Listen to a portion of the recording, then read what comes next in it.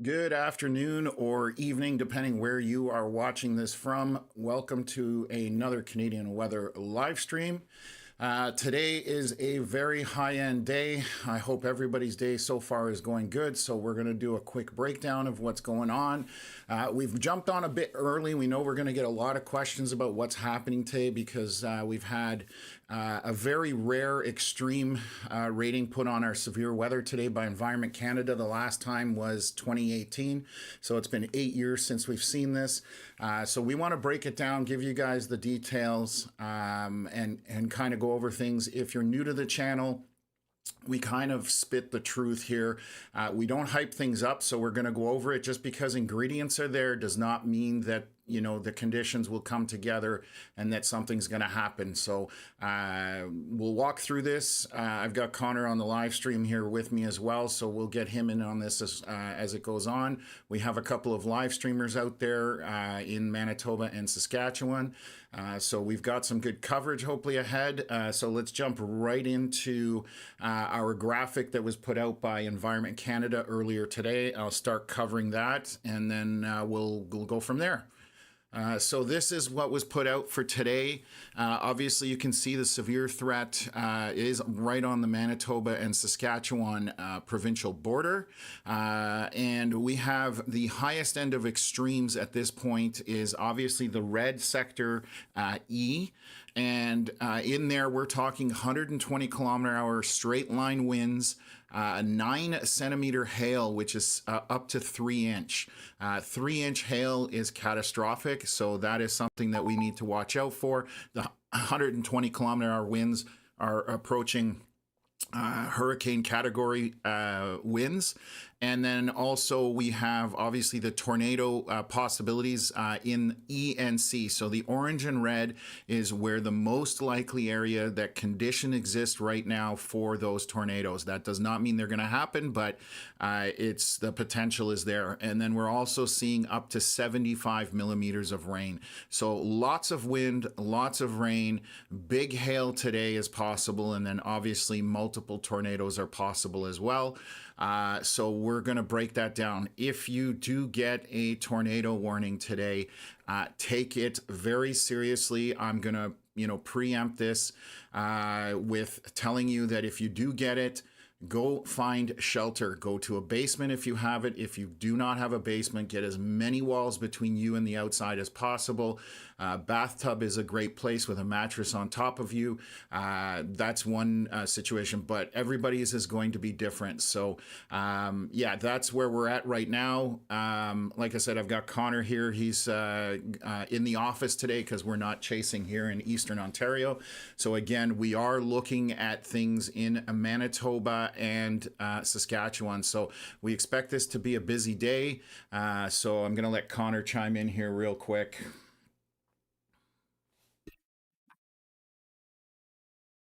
It's a very, very busy day on tap here for Saskatchewan and Manitoba. We are just pretty well waiting for initiation to kind of kick off here in Saskatchewan. We've got some towers going up on satellite just to the west of Redvers, Saskatchewan right now. That's where our chasers are sitting around. We have Curtis Fafford and Shannon Blesky today. And they're going to follow the storms for us and live stream for us, and we'll see what happens. But we're just kind of waiting for the storms to continue to develop and strengthen. It's just starting to kick off right now. Yeah, that's correct. So we do have a couple of live streams up here today. Hopefully they'll be better than yesterday. We definitely struggled with data out there. We have a couple of Starlinks working, so hopefully that helps out with things. As you can see, Shannon bottom center and Curtis on the right-hand side. They're just sitting and waiting for things to activate. So we are a little ahead of schedule, and I want to go back to that graphic just because there's an orange and red zone, and I will bring that up back on the screen here just so I have that in place. I closed it off here, so bear with me for 30 seconds. Does not mean that something's not going to happen outside of the red and orange area. Parameters are out there that could have that happen even elsewhere. So it's like I said, those are the most likely areas.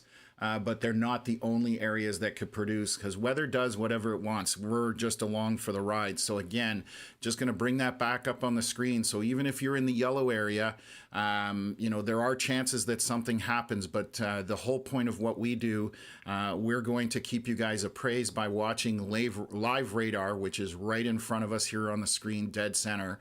And that's what we're going to pay attention to today.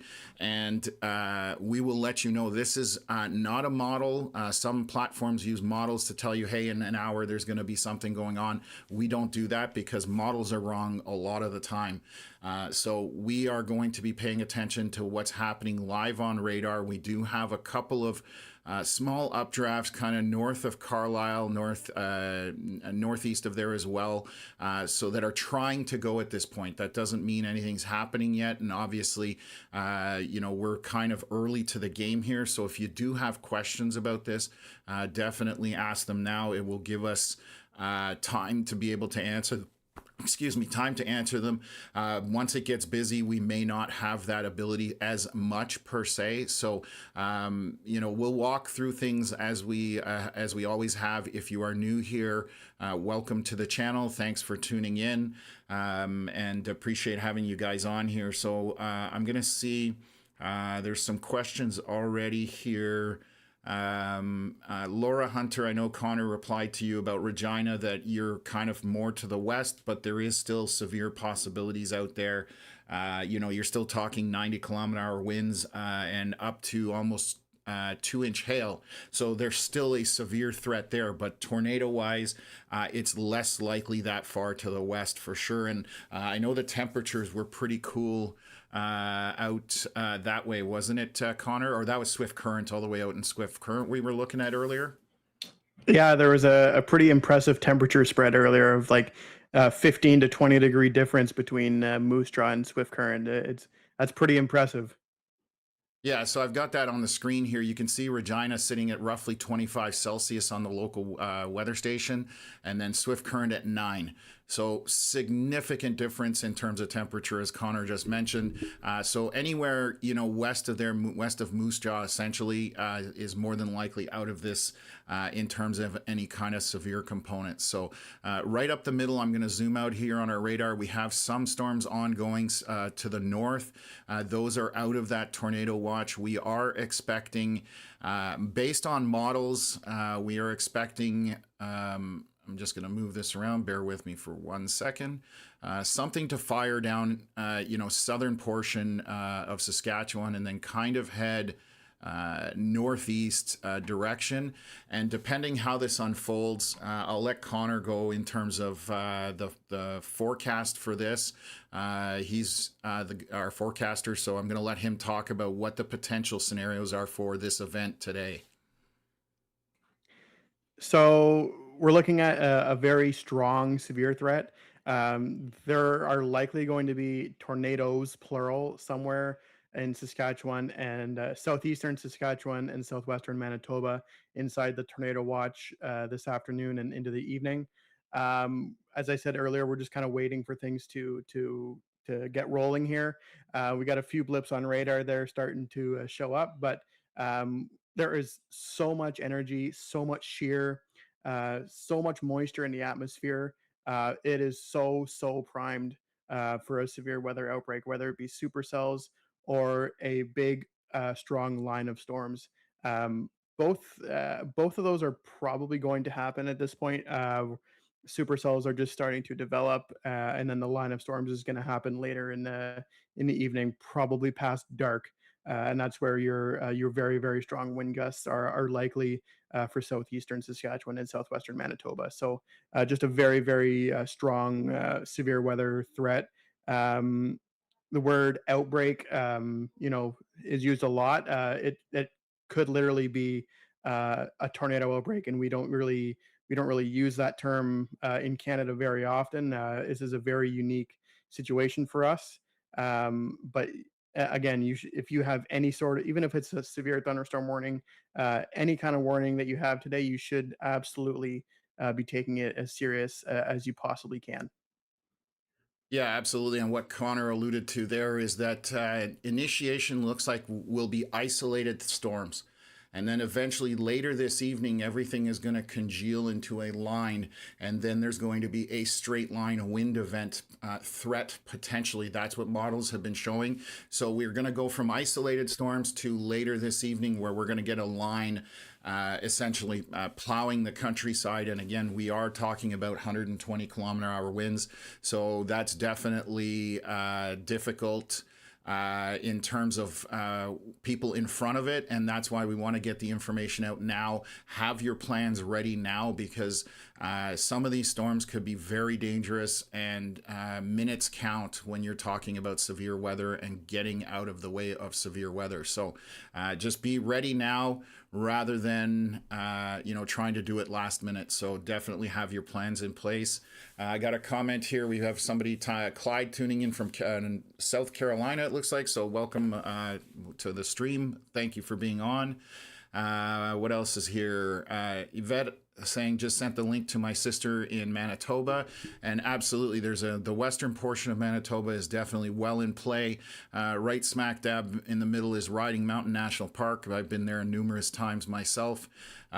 Beautiful area. So we're hoping that none of these events take place in a populated area. That's the last thing we want to see, is any kind of impact on property or life, that kind of stuff, whether we're talking human, livestock, so on and so forth. So we just want to get the word out there, not scare people, but, have your plans in place. Again, all the ingredients are there. That does not mean that the cake is going to bake. So that's what the watch is, just saying ingredients are out there. And then when you do get a warning, it's telling you that that cake is currently in the oven baking. So it's something that you have to pay a lot more attention to than the watch. So just want to kind of, give those analogies just so people can understand what's going on. So what else is going on here?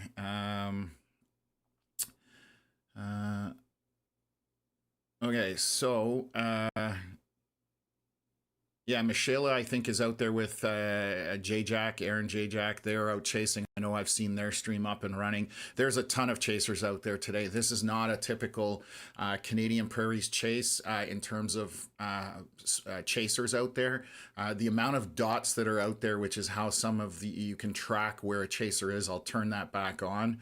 It's just polluting my screen, so I've kind of turned it off. But these are all storm chasers, and as you zoom in, there's more and more and more of them. So typically on a Canadian chase, you'll be like one of only a few people on a thunderstorm storm chasing.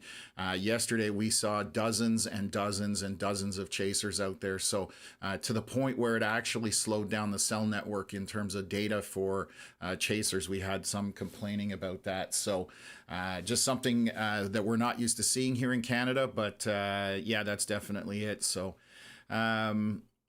just jumping in the comments. I don't know if there's anything you want to chat about, Connor.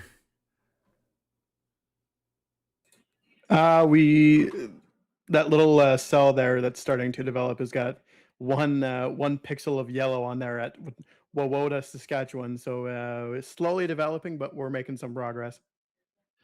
Yeah, so we're very early on. Again, we're trying to be here so that we can get the information out and kind of give a heads up as to what's going on. But so what we're looking at is what we call our reflectivity scale on radar for those that are new. And the scale's at the top. So blue, green, and orange are on the bottom end of the scale. Orange, red, pink, and purple. If you see blue, that's you're on another level. I've very rarely ever seen blue pixels on a storm, but that's telling you the density of the precipitation in there. And so when we start to get into the pinks and purples, you are talking hail and then into large hail. Essentially, and we did see some of that yesterday on the storms in Saskatchewan and into Manitoba, the one that kind of tracked north of Highway 1, north of Brandon, and then died off. It actually ended up getting tornado warned as well. So luckily did not produce anything, so we didn't have anything too crazy yesterday, thankfully. So what else? Question, where is this supposed to be happening? This is on the Manitoba-Saskatchewan border. Just a heads up, anybody that's watching, the clock at the top is actually Manitoba time.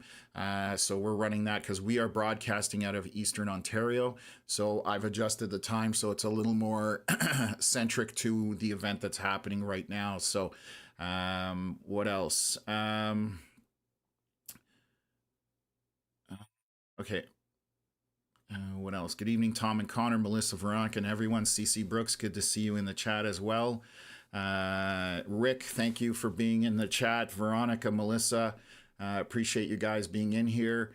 I'm running multiple screens, so you'll see me looking around in case, we've got chats going on, messages letting me know what's happening out in the field. So I try and stay on top of things. We get photos that way. Let's just take a look and see. I'll bring up the two live streams. So again, still sitting under sunny skies here, but this is always the case with tornadic events. The amount of people that have been interviewed after having an encounter with a tornado, they're like, it was sunny all day, and then suddenly it was, dark and it felt like the end of the world type thing. So that's what happens. You need that daytime heating to get that energy in there for the storms to feed off with the moisture, and that's what creates thunderstorms. So again, right now, the one we are keeping an eye on, this doesn't mean it's going to do anything, is what Connor pointed out was Waywoda. And so we'll see what takes place there. So we'll kind of pan back out because another updraft may happen in another area, but we will keep an eye on that one there. And then, like I said, we do have multiple streams running today. So the other thing is you can, if you're watching this on your TV, our QR code is in the corner. That just brings you to all of our links as far as that's concerned. And it will get you to our Facebook page, YouTube, our merch store, all that kind of stuff. So just a quick, easy way to do it. So oh yeah, and I just Connor's just telling me that my satellite imagery is a little bit off. It's only for Manitoba right now, so let me see if I can fix that very quickly. I don't know if I have a Saskatchewan up right now. This probably is too far west.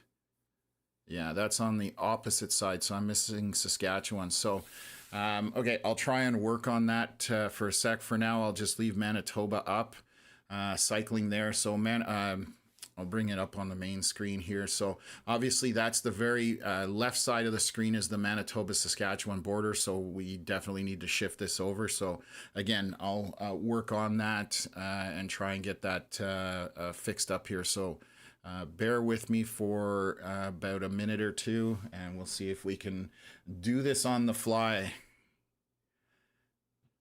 I don't know if Connor, you want to dance and sing? Beefy updraft on Shannon's stream there. Definitely Yeah. initiation ongoing. Okay, let me, I'm going to back up the radar here. This is going from like yesterday, so let me adjust that out first too, and I'll bring Shannon's stream up. Let's do that. And then let's go here. Perfect. Give me 1 second. I'll be right back. Okay. So this is currently our current radar loop. Again, you're seeing here on Shannon's stream, and I'll bring it up on the main screen here. On the right-hand side, there's a strong updraft. You can see that in the top right corner of the screen. They're obviously near Redvers, Saskatchewan. Temperature around that area is 29 Celsius, so lots of potent energy available there. Along with the moisture as well. So definitely seeing all the signs that, that severe component is there today. So let me just bring this back here.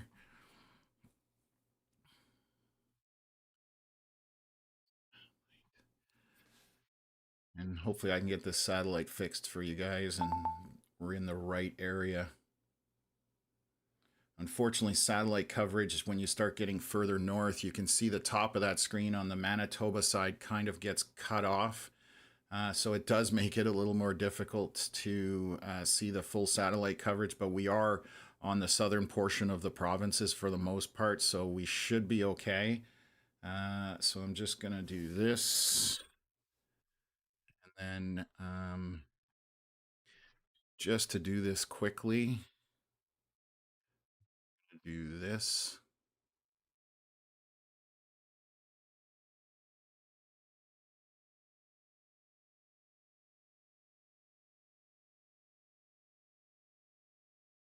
Thankfully, we're not busy right now, so. All right, sorry about that. I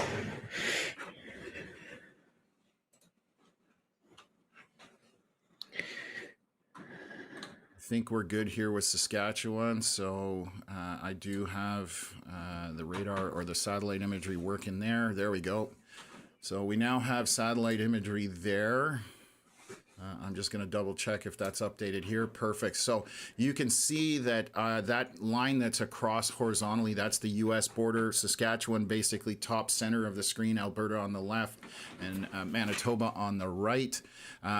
In there, we are seeing what's happening. So you can see that storms are going to be coming from the south, moving kind of northeast is essentially what we're talking about. So we're looking more on the far right side where there's more clearing in Saskatchewan. That's where we're looking for that potential for the storms to fire. So we are going to keep a close eye on that. And you can see that the satellite imagery is mimicking what we're seeing on radar as well. So again, we're just watching to see if where this updraft is going to pop and go, potentially haywire. So we'll see whether that's the case. Yesterday, we had to sit and wait quite a long time before anything took place. So that, that is definitely a possibility right now as well. So let me get back into the questions and comments now that I've gotten that all fixed up. What else have we got here? What is the time frame for the storm peak, especially in the area east of Regina? So there's we're right now heading to where the peak of initiation would be. The storm event is going to basically be moving east from Regina, in northeast, I would say, from Regina. So in the next couple of hours, you're going to have initiation. If storms do fire out that way, they're going to carry out throughout the evening. So it's not, we can't pinpoint exactly when this is going to, peak around Regina because the intensity of the storms is hard to forecast for a specific area with that kind of certainty. So in the next couple of hours, we expect things to kind of take off. Great to be here again, Melissa. Hope things go easy on you and Veronica this evening and that your timeout clock isn't used at all, coming from CC Brooks. So I hope so too. Most people are pretty polite and cordial on the stream. We like to keep it that way. We don't want misinformation in there. We don't want people arguing either. I mean, pretty straightforward. Just have some basic manners in the chat and we're good. So our Toronto, good to see you on the stream. Always, awesome to see you out there on the chat. So again, we may see something happening here. Maybe Connor, do you want to, I'm going to highlight that boundary. And you may want to talk about that. I'm just going to pause the radar there and highlight it. So that boundary is actually from morning storms. So when storms kind of like gust out and die, storms will they'll gust out and die, but that boundary from the previous storm pretty well just kind of sits there. Some of them like to move a lot faster and out of the region completely. However, that one is kind of just sitting there underneath the sun, cooking, waiting for any storm to interact with it. And when a storm does interact with a boundary like that, it adds extra vorticity, extra energy into that storm, and quite often just will let that storm go, for lack of a better term, boom. Basically, it explodes pretty good there. So that boundary is definitely in play for storms later inside that tornado watch area. Yeah, essentially, it's an enhanced area of moisture accumulating that the storm can essentially feed on to amplify it. So as you can see, we're like I said, we're still a bit early in the game here, and we're just trying to see if any updraft is going to take over. Obviously, Shannon is relocating to a new position. Curtis here is chasing with Ricky Forbes. I'm sure you guys know him if you've watched any kind of Canadian weather. Phenomenal guy to follow. Braden Morriso, that's the infamous green Jeep out in front there. So he's out of Alberta, Cochrane specifically, and he is the tornado whisperer, as I like to call him, and he just sees things that the rest of us don't. So follow Braden. He's on Twitter, or X, and that's him running through the image there. So we are probably doing an adjustment here. Things might be getting going, and he's on Facebook as well. So again, it's Braden Morriso. He's definitely somebody to follow in terms of severe weather as well. So Explosive updraft on the right side of his stream there. yes, yeah. So I kind of picked that up in the top right corner. So I suspect we're going to be turning right when we get out of here, but we don't see what's out of. Well, there you go. That answers the question right there. So we just don't have a bird's eye view 360 degrees at what they're looking at. And so the reason we're talking about it is a lot of times these updrafts start going, they don't show up on radar yet. You can see them on satellite imagery at times, but they don't always show up ahead of time. So you want to see what's going on. So we'll see where they're headed, and we're going to track what they're doing as well. So Connor's answered a couple of questions here in the chat. So he's given a little more information, which is perfect. Helps me out. So we'll see what's going on. But it sounds like things are starting to get going here, and it could be quick. Yesterday, we were expecting things to be quick. They did not play out that way. Storms did get going, but it basically sat near Carlisle, just southwest of Carlisle was the main storm in the Saskatchewan side of things, and it wasn't stationary, but it was crawling essentially, and took 2.5 hours for it to do anything. But once it got going, it was definitely putting out some hail. We did have some funnels going on and that kind of stuff. So looks like we've got some warnings being updated here. And I'm just going to double check what's going on. And I'm kind of curious why my audio isn't necessarily working for that. Okay, so it looks like, let's see what's going on here, whether they've updated the tornado watch. So updated 1 minute ago by Environment Canada. They're saying conditions are favorable for the development of severe thunderstorms, which may produce tornadoes. Strong winds, large hail, and heavy rain are possible. I'm just seeing here if they've done anything different. I don't see an update. They may have just taken the box and changed it somewhat. I don't know if you can kind of confirm that, Connor. I don't see what they've changed here. I was trying to find the same thing. I believe it actually might have been the severe thunderstorm warning way up there in Manitoba. Well, it does show that the warning was just updated here for tornado watch. Not warning, I should say watch. It says updated 2 minutes ago, which is roughly when this started going. So I know the severe storm's up north, but anyways, so that's the problem. Sometimes when they change the size of the polygon or the watch box, it doesn't tell us what's going on. It just flashes, and we know we have an update. And unless there's something in the wording in the text, we don't necessarily know what's going on. So it looks like they are headed west, I think, based on the stream on the bottom right corner, which would mean they're probably trying to get after that Waywoda, and we're probably pronouncing it wrong. Don't murder us in the comments, but we try our best. So it was funny. I heard I got feedback yesterday because I didn't know how to pronounce Bean Fate outside in Manitoba, and I believe it's in Manitoba, and it's because it's a French spelling, so I speak French, so I was definitely totally off on that. But anyway, so we do not always get it right, but we're here to try and try and get the information out as accurately as possible, and we have some fun with it. When it's time to be serious, we will definitely be serious. I'm also seeing this storm that just popped on Rossburn. I don't know if you see that, Connor. That is right where that boundary was. So that literally popped in one scan, I want to say. Oh yeah. Yes. Yeah, I do see that. It was just southwest of Rossburn, hit that boundary.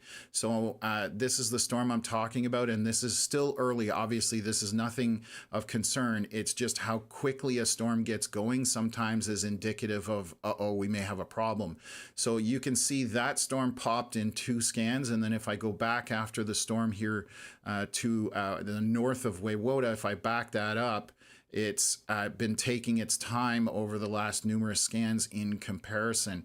And again, it's been there for a bit. There's been a few indicators of that storm being there, or that updraft, I should say. It's not even a storm at this point, but the one by Rossburn went very quickly. So we are going to see what that does in the next scan. For those that are new and not familiar with how the Canadian radar system works, we get a scan of every about 8 minutes. And so there's a bit of red on it now, so this has just updated. Did you want to say something, Connor? Sorry. They did add to the tornado warning. It is further to the northeast now. It includes Dauphin and stuff like that. Yes, I see that now that you pointed out. Thank you for finding that out. And they have just issued a couple of severe warnings for this line of storms on the Saskatchewan side, coming basically stretching from Esterhazy northeast of there. We have this line, and it is severe warned.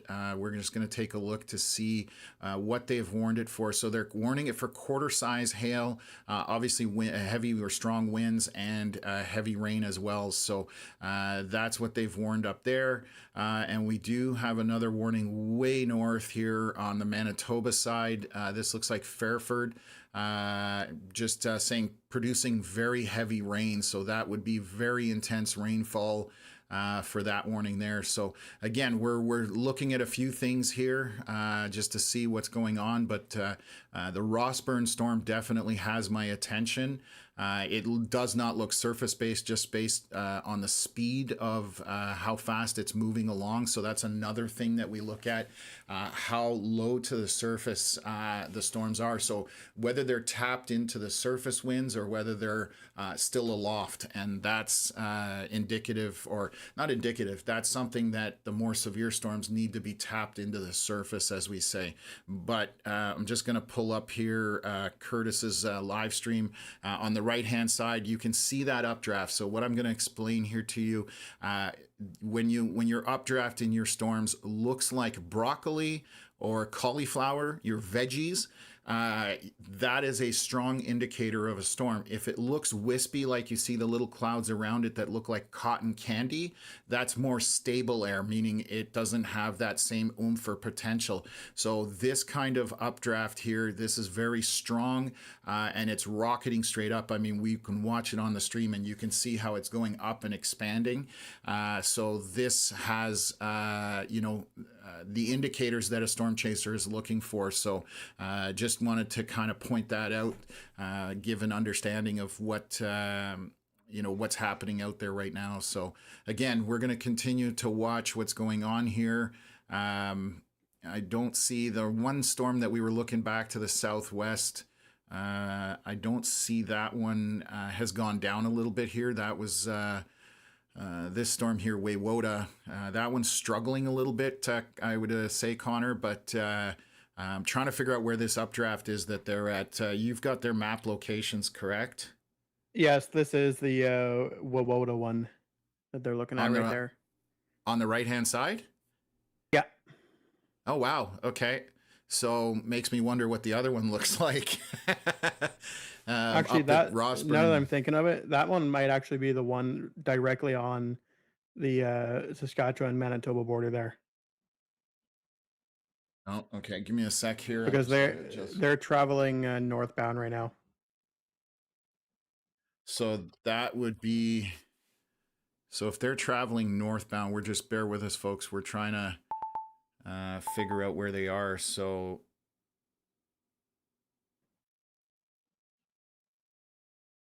that would be in here somewhere. Uh, just yeah, I'm not sure. You know what? That is that possible? That's the Rossburn storm. No, they're way too far. I was going to say that I would think they're way too far away from it, but I mean, it has a Yeah. nice look to it. So that's Yeah, why it's I'm kind of definitely wondering. it is definitely the one directly over top of the border there, just to the south west of Kirk Ella, Manitoba. Yeah, okay, that's this one here, so I'll highlight it. That's that storm right there that we're seeing on the screen.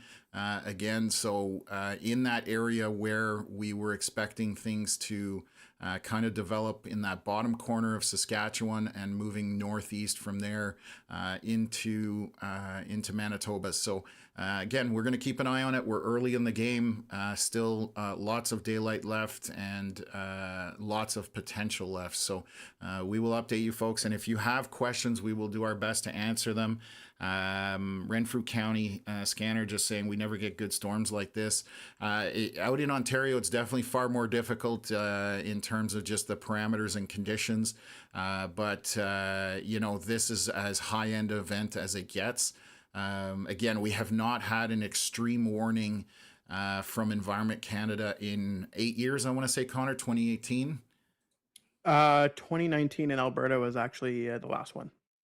Okay, there you go. And that's why I've got Connor here. He's like Rain Man when it comes to remembering dates and times and events. I'm old, so I don't have the memory like he does for that kind of stuff. So, and I'm just going to fix something up here. Our radar loop is not looping. So let me, for satellite, I mean, sorry. That storm is actually on the boundary. The one that's not right on the border as well? Yes, Okay, 2 bolts out of it. That's why Ooh, we are big okay. update there on the last Yes. scan.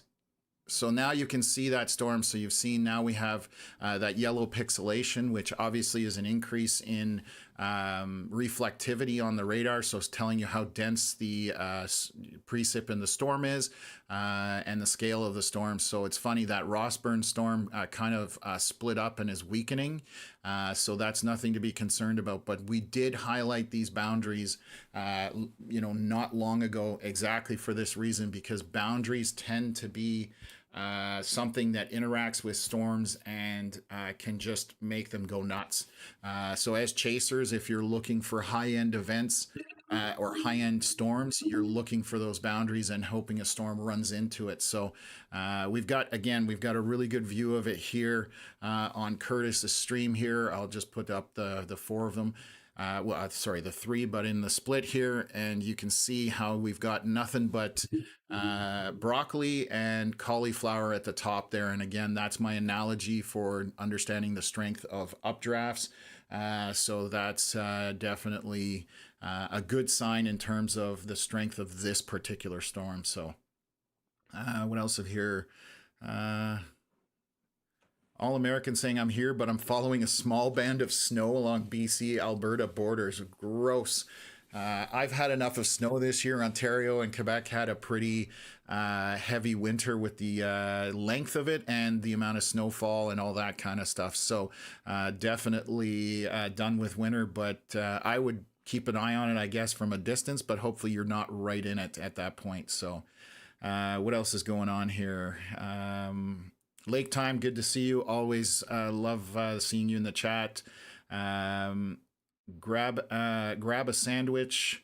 I almost say something totally different when I read that name, but anyways, towering cumulus. Yes, I mean at this point this is an updraft. So towering cumulus is when it starts out. You know, you get those, we call them turkey towers sometimes. But yes, this is what it progresses into. So again, we're going to keep an eye on these streams and see what's going on, and hopefully we will have, you know, good coverage for you guys with you know, the perspectives from the ground from multiple locations along with the radar as well. So lake time, talking about Clayton in Ontario, just saying the sun is finally coming out. Connor, do you want to jump in?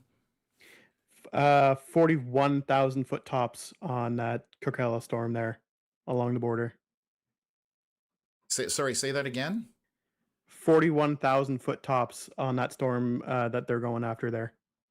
Okay, yeah, and I think it's off to the right on Shannon's stream as well. I see some updrafts in the background on that stream. So that may be them to the north of it. They're roughly in the same area, I think. So we're just getting multiple angles of this storm, and that's the thing. Storm chasers approach differently. So yeah, that's what's going on there. I'm just looking in my chat here, just seeing. Okay, so Braden just sent us a message saying the base of the storm is lowering on the right side, which that's what we were talking about when a storm is going to tap into that surface.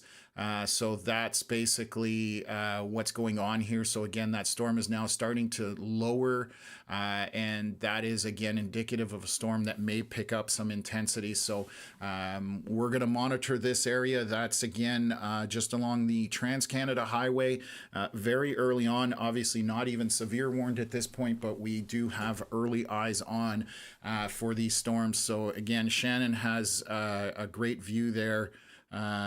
Sorry, guys, give me a sec. Pressing the wrong buttons. So that's Shannon's view of the storm. They are paralleling it to the south, it looks like. So this is looking north, and you can just see how crispy those updrafts are. Personally, as a storm chaser, this is beautiful to me. But again, we understand people have anxiety with storms, and it's not necessarily what they want to see. So again, we try and tone down the hype train, as some of the places like to do. But again, if things do get serious, we will tell you to take caution whenever it's involving these storms. So again, that's a beautiful view of the storms, and we'll continue to monitor that.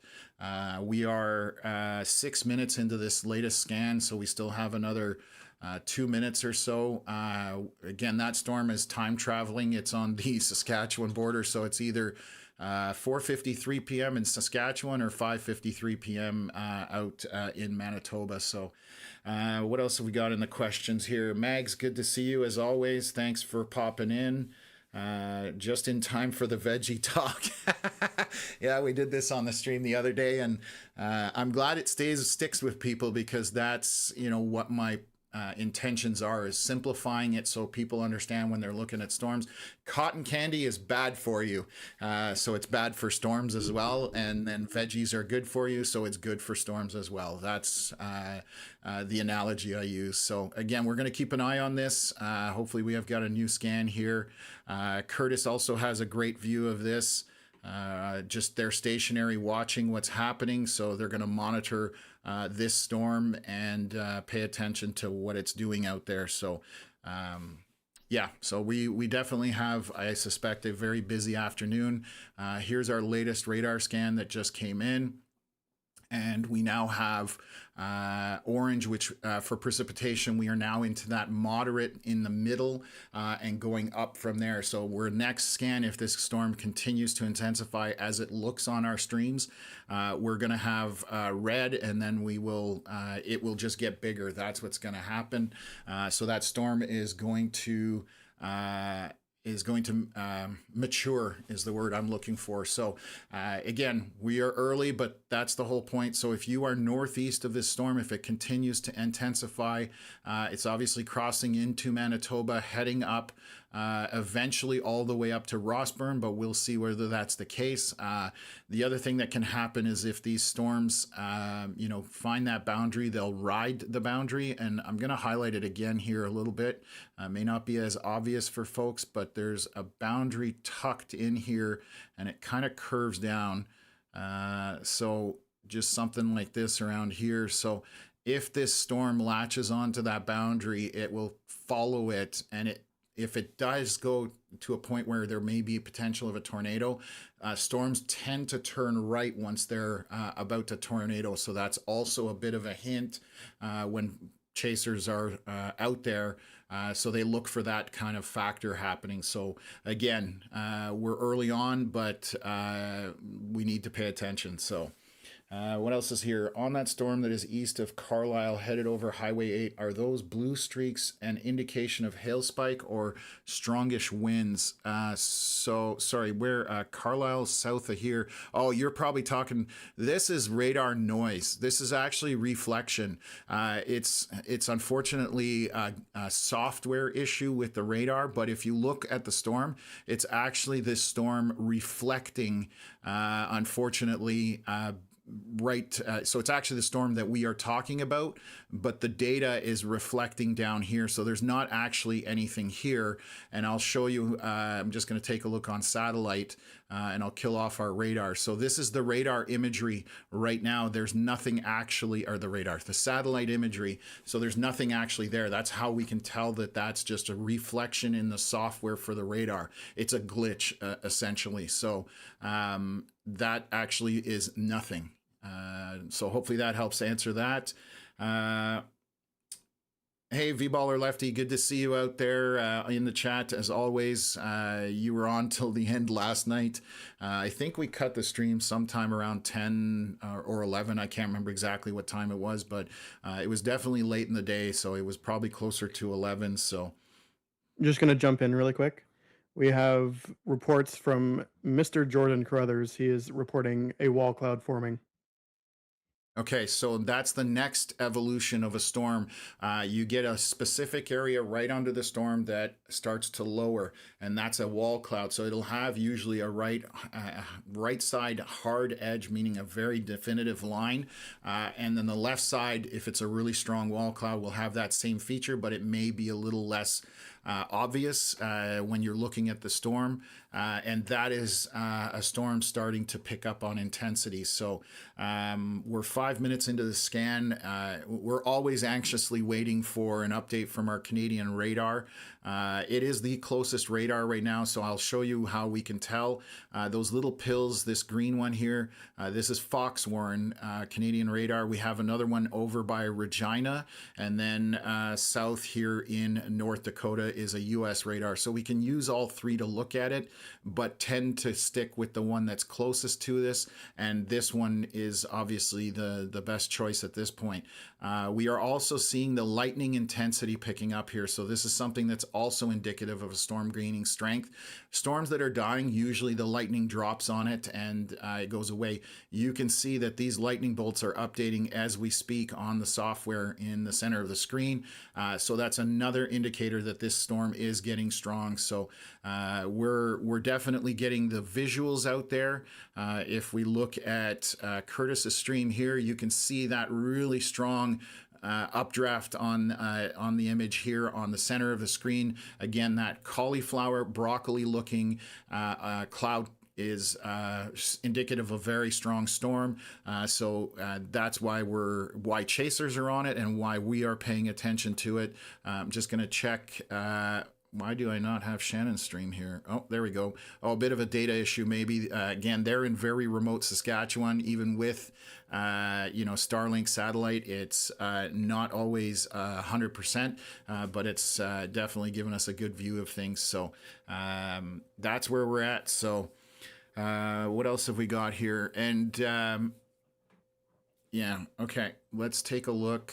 I'm just going to back out here. And hope our next scan is coming very shortly. Yeah, we're 7 minutes in. It should be coming.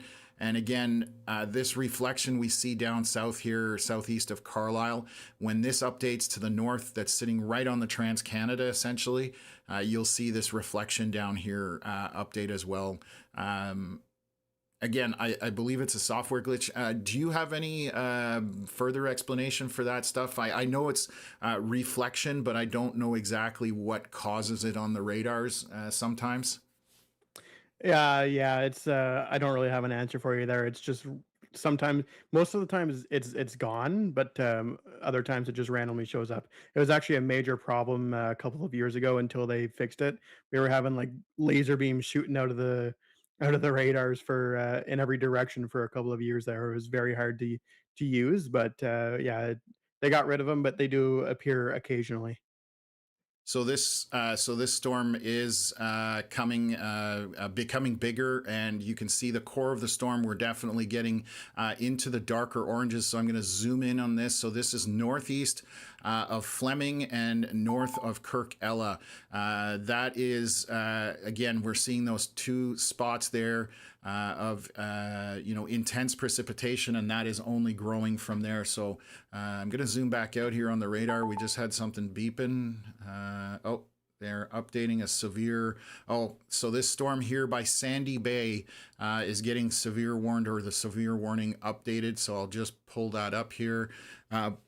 6:05 p.m. Manitoba time, Environment Canada is tracking a severe thunderstorm capable of producing damaging wind gusts. Quarter-size hail is what they're warning it for, and obviously the heavy rain. It is moving northeast at 25 kilometers an hour. So anybody in the path of this, obviously it's going out over the water, but once it crosses there, it could end up in this direction. So let's just see what the path of this storm is right now. I'm just going to back it up a few frames.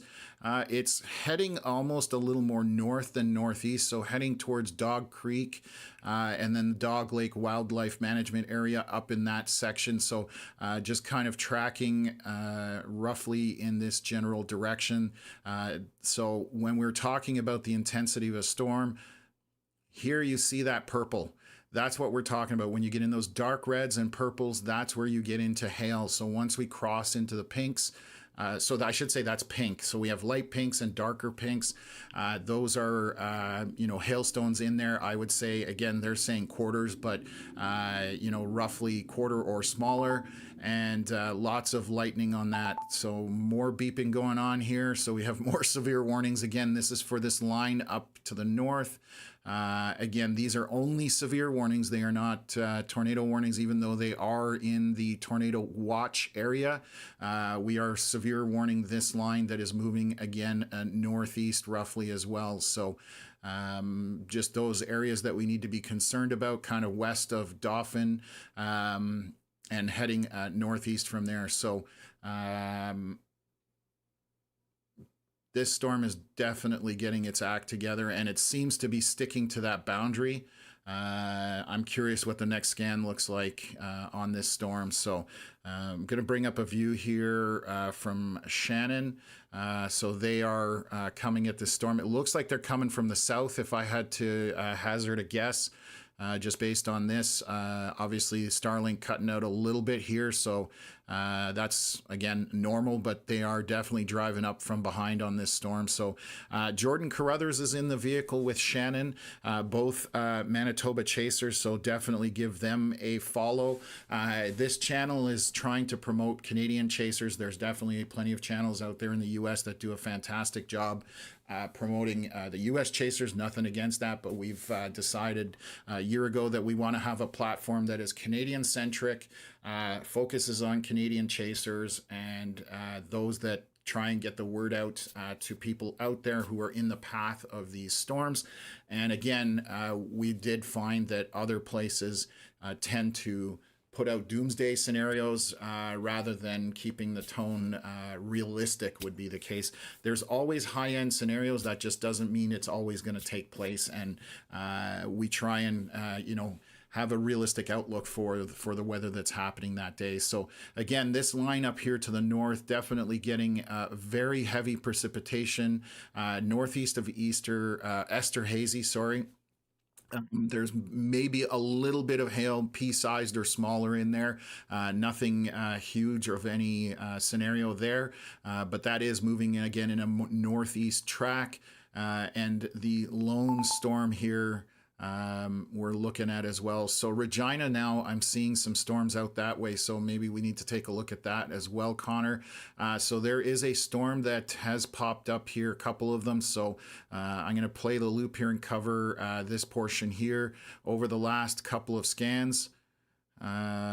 Wow. Okay. So that storm, that both of these storms have kind of somewhat exploded. Definitely the one by Regina here. So this is moving north on the east side of Regina, heading for Pilot Butte. This right now has a ton of rain, ton of lightning. That was me trying to combine lightning and rain together in my dyslexic brain, clearly. So this is a storm that is not severe warned yet, but if this continues to intensify, it is one to pay attention to. And I'm also wondering if this is on a boundary as well. I'm just taking a look here. It is not. It is more along the cold front. It's on the cold front. Okay, because I was going to say somewhere along there. Thanks, Connor. And this is why it's great to have Connor on here, because he can look up even more data while I'm trying to cover this for you folks. So it's awesome to have them, have both of us on here. This storm by Assiniboia is that's got a bit of hail on it, and that's why they've severe warned it. So I'm going to pull that warning up as well. And we're going to be bouncing around here, folks. So this is 5:10 p.m. Saskatchewan time. They are calling it for quarter-size hail, obviously very heavy rain and lightning and wind associated with that. So that is located just on the edge of 13 outside of Assiniboia. So moving northeast as well. So we'll keep tracking these storms here. Definitely getting some action early on for these areas. So let's move back over to here. I'm going to see what these storms are looking like on. Oh no! And Okay, that storm has a great shape from a chasing perspective, but not good shape from anything else perspective. Correct. So this has, it's starting to form a little bit of a hook back here, and what we call a screaming eagle look on it. Classic storms that have a screaming eagle look and maintain it and grow upscale from there tend to be fairly violent storms. So again, this storm is interacting with that boundary. We now do have some pixels of red here in the forward flank of this storm.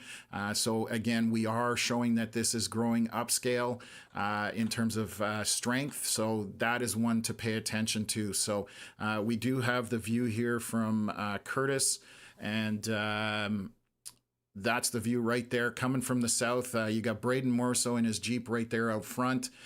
Phenomenal storm chaser. And again, Curtis Fafford, he's out of Saskatchewan.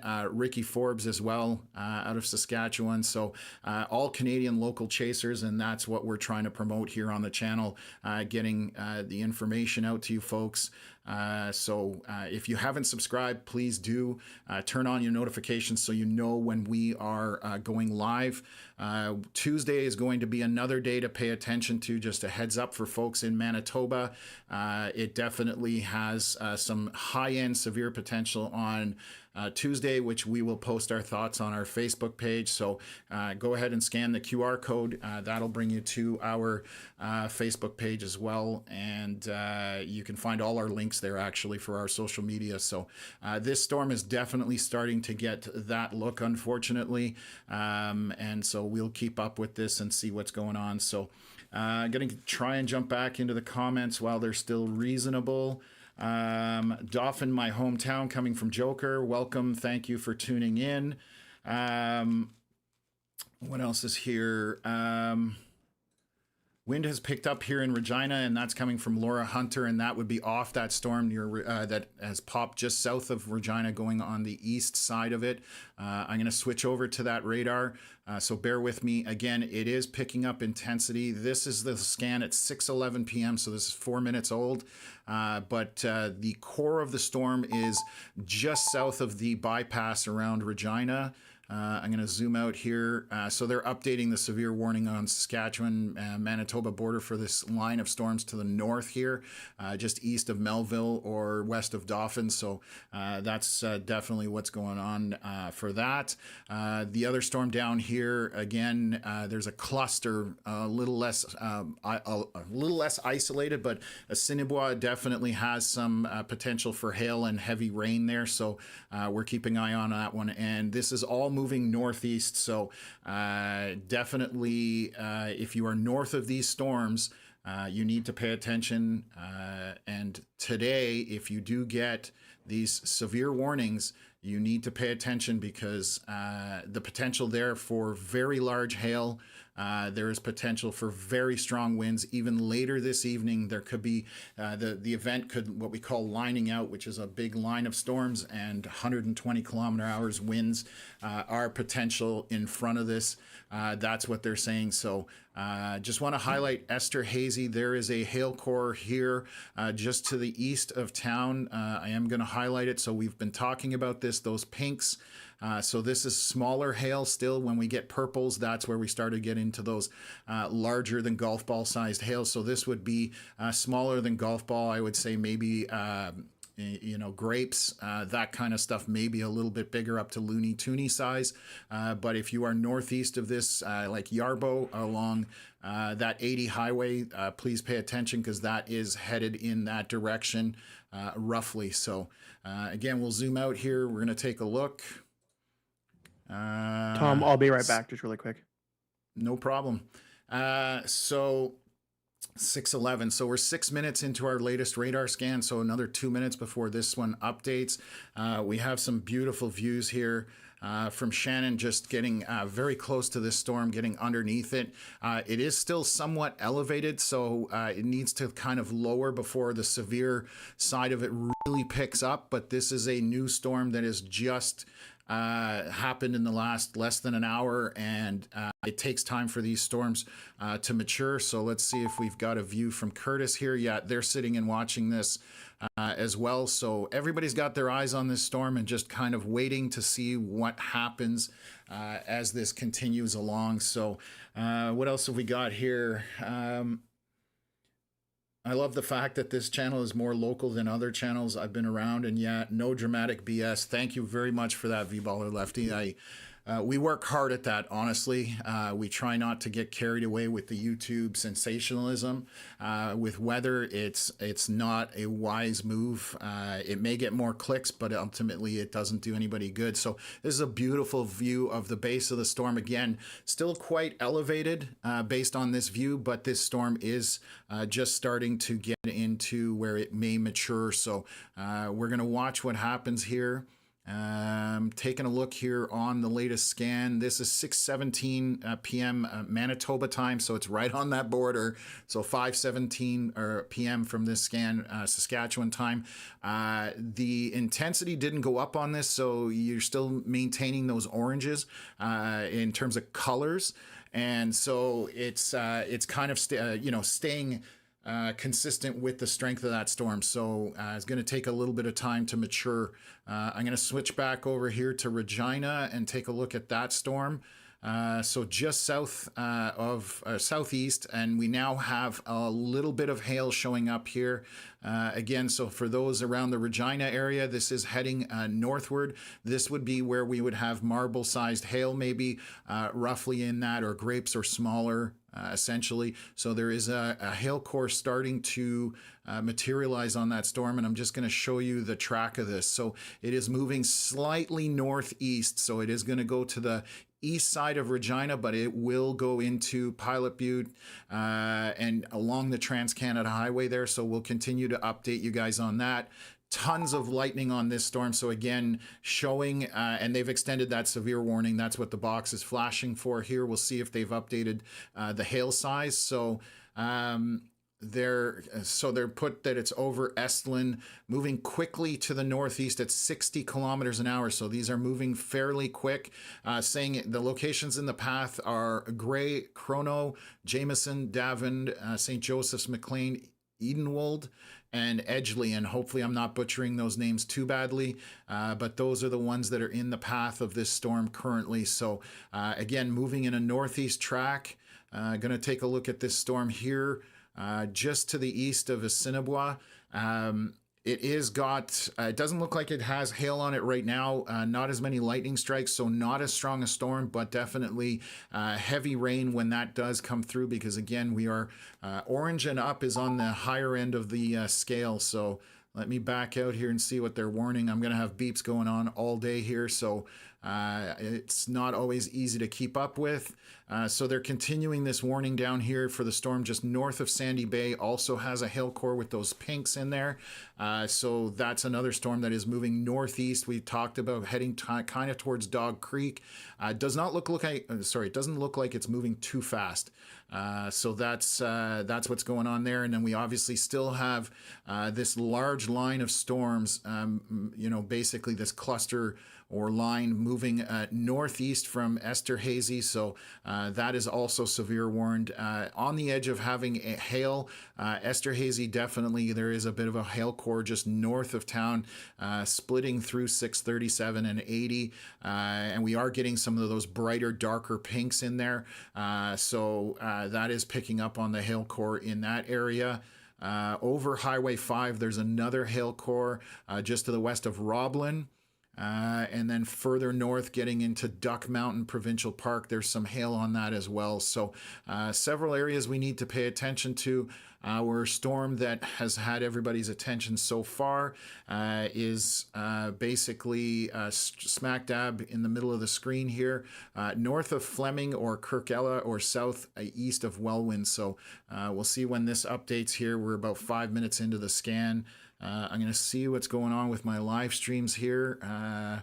Sometimes they cut out just bad location. The other thing that we have is a lot of chasers in the area. I don't know if Starlink gets affected by that in terms of the satellite, but we're gonna find out somehow one way or the other. So let me just take a look here and see if I can refresh.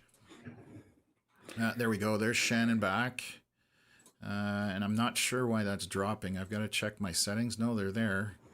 Okay, and then I'll see if I can refresh Curtis's stream. Sometimes when they cut out for a while, they just need a manual kick in the pants. And there you go. That's where we've got our streams back there. So, okay, so Connor, the storm hasn't picked up on much at this point.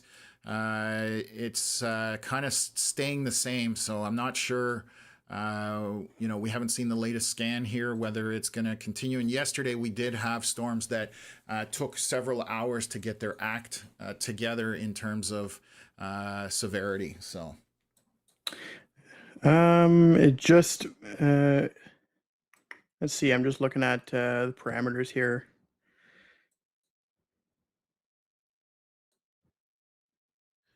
we're just It's got monitoring. a little bit of a better environment in the northeast of it. That is going to move into that area in the next probably 15 or 30 minutes. It should pick up. Okay. Yeah, so that's what Connor's doing. Is he's looking at the environment out front of it. So let's just look back at this storm out by Regina. 6:17. So we're any second here. We're going to get updates on both radars. So we'll keep you guys appraised of that. We are monitoring a whole bunch of things. So we monitor channels with our moderators, channel with our chasers. So we're ultimate multitaskers, and sometimes it goes well, and other times it doesn't go as well. So I see what's happened. There's a new updraft. to the south. It is on the Saskatchewan side, just to the northeast of Moosomin. So the storm is kind of splitting. We'll just have to wait and see which side of the storm is going to be the dominant one. So the latest scan just actually came in, so that's perfect, Connor. So this is where we're seeing a potential split happening. So I'll kind of draw a line down here. You can kind of see how that's dividing, kind of like an amoeba. They split. Generally, rule in storm chasing is if a storm splits, you want to follow the right side of the storm, not the left side of the storm. Most often, the left side doesn't really produce or do anything, but that's just just to do with rotation and a few other things in that regard. So something else is beeping out here.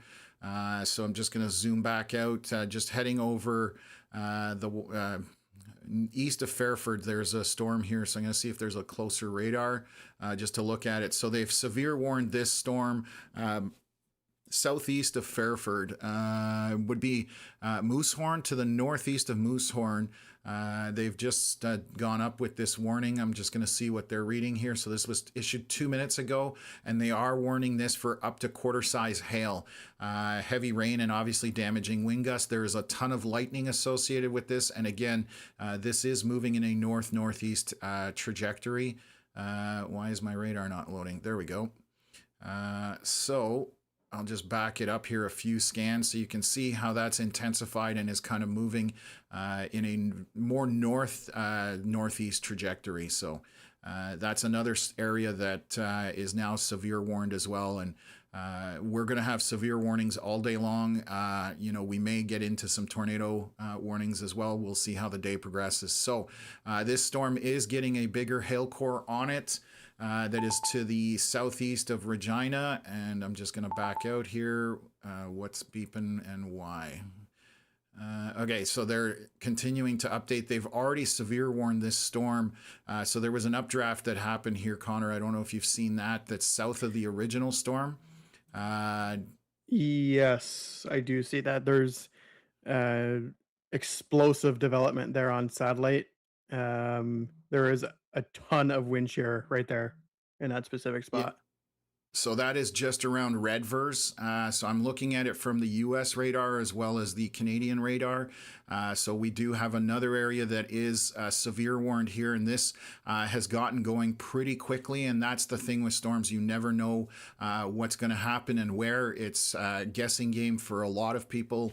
You can figure out an area, but you don't know exactly where it's going to happen. So they're calling this one for obviously heavy winds, heavy rain, and quarter-size hail already on this storm. And this has materialized just in the last probably 20 minutes, maybe less. I'm just going to take a look here. It's only been present for the last few scans, so about half an hour. That storm has gotten itself organized and is showing up on radar at this point. So once again, looking at storm by Regina, it's southeast of there. This hail core is picking up. So again, wow, my mouse jumped on me. Sorry, folks. Right in this, tucked into this area right here is our hail core.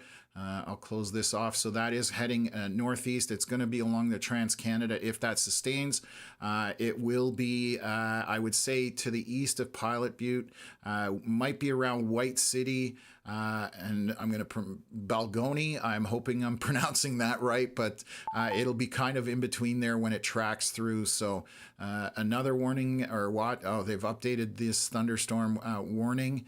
Let's see what they've put there. It's moving at north at 40 kilometers an hour. It is over Storthoaks or Storthoaks. I could be pronouncing that one of two different ways, but they are saying that locations in the path of the storm, obviously Bellegarde, Redvers, Antler, and Ybor at this point, and that is right on the Saskatchewan side of the Saskatchewan Manitoba border.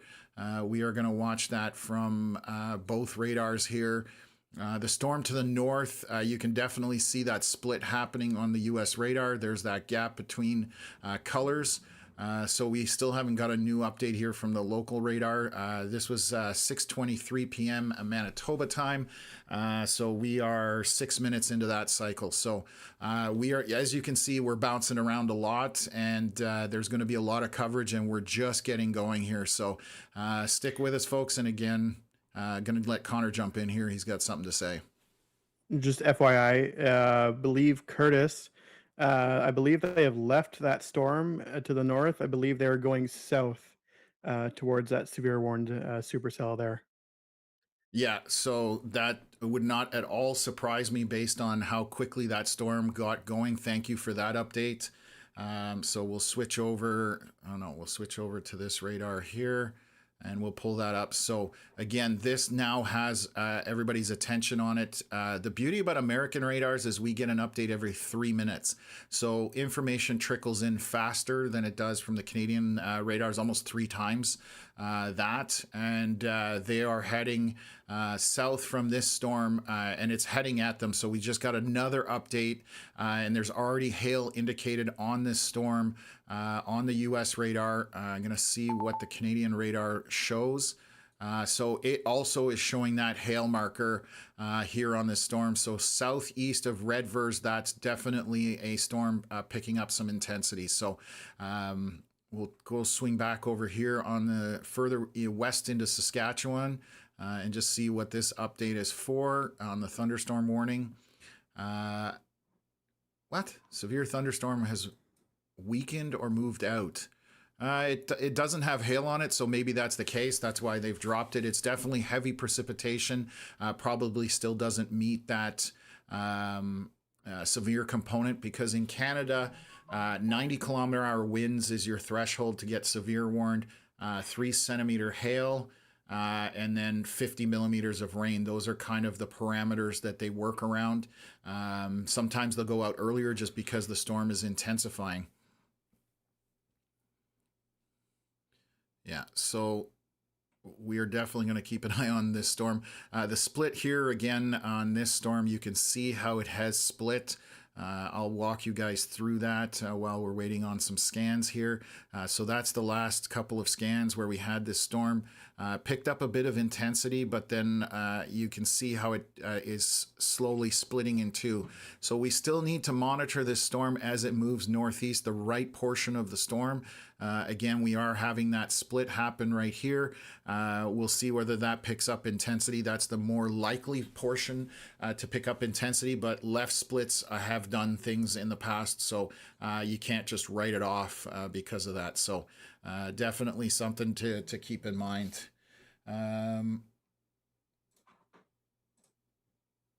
Just seeing some comments in one of the chats here. Yeah, Jordan and Shannon are ditching that splitting storm. They're going to head south as well. Yeah, so that seems to be the one that's getting everybody's attention. So again, we will stay on top of it with you folks. I don't know if I'm missing questions in the chat, so definitely am. So I'll jump into those. Keep your information going, lads. Hope everyone is doing well. Eyes open for you peeps. That's Helix coming in from Australia. Always love seeing you in the chat. We like making this an international show. So we get Europe, we get the US, and we get abroad in Australia and other places. So definitely love seeing that international flavor. Tornado Pro Grayson asking, this extreme event makes me wonder what's in store for us in this summer in Eastern Ontario. Grayson based out of the Ottawa, Canada area, storm enthusiast. So we chat a lot with him on and off the stream, and yeah, definitely not sure what's up for Ontario. I am looking at satellite, Connor. Do you see those updrafts on the Dakota side? There's some explosive updrafts there, like big bombs going off. Oh yeah, big time. So it just caught my attention, and I'm going to bring it up on satellite, folks. So you're going to see on the North Dakota side of things, or even you can see those clouds just exploding, and that is heading up into Saskatchewan. So you can see kind of 4 of them forming. One of them, sorry, 2 of them are going to be in North Dakota, and 2 of them are going to be on the Montana side. So we have to pay attention to that as well. So again, they're explosive down there as well. So there's a huge risk on the US side carrying up into Canada. So it's not just, you know, weather doesn't care about borders at all. So I'm just going to zoom in here on our radar and take a look at this. We do see a ton of lightning strikes. So that's indicative. And there you see it. They're not as isolated, but they are somewhat explosive updrafts. So we'll have to watch what's coming up here. And this cluster to the west out of Montana is going to feed up into Regina. So those storms need to be paid attention to if they're going to pick up on severity. These ones here, which are again in North Dakota, north of or over Medora, and then what looks like Walford City, I believe, moving northeast, heading up into the southeast corner, kind of Estevan to the Saskatchewan Manitoba border. Those are ones we're going to have to pay attention to. So again, it's having eyes all over the place. This storm here, looking on US radar, already has a growing hail core as well. So this storm here is getting organized, and we'll see if that continues to be the case. And then I'm going to scan from the Canadian radar. We still don't have an update here. We're about 6 minutes into our 8-minute cycle. What else is going on here? Anything happening or anything heading Winnipeg's way coming from Jean Peltier? Right now, no, nothing heading at this point towards Winnipeg. This evening, though, models carried that line all the way to Winnipeg, didn't it, Connor? Yes, that line is definitely going to be coming towards Winnipeg. It'll be pretty late though. It'll be in the middle of the night, and it'll be probably losing steam by the time it gets over there. Yeah, so Winnipeg definitely has something coming for it. Jean Peltier, always good to see you in the chat here. It again, as the sun goes down, what people I like to talk about is that when Canadian weather, being so far from the Gulf of Mexico, obviously also from the heat for the most part, when that sun goes down, the severe component starts to drop drastically. They have less ability to sustain, but that line is going to be a late evening potential. Anyways, we don't know if that's going to happen, but if the models are correct, and overnight, so it will head that way and weaken as it heads towards Winnipeg. But great question for that. So. Jason asking if U.S. chasers are still in town. Yes, there is a pile of them up here. There's even more than there were yesterday. So the Saskatchewan Manitoba side of things, there are more chasers probably than have been here in a very long time. So that's something different that we're not used to seeing. Vintage rules saying the glitch east of Carlisle is not a glitch no more. I live south of it. There's lots of cloud building. Perfect. Glad to hear that. There's going to be storms firing all over the place. So Mag saying back, popcorn in hand.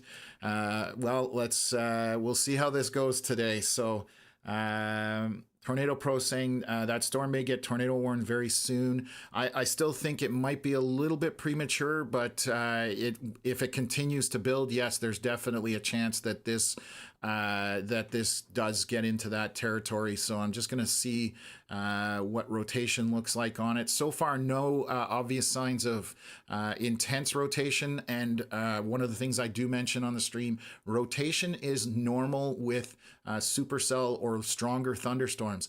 It's how much it's rotating and where it's rotating that is always in question. So when you see minor rotation detected or something like that, on posts, it's not necessarily something you need to be afraid of because, again, rotation is normal.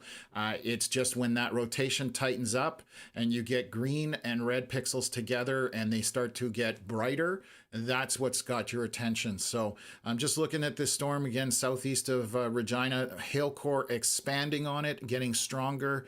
I would not be surprised if we're getting close to golf ball sized hail out of this.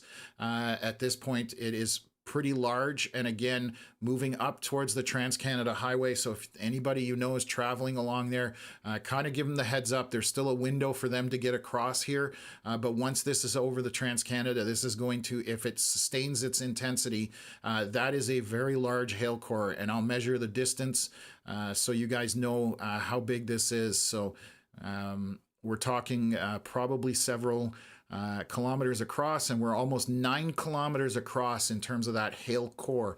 So that is quite the path that this is going to carve. So people need to take that seriously as this moves north and northeast. So I'm going to swing back here again a little further east, and we're going to keep an eye on this storm here right now. So right on the border itself. And again, it's moving northeast.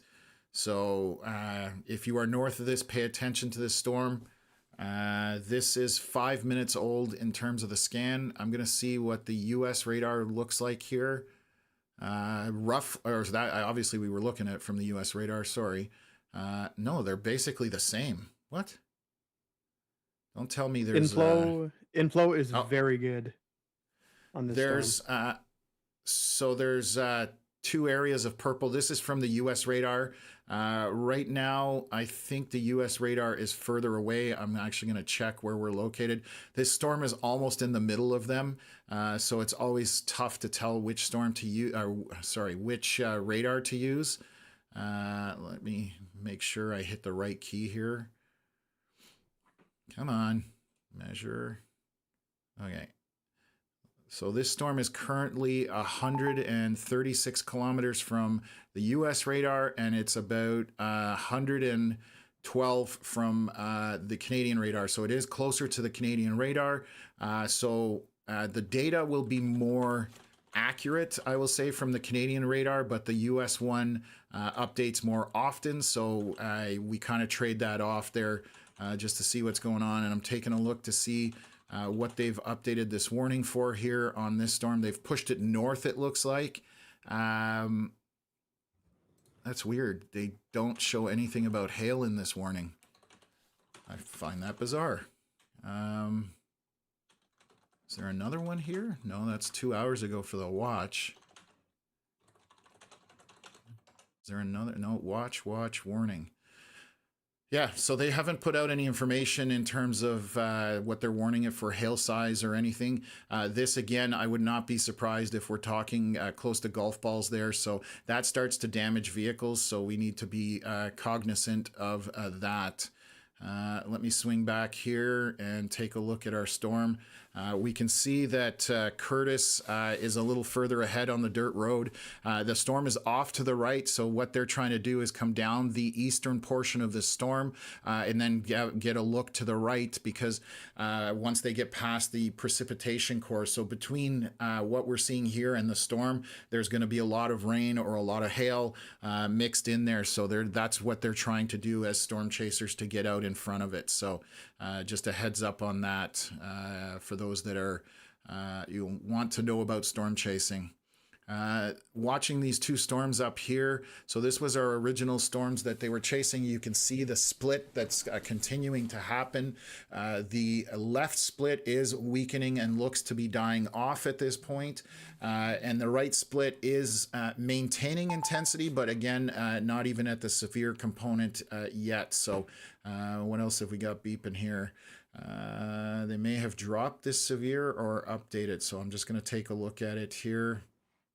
Yeah, so they've dropped the severe warning here by ebb and flow, just kind of along that 50 corridor. It has moved off. It's just coming into Dog Creek. So they don't have a severe warning out front of it, though, do they? No, they don't. That's bizarre. This definitely needs a severe warning coming into Dog Creek. I would expect this to get updated. Maybe they're just, they've obviously got their hands full. So Environment Canada, doing the best they can. But that definitely here northeast of there, Dog Creek, that definitely has a hail core on it with those pinks in there and those dark reds. So some hail associated heading up to Dog Creek and Dog Lake Wildlife Management Area. So pay attention there. And then I'm going to zoom back down to this storm just to see 641. So this is the latest scan from the Canadian radar. Just going to check to see There the heights is Sorry. There's a new updraft associated with it. We'll see which one wants to take over, but this is likely going to congeal into one storm shortly here. And side note, there are streamers that are already there. It is getting its act together very quickly. So okay, perfect. Thanks for the update, Connor. So I'm just using the US radar to look at how tall this storm is. So these are what we call echo tops. And that purple is indicative of about 50,000 feet. There you go. So this is my inspection tool. So we have an updraft located right here to the southeast of Redvers that basically is at 50,000 feet, which is a very tall thunderstorm for Canada. In the US, they can exceed that. I've seen over 60,000, but that is down in Tornado Alley, that kind of thing. So this storm does have that intensity happening, and I'm going to switch back over to regular reflectivity, but we're getting our information as fast as possible and as from as many places as possible. So there's another severe warning. I don't know if this is being dropped. Yes, so this expired here. So the warning that was around Esterhazy, that line has moved northeast. It is disorganized, but heavy rain in there with some small hail distributed throughout that line of storms all the way up to just kind of near Minnetonka. So that's what's happening there. I'm going to take a look at the storm out by Regina again, just to see what it's doing. It has, again, that hail core is sustaining on it. I'm going to take a look at our wind velocities.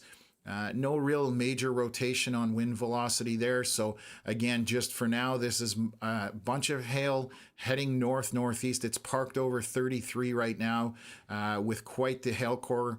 And so it's moving northeast. These storms back to the west are not doing much in terms of intensity. There are a couple pixels of pink, so borderline hail in that one there, maybe melting before it drops to the surface.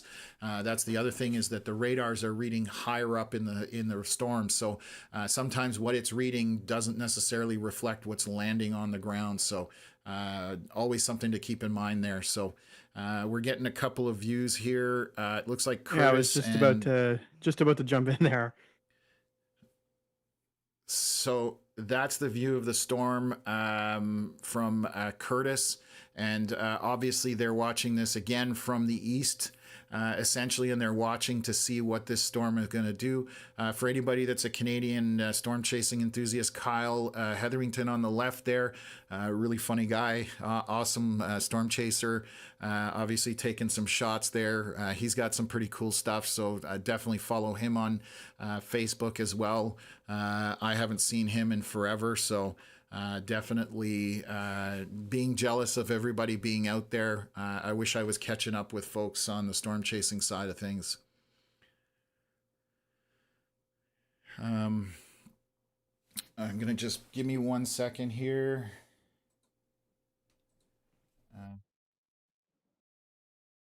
Just gotta send a message out.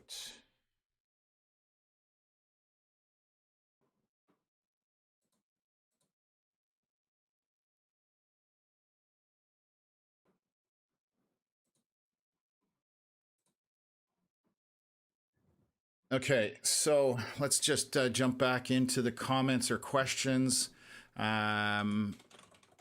TSP Joker, I live close to that area. Looks like a very dark cloud. And yes, some of these storms are going to look menacing, especially if they get high-end severe.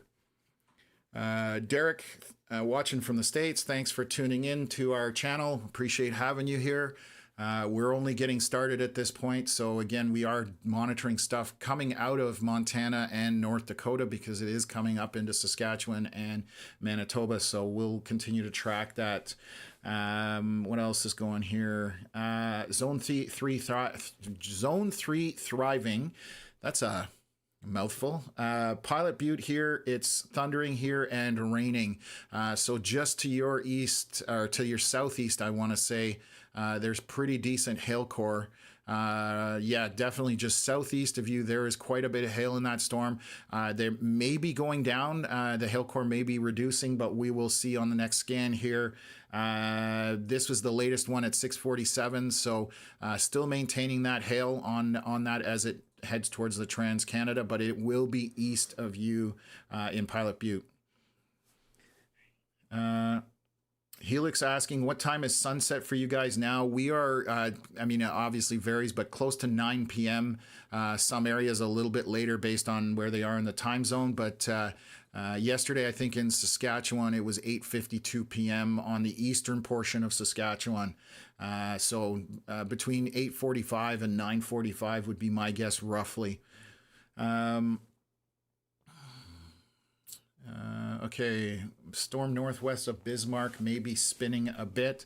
And yeah, we're monitoring that stuff coming out of North Dakota. So thanks for that, Mags. Appreciate that. Laura Hunter saying, hearing thunder here in Regina now. And yes, you do have, again, it's luckily just skirting the east side of Regina. So it's missing the main populace, which is right here. Obviously, the international airport on the southwest corner. But that storm has tucked itself just east of there. The hail core will travel through, maybe skirt White City, and then up along the Trans-Canada Highway there. So what else is going on here?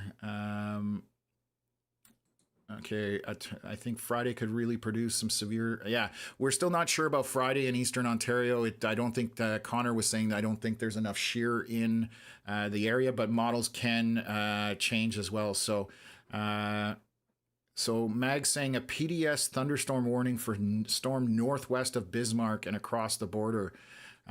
So wow, okay, that's definitely picking up some intensity. Let's go take a look down here. I'm going to see which radar is closest to this.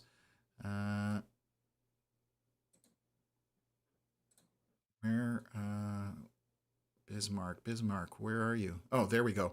Yeah, the ones that are here on the western portion of North Dakota. So, again, these storms are picking up intensity. They're clustered, so again, nothing isolated, which is good in terms of the rotation. The only one that's sort of isolated would be out here by Sydney in the Montana side of things, but we are going to continue tracking that. I'm sure Connor's keeping an eye on it as well, but thank you for that info. Again, we appreciate when you guys put that stuff in the comments, so it helps us to be able to relay the information and get it out there to folks. So just watching this storm here, just east of Carlisle, and I believe just to the east or northeast of Redvers. So that storm is still continuing. This is the one that we see on the stream down below. Curtis is watching the base of it right now. I'm going to switch quickly over that. Looks like a wall cloud may be trying to form here. It's a little bit wispy, so if you look kind of in the center right of the screen where the gray goes away and you got that more bright area, that looks like a wall cloud trying to form, which is an indicator of a storm trying to pick up its intensity. So that's why they are monitoring this. And again, we do have Shannon as well with Jordan Carruthers heading down towards it. Again, they are doing the same idea, heading down the east side of it and then park up where they'll be able to look at that base just to see what's going on with the thunderstorm. So we've got eyes in all sorts of different directions. If something's going to happen, hopefully we will have it here for you live, folks. If the worst case scenario does happen, I started the stream out saying that have your emergency plans in place. You don't want to be doing that when this, when a storm with potential tornado coming at you. So again, basement is the best for getting away from the storm. And then also, if you don't have a basement, sorry, I just got sidetracked there in my head. If you don't have a basement, put as many walls between you and the outside, get into a bathtub, put a mattress on top of you. This is worst case scenario stuff, but we would rather have you prepared than unprepared. And minutes can mean the difference when there's high-end severe weather happening. So just want to reiterate that. And the wall cloud, Connor, looks like it's starting to really try and get organized there on Curtis's stream. Definitely changing rapidly. Yes, that is. You can actually kind of see on radar there. It actually kind of looks like it was starting to get a little bit linear with more development there on the backside. But that dominant supercell is definitely going to give it a shot in the short term here. So that's definitely one to watch. It's getting the look, so I'm going to switch over that. I'm just quickly on radar here. This is the split from the earlier storm. You can see how they're basically dying off. Both sides of it are dying off. Heavy rain, and that's the latest scan, and that is definitely two dying storms there. This storm here is getting that cellular shape to it. I'm going to swing over to Curtis's stream because there's that wall cloud trying to form. I'm trying to eyeball whether that has any rotation on it.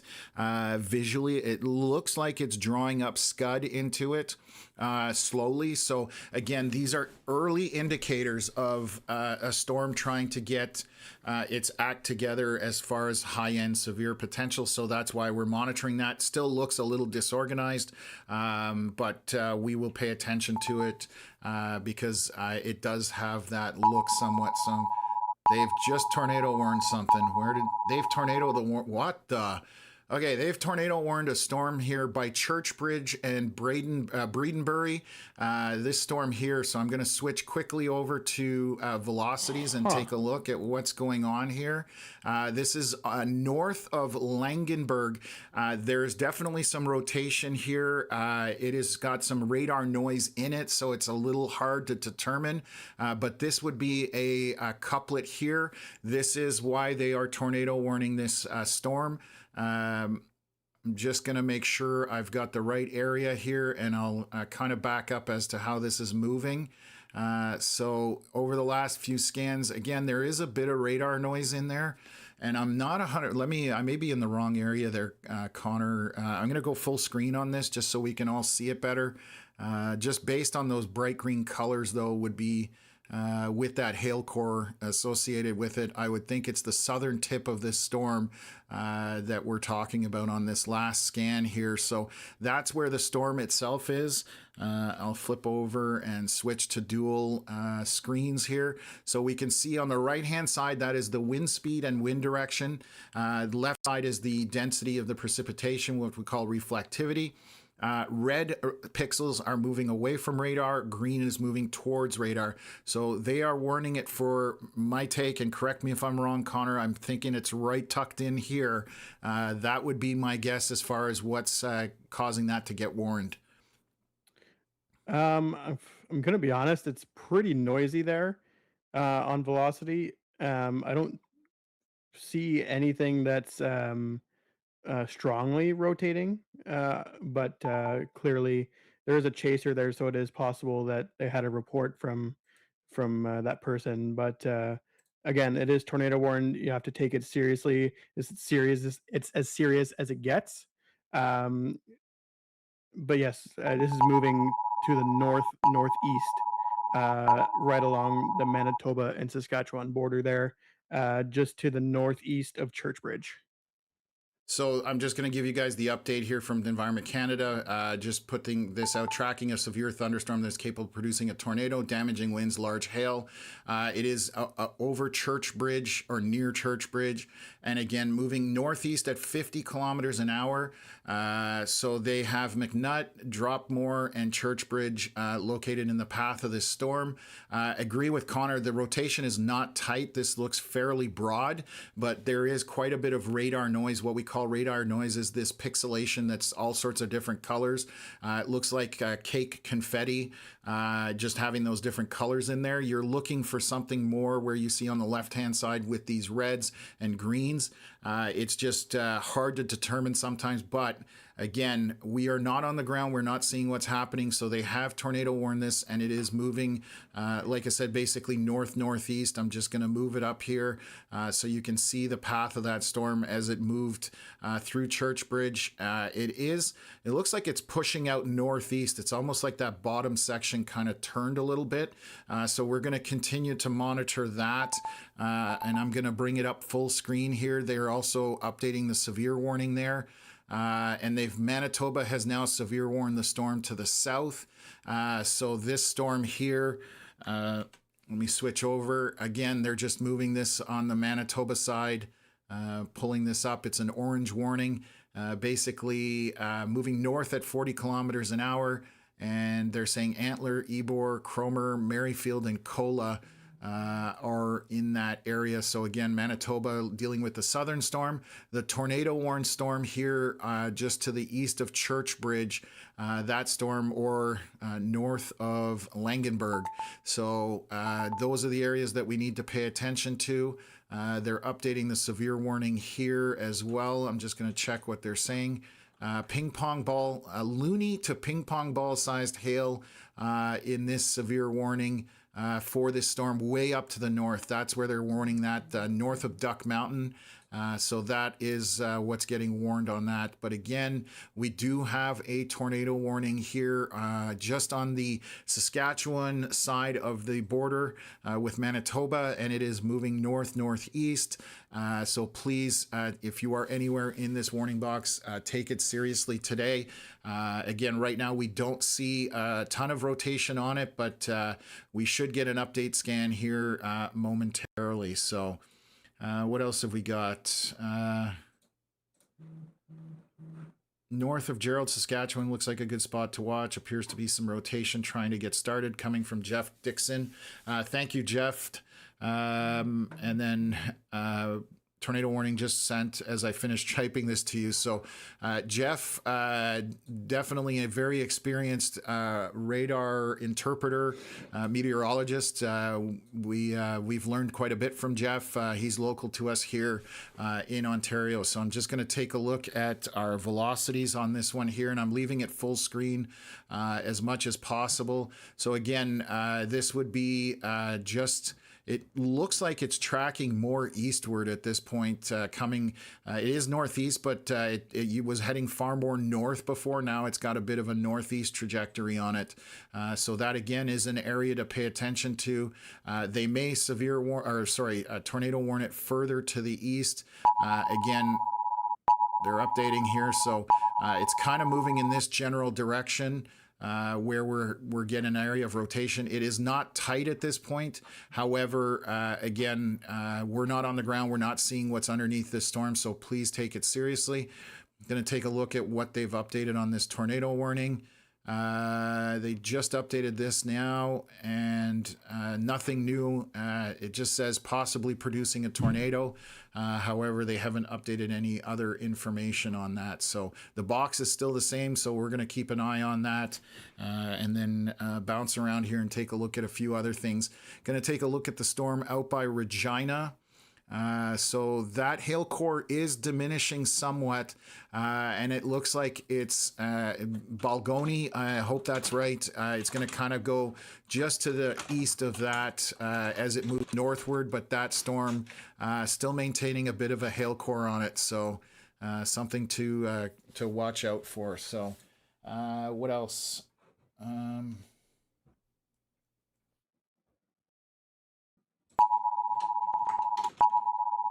There's that further warning.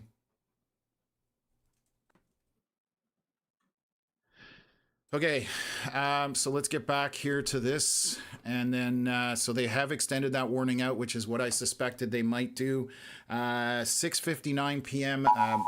Manitoba time is when this is happening. We are going to keep an eye on this for folks. So I'm going to take a look at this warning and just see what they've put out. 7 p.m. Environment Canada tracking a severe thunderstorm possibly producing a tornado. It is near Churchbridge. It's actually east of there right now. And they're saying moving northeast at 50 kilometers an hour. And in the path is Churchbridge is behind it, so it's no longer in the path, but McNutt and Dropmore still in the possible path area. So pay attention to it. They've dropped this warning south back towards Russell and Rossburn. The tornado portion is not going to be affected there. This again is moving northeast, so I will highlight that so we're all on the same page. This is roughly where the circulation is, and it is moving kind of in this general direction. Bear with me, I'm not an artiste. So it is moving up in that general direction. So we'll continue to monitor this. We're 5 minutes into the cycle of our 8-minute cycle on scans for Canadian radar. So I'm going to move back down south and take a look at what's going on with this storm. Looks to be fighting a couple of updrafts, I would say. Connor, sorry, I'm going to bring you back up on screen here. That storm that was northeast of Redvers looks to be not struggling is the word I would use, but almost fighting with another updraft possibly. Oh, you're muted, buddy. Sorry. I think it's getting ready to go linear, although it's pretty early for that. But it does look like that on satellite as it's getting ready to transition into a line of storms already. Okay, so that was one of the modes that we were seeing when we were looking at models today for storms. So definitely the linear, what it means is a line of storms that line out, and it doesn't mean that the tornado threat necessarily goes down. It in terms of it disappears. It does usually mean there's less of a chance, but the potential is still there. This is a line of storms, and the southern end of it is at this point tornado warned. So you never know what's going to happen with these storms. I'm looking at a storm that just popped to the southwest of Kipling, just outside the tornado watch area here. So we'll watch that. That is northeast or east of Weyburn.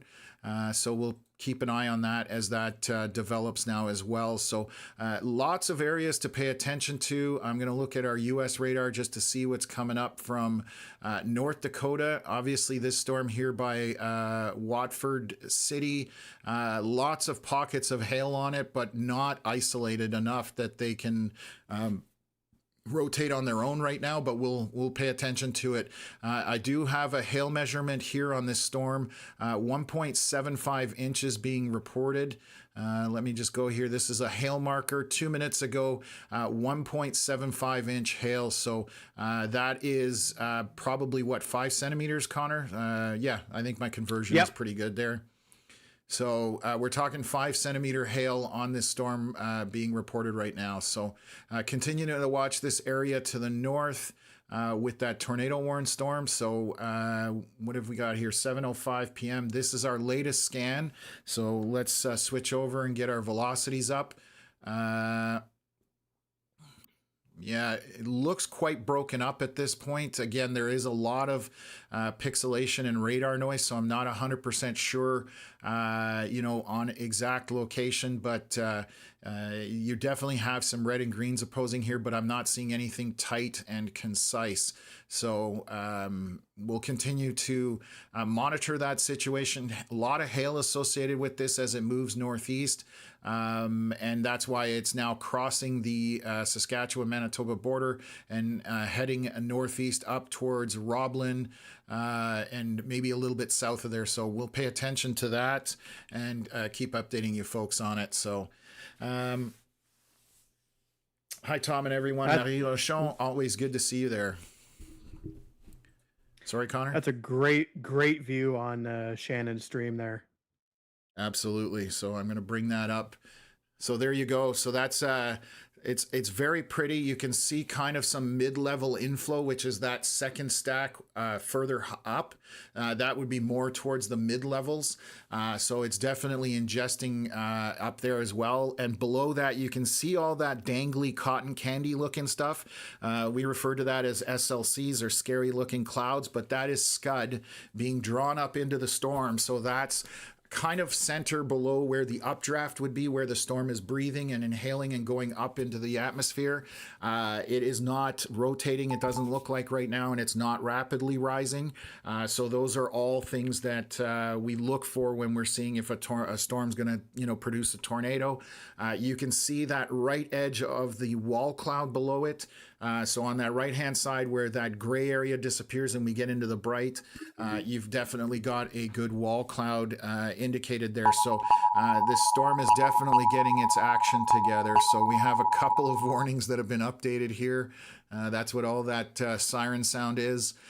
So let's just take a look what they've updated here on the Saskatchewan side, and then we'll jump over to the Manitoba side. So again, they're tracking a severe storm possibly producing a tornado. That is the Saskatchewan side of things, and I suspect that the Manitoba is going to basically say the exact same thing, which it does.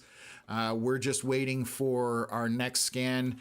We are 4 minutes away from the next scan being produced here. So again, we did not see anything of any really tight rotation. There is some opposing winds here. You can see those red and greens, but they are the brighter areas are quite far apart. So that's a good sign.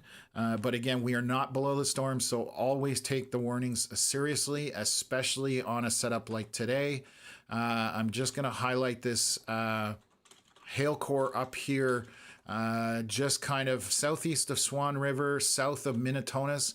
There is some large hail into this storm here. Again, moving northeast, but there is a very strong signature back in here, and we're talking golf ball size probably, and maybe slightly bigger than that. So that is a very strong hail signature up there. Is that severe warned? Yes, okay, they do have it severe warned here. This was 7 minutes ago, and they're saying golf ball to tennis ball sized hail on that. So you don't want to get hit by a tennis ball falling from the sky that's made of ice. So definitely be careful if you are in the path of this. Heading northeast again in this general direction. Where we expect that hail core to kind of go. Obviously, it can be a little bit off in either direction, but that's roughly where we're expecting all this to move up. So you are in line with this. This is what we call catastrophic hail. It can kill, obviously, livestock. If you take a tennis ball in the head from the sky, it can also, do serious damage or even kill you. So we're just going to zoom back down here to this storm. Right where that is, I'm looking still at both Shannon. Beautiful view on her stream here. You can still see that cotton candy type of cloud being pulled up into the center of that wall cloud roughly. That is, again, you're just seeing signs of that storm breathing. I don't see any kind of major rotation, so not concerned about this yet, but it is showing those signs of development. So I'm going to swing back here over by Regina and update folks on that storm. So this is now over the Trans-Canada. We definitely have some hail falling on Trans-Canada where the Highway 10 meets with it, as you can see. So again, Balgoni, I hope I'm pronouncing that right. It's, I would suggest that they're probably ping pong ball or smaller at this point in terms of hail. So we're going to keep our eyes on that for you. It is still moving northeast, but it is east of Regina at this point, obviously a more populated area down that way. Looking back here to the west, this storm doesn't look like to have much hail on it. I think this warning was dropped. Yes, it expires in 18 minutes. So just a heavy thunderstorm that has lined out. And we are watching, this is another storm back here. I'm going to see what that's doing. A little further away from, it's in the middle of two radars. So I'm not sure. Definitely has some hail on it. And it's just southeast of Ocean Man. And that's our latest update. So there is hail on this as this moves northeast. Very elongated look to it. So the winds aloft are probably blowing that anvil cloud pretty far out, it looks like, based on that. So I'm just going to quickly skip back here. The hail core has moved just north of Highway 1 and over Highway 10 and still moving northeast.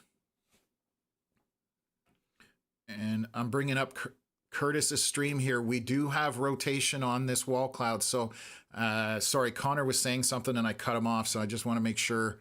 Sorry, Connor. No, all good. I was just going to say that's a pretty good swirl there that they're just going to move on. Yes, so we just so they've turned it away, but they're relocating for Curtis there. But we still have a view here from Shannon's and Jordan's camera, so you can see that scud being pulled up more and more into that wall cloud. We did see on Curtis's stream that this is got some rotation underneath it. So again, this is a storm that we need to pay attention to, and I'm going to bring up the location here and show it to you guys. And then we'll quickly back up to things. So this is the storm that, let's see what it's close to. It is west of Verdun or south of Kirk Ella. That's where it is on the radar here. So that is moving northeast. And again, we are reports of close to 2-inch hail on that. Curtis's stream right now, a beautiful side view of this. So this storm is trying to get its act together in terms of rotation, and it has all the indicators of a fairly strong thunderstorm. So we are right underneath it. This is our chasers. This is Ricky Forbes. Again, follow him if you don't. Awesome chaser, and Curtis Fafford. Both of them, you can find them on social media. And I'm sure most of you already follow them. So, but always want to give a shout out for them helping us out to give you guys these live images.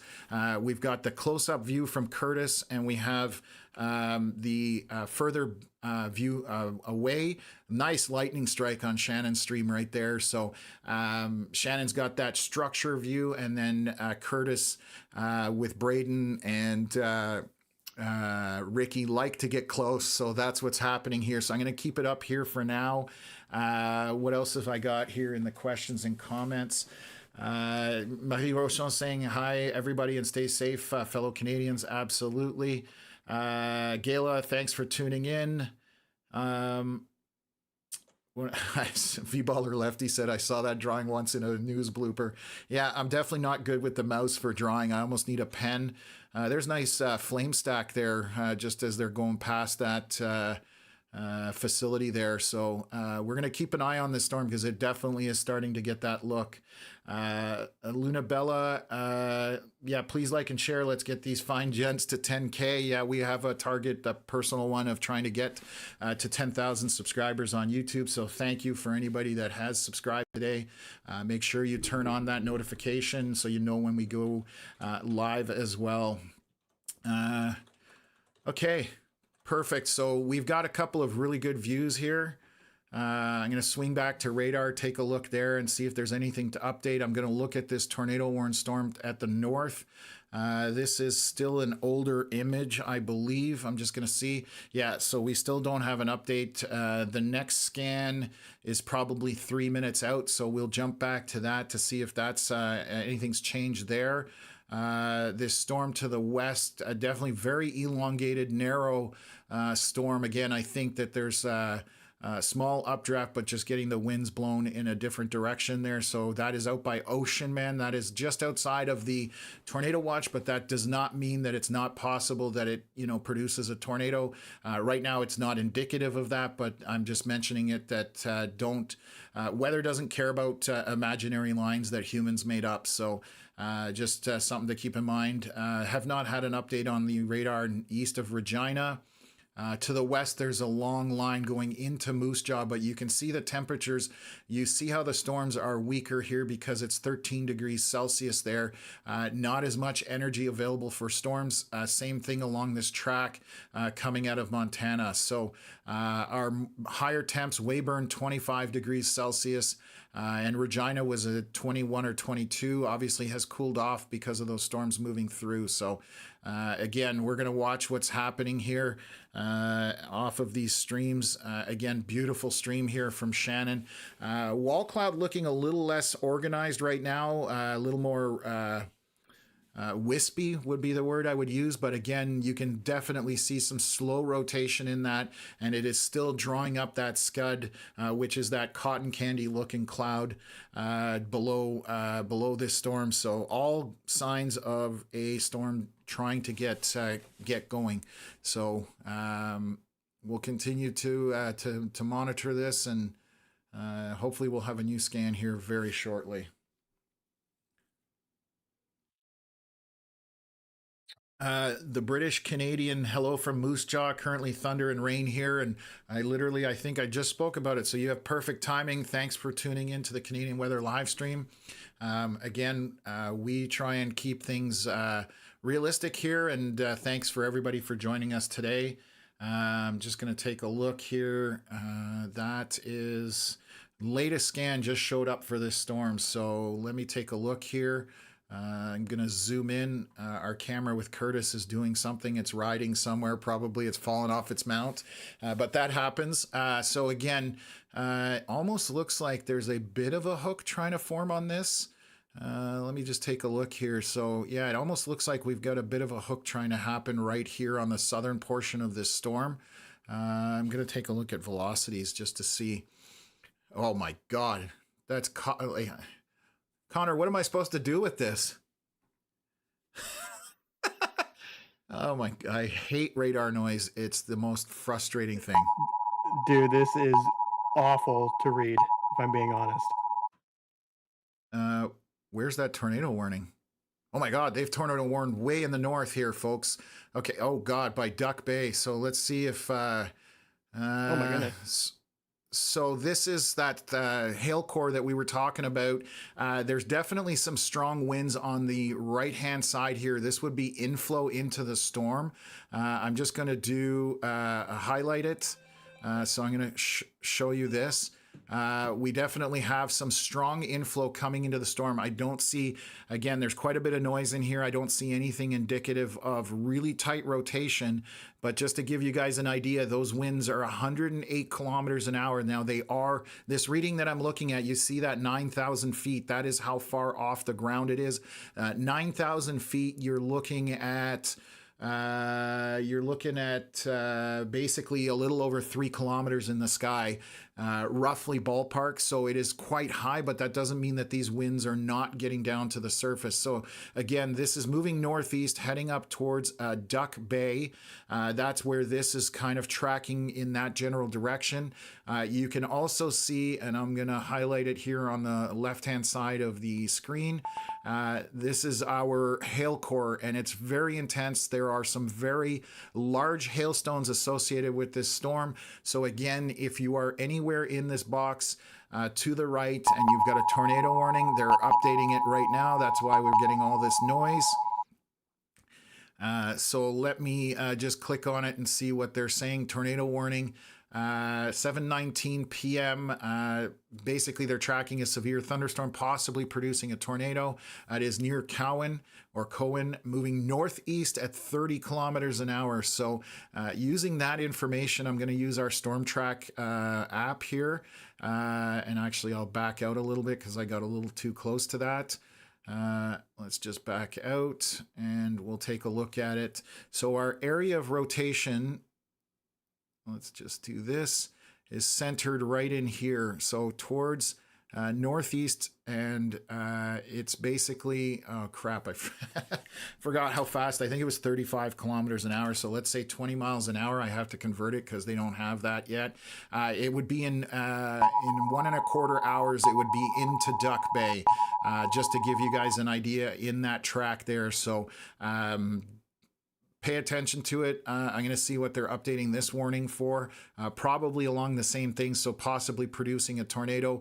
They're saying moving at 30 kilometers an hour on this warning, but it is on the very edge of that warning. So we just have this area tucked in right here. So that is now tornado warned as well. The southern portion of this doesn't look like there's any tight rotation on this part here on the right hand side. Definitely red and green opposing each other, but not anything that jumps out at me with any serious brightness as well. So what else is here? So lots of stuff going on, and again, we are just getting going this evening. So I'm going to switch back to some more radars down here to the south.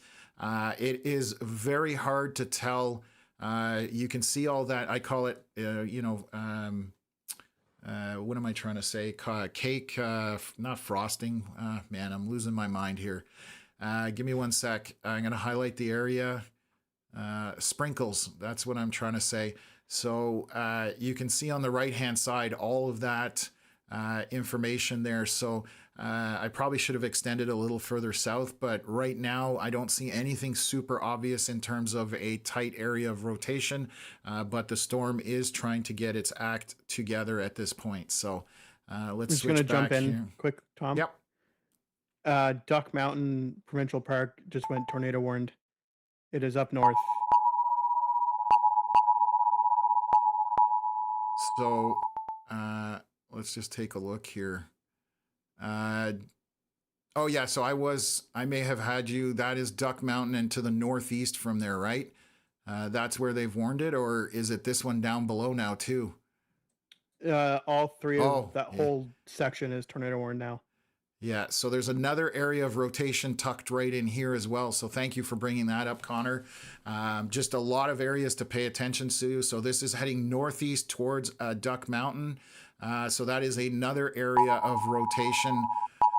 Wow, there's one after another, folks, right now. So this is where it gets kind of crazy. So again, they're saying possibly producing a tornado. They're tracking it moving northeast at 30 kilometers an hour, and it is near Boggy Creek. So I'm going to just try and see if I can find Boggy Creek. I don't know where it is, unfortunately. I'm just looking on the map here.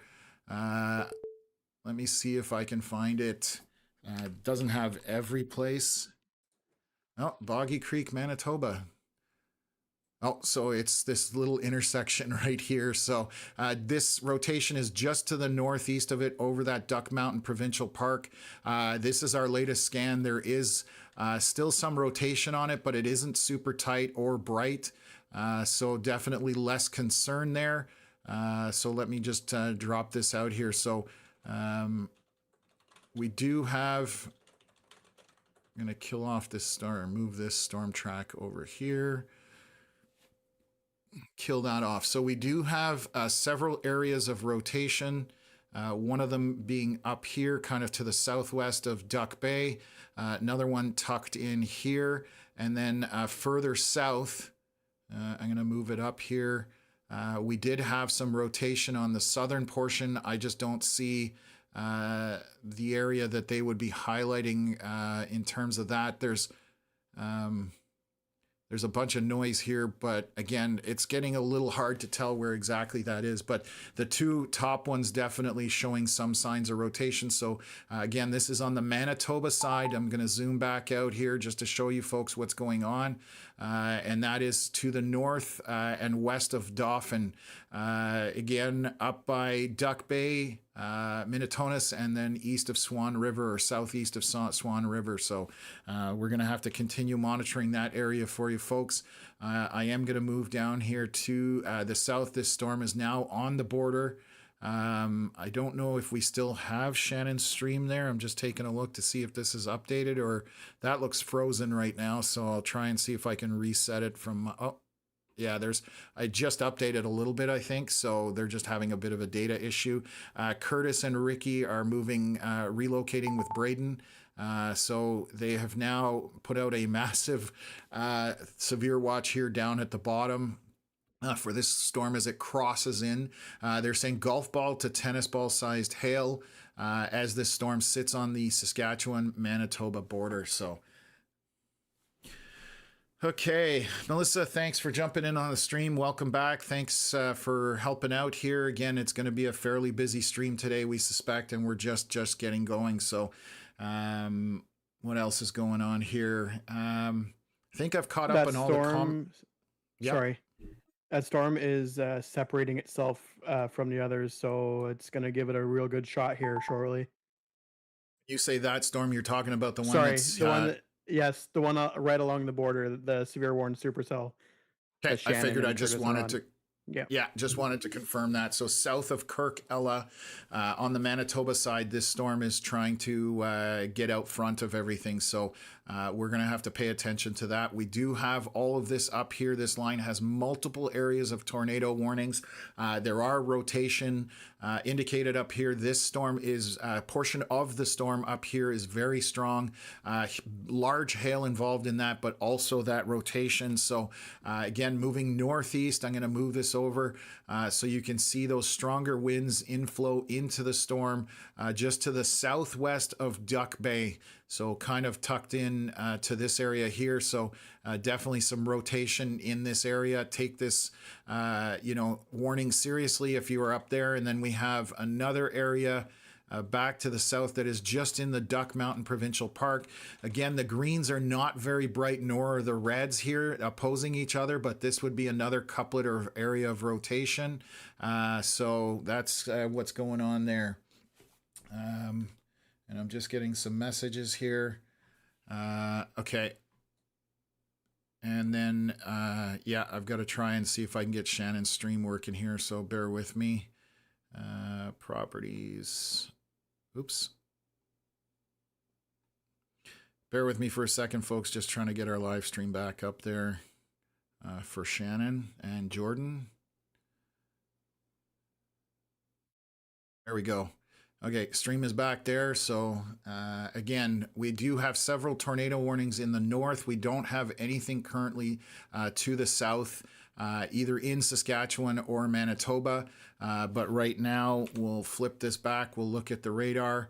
Our storm of interest that the chasers are on is this one here by Kirk Ella. We do have another storm here out to the southwest of Kipling. Just a severe storm at this point, but may get its act together. It's in a little bit less of an ideal environment, but you never know again what's going to happen. This storm kind of to the northeast of Regina, still a elongated hail core on there, probably grape size or smaller at this point, just to the north of Highway 10. And then what else have we got here? And then back to the west again, Moose Jaw, just regular showers, a bit of thunder and lightning over there. And then another storm. Definitely a huge contrast in temperature from one side to the other of this storm complex. So Watrouse, hopefully I'm pronouncing that right. And Wynyard. Basically between there's 23 Celsius to 13 Celsius. So there's a 10-degree swing between when those storms are passing through. So things cooling off pretty quickly as storms kind of pass through the area when this is going on. So this scan is at 7:29. So this is our latest scan here. I'm trying to see what this looks like. Yeah, that's awesome. I'm going to let Connor take over dissecting velocities. I don't want to do it. So I don't see any obvious rotation based on this. I'm highlighting it on the left-hand side in the storm there just to give me an idea what cross-reference is on the opposite side.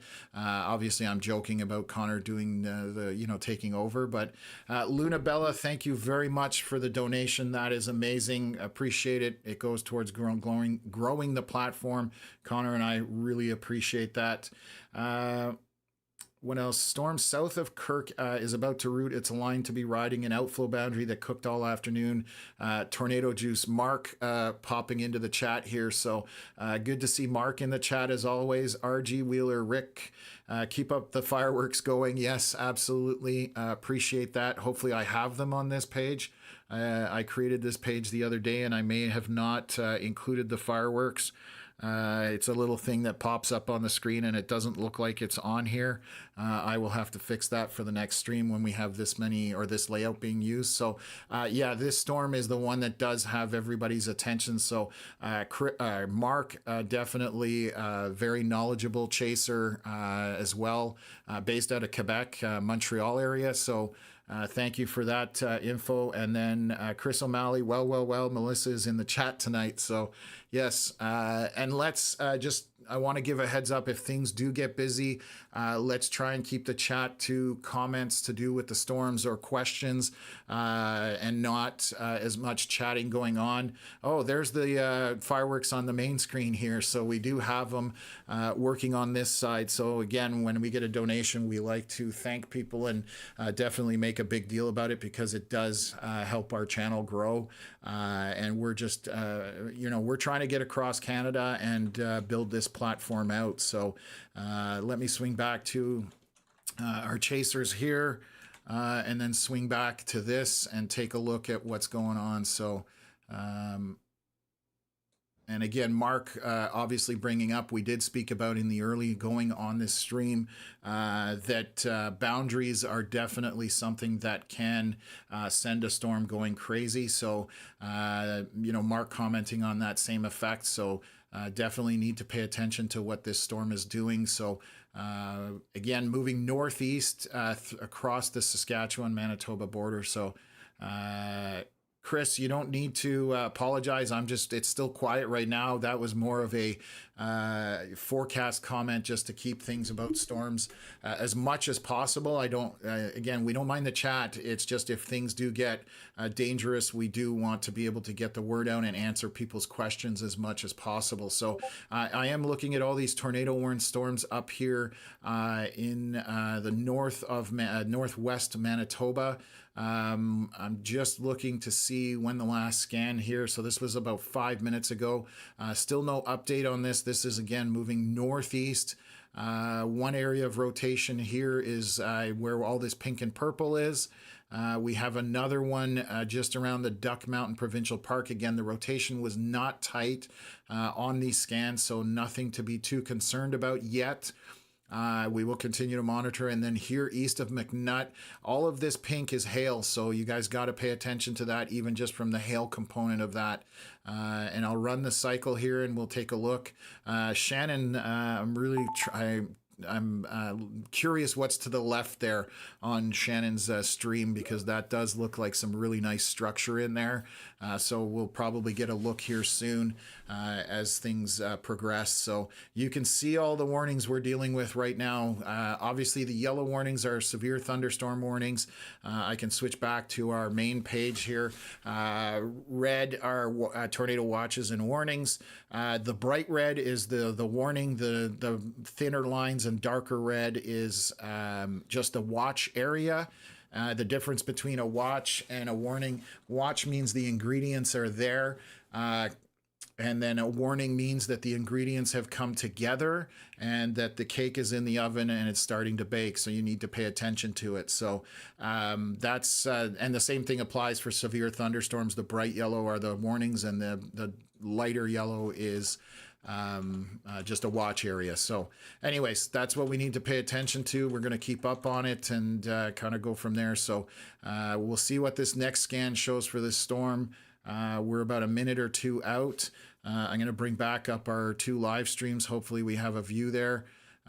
So they're trying to actually, Jordan and Shannon look like they're trying to get us a view of it. They're under the thunderstorm. It's also hard to get Starlink satellite to work too. So that's kind of the catch-22 with storm chasing. So, yeah. What else? I got a few. Oh, I've missed a bunch of these, Connor. Sorry. There's been a bunch of comments in here. Gonna see if I can share this while we're waiting for this next scan. Actually, it should be any minute, so I'll wait for the scan and then there it is. So this storm here, again, we're gonna see if rotation is picking up with this. Switch up here. A lot of radar noise.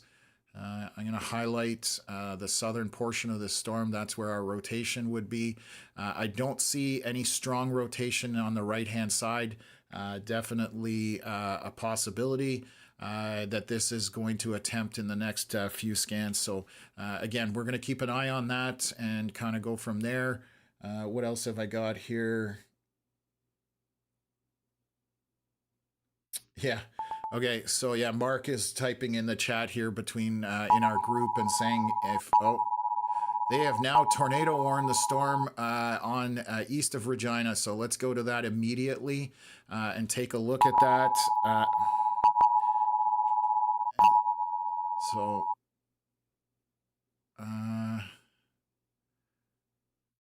I think they're warning down here. Connor, can you see that on your screen? Yeah, I'm not quite sure why they did that, but they did.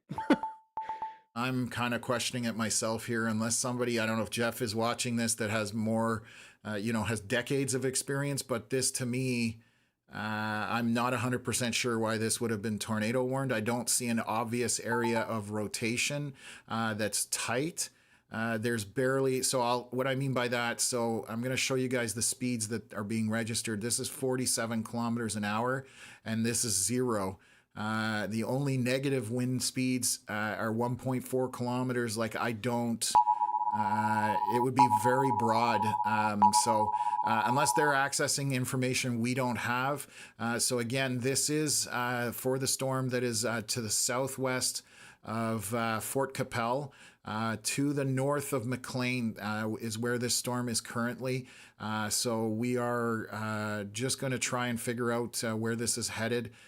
So it had some intensity. That hail core has dropped completely on it on the last scan. So I'm just, so this is probably what prompted them to look at it, Connor, the scan before. You can see a bit of red and green opposing here, but it has disappeared on the next scan here. So basically non-existent. So the rotation has gone down. There was only one scan that was looking like something may be happening. So this may have been an exercise in caution. So again, it is moving northeast, more north than northeast, but still has that component. It's going to go to the west of Fort Capel. It is currently just north of McLean. where we've got that. Again, if you do get a tornado warning here today, please make sure you take shelter, you get out of the way, get to the basement if you can. If you don't have a basement, just put as many walls between you and the outside as possible. So again, this is to the northeast of Regina. The current scan does not have me thinking that things are doing what I think they are. So we'll see whether that continues to be the case. I'm going to zoom back out here. Just an FYI, it's also behind the cold front. Perfect. Yeah. So definitely one. Yeah. So cold front, what that means is that the warm air is just not available to this storm, and that's probably why it's dying off. The cold front has caught up to it, correct, Connor? Would that be the case? Yes, it is 16 degrees directly behind it. Okay, so I'm just going to draw what we're talking about here. So there's a cold front kind of coming from this direction, and it has caught up to the storm. So cold air. Storms need warm, moist air to continue to intensify or to get severe. And when that cold front comes in, it undercuts the storm and basically kills it off. And over the next few frames, I suspect we're going to see this storm completely die off. So thanks for that help there, Connor. Let's move back over here to the east. I don't know if I'm missing anything, so bear with me, folks. We still have a decently strong storm here to the west of Kipling. I'm not sure if there's any rotation on it. Doesn't look like there's any obvious rotation on it. Just a hail core at this point. So that needs to be paid attention to if you're along that area. We'll see if they've put up any, they're saying quarter size hail at this point. So, yeah, so let me back out here, see what they're warning. This is probably the warning being dropped on the Saskatchewan side. So yes, it's expiring in an hour. So the Saskatchewan side for this dominant supercell out in front is dropping on the Saskatchewan side, obviously maintaining and updating on the Manitoba side. This was just updated from golf ball and to tennis ball sized hail and very heavy rain. We can see that. I'm going to take a look here. Where are they? Kirk, Ella, maybe. I'm just looking where our chasers are sitting right now. So there's Elkhorn. They're probably somewhere around Elkhorn. So I'll bring up both of their streams here. You can definitely see that heavy precipitation behind those trees, that gray area, that's heavy precip core there. Obviously another chaser pulling up here. I'm trying to figure out who that is. I probably know who it is, but we won't worry about that right now. And then this is Shannon's View, obviously getting a bit of... they're down the dirt road here, but the storm is to their left. So we'll see if their view comes back here in a second. So, yeah, so that's where we're at with this storm down to the south. Mark commenting that obviously this storm is not quite surface based yet. If it can route enough, then it will grab that boundary that was left out there that we did discuss early on and a few times, and it could turn right and get pretty strong. So also noticing some storms down here to the southeast of Estevan. There are some hail cores on that, so I'm going to click on this thunderstorm warning as well. This one's producing damaging winds, loony to ping pong ball sized hail. Again, tracking northeast, following basically this lead storm essentially. So you can kind of see a line forming, and this is what we were talking about, the potential for this to line out. You can see that direct line that's happening. So lead storm is coming out of there, and actually I think it's even putting out a boundary here that we can see on radar. So I'll show that to folks as well. He's putting his thumbs down. Tell Curtis that the stream is good. Connor, if you can, in the chat. So yes, so this storm here I'm going to highlight for you folks. I'm just going to highlight this boundary that is coming out. This is an outflow boundary out of the storm, and you can see how that materializes. So I'm going to delete that from there and then push it up, and you can see how that boundary is moving eastward out from the storms there. So anyways, we're going to keep an eye on that just to see what, if anything else happens out of it. and we've got another white Forerunner in play here. Shannon has a white Forerunner, so very popular chase vehicle you can see on the stream down below.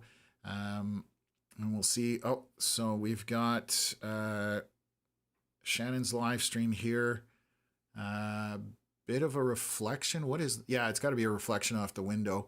But yeah, that's the view of the storm coming through to their kind of to their west. So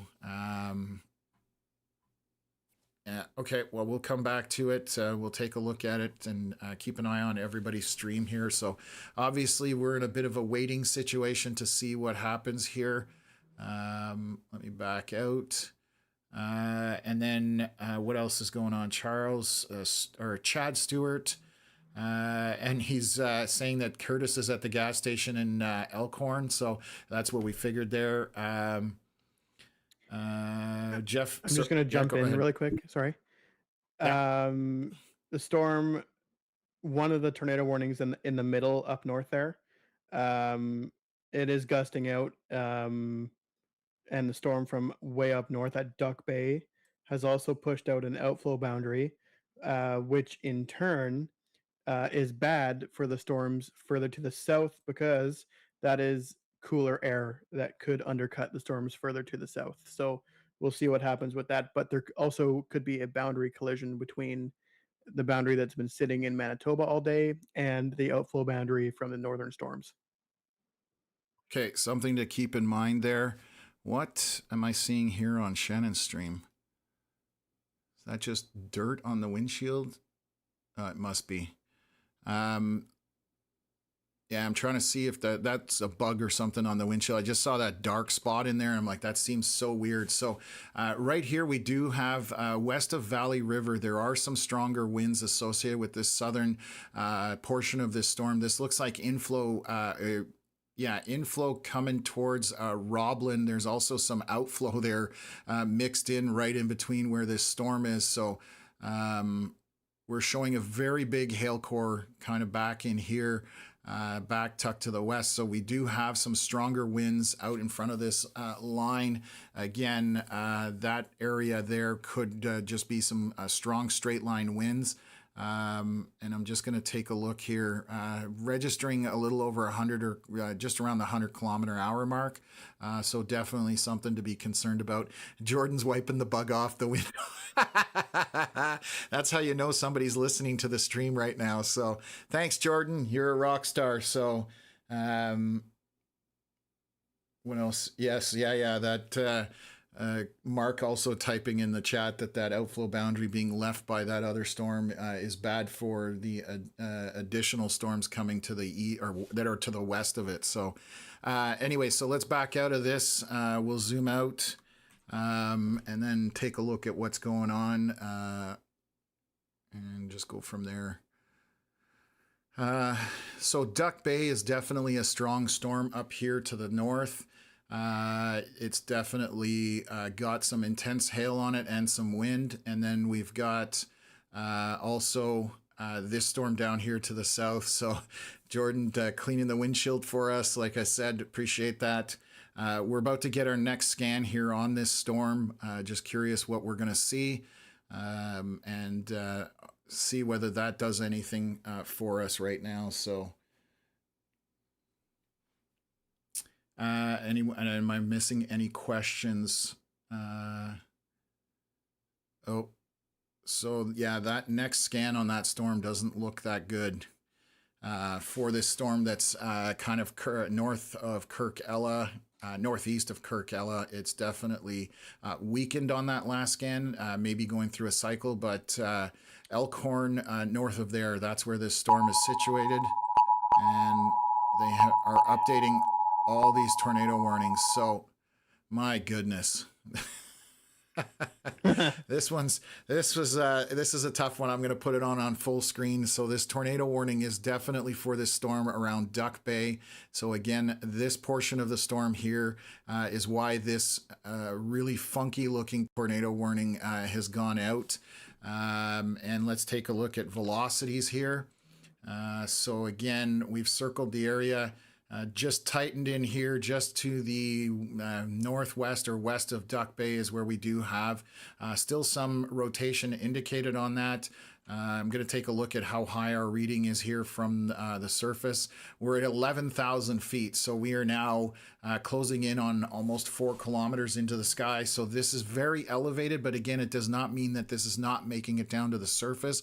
But generally, you see a bit of a reduction as things get down closer to the surface. So obviously, all of these radar or tornado warnings are being updated. I'm just going to take a look at this one out by Regina. It is now expired. So that was the storm that we were looking at earlier and we said was going to die, which is exactly what's going on. Yes, that is just a regular thunder shower at this point. I am going to take a look at the storm by Fort Capel, which is what we're looking at right now. Sorry. And let me zoom back out. We do have more tornado warnings. What have they updated here? They've expired, both of them. Updated 2 minutes ago, 7:47 p.m. Okay, no, they haven't expired this one. Sorry, guys. They're saying winds from 110 to 129 kilometers an hour.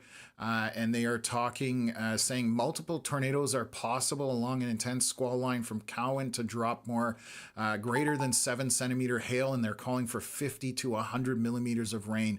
This line is moving northeast at 30 kilometers an hour. So let me switch to that radar.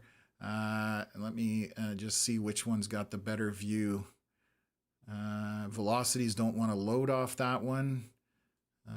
Let me see if Fox Warren will load. So Fox Warren is loading, but they're talking about this line basically that stretches from Duck Bay all the way back down to Valley River, or just to the west of Valley River or east of Roblin. So let's just take a look and see. Again, we did highlight there are some very strong winds associated with this here. We have now got an increase on the winds. Let me just take a look. 115, 118 kilometers an hour. So if you are in front of this southern portion, Valley River, northeast from Roblin, this storm is definitely packing a punch. It is tornado warned. We are not underneath that storm. So again, I don't have a visual there, but give me a sec here.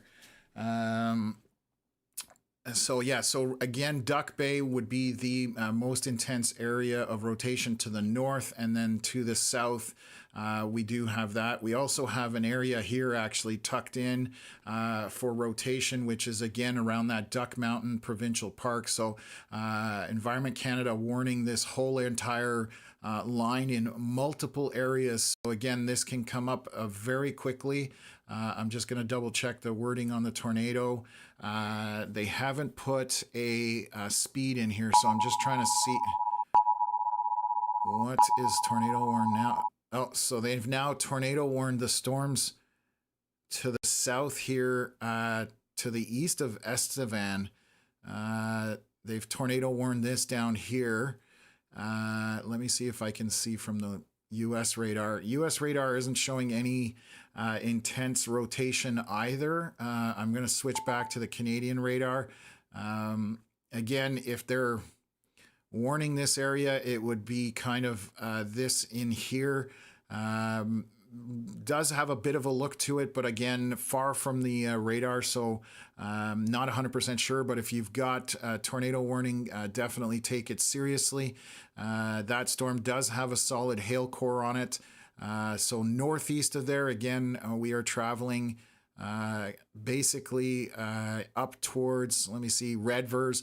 Lida, Redvers, traveling in that general direction. So again, we do have some stuff going on. A bunch of tornado warnings out there. We have the one back by Regina is dropped. That storm has died. This storm up here definitely has a dangerous look to it on multiple locations. Definitely seeing something in this area right here, and then also seeing something in this area here, and you can see it on the velocities. Bright reds and greens opposing each other are definitely indicative of rotation. So it is far from the radar, but those areas are showing that rotation. So that's the areas I'm highlighting, and then we do have one here again up by Duck Bay, but what's getting warned now? Okay, so they've updated the warning to the south, so I'm going to go take a look at that. Let's see here. So now they've It's no updated different. with well, they put in some information. They're saying it's moving north at 40 kilometers an hour, and then Cardiff, Alida, and Short is a Storthoaks. I apologize. Storthoaks is in that line, so they haven't changed the size of the warning. They just updated it with information. So what I've noticed with the tornado warnings is Environment Canada puts it out, puts the polygon out, and then updates it within a minute or two with some information as to what, where, and what, and why. So again, we are watching Duck Bay. It looks a lot more broad, more blown out. It looks like it's gusting out, Connor. Is that what you were saying earlier? Which one? Sorry. The one by Duck Bay. Yes, it was. There was an outflow boundary up there. Let me pull it Okay. back up. Okay, no, I just wanted to make sure. And then, so again, down by Duck Mountain Provincial Park to the south. Sorry? Sorry, I spoke when I was talking about up there. The outflow boundary I was talking about was from that storm that is dying and everybody's leaving. Um, Up north still looks fine. So you're talking about the storm by way down here to the south. Yes, the one that Curtis and Shannon were Kirkella. on. That is, yes, Yeah. Kirkella. That one's dead. Okay. Um, Okay. but up north looks good. Okay, so yeah, just making sure we're on the same page here. So again, Duck Bay, the rotation does look very broad, heavy precipitation with a lot of hail in it. So we're definitely still monitoring that. Again, not just the tornadoes that are a problem, but big hail. So up here, again, in the Duck Bay area, but we have 3 areas of rotation that are persisting on this storm. So if you are getting tornado warnings here down by Duck Mountain Provincial Park around the 367, there is definitely some rotation involved there. Looking a little less organized here west of Valley River or east of Roblin, but again, another area that needs to be paid attention to. Just very large hail on it and some strong winds as well. So pay attention to that and take shelter. And now they've updated all of this again. Okay, let's read what's going on here. Those Updated warning just regions now. are brutal. Yes, so that makes it very hard for us to pinpoint exactly where things are at. Unfortunately, they need to go to storm-based warnings.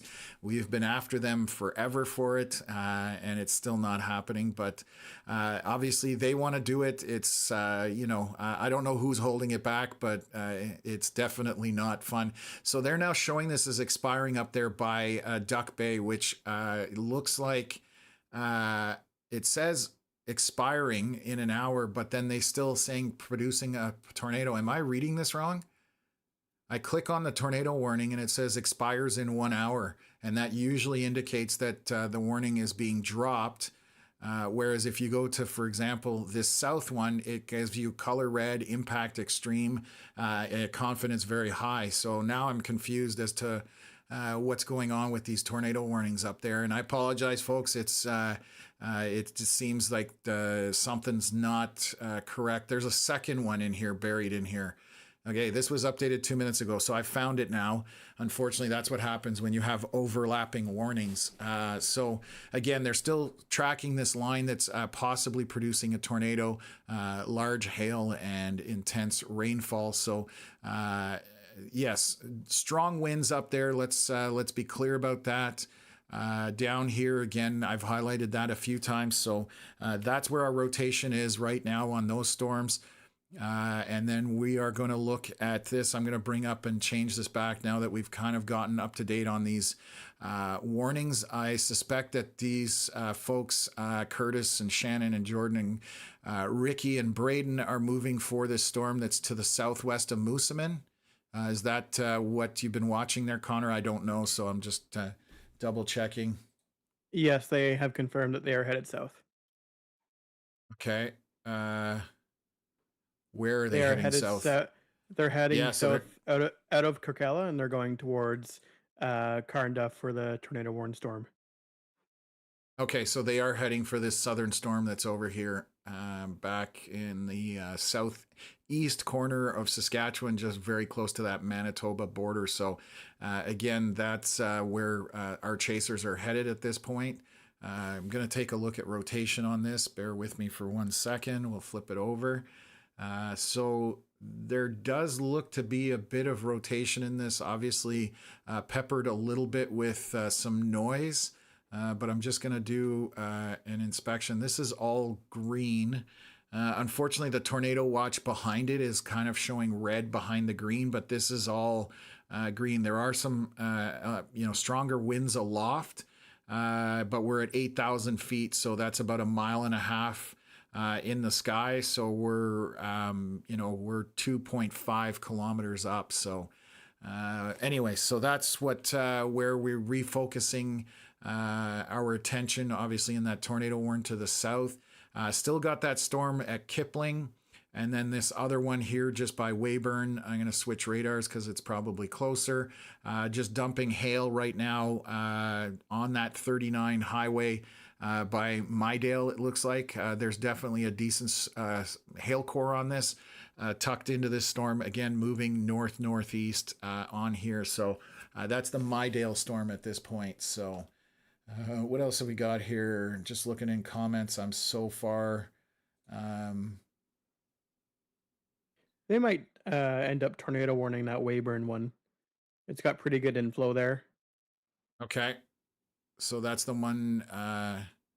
So this is Mydale. So yeah, just to the southeast of Weyburn.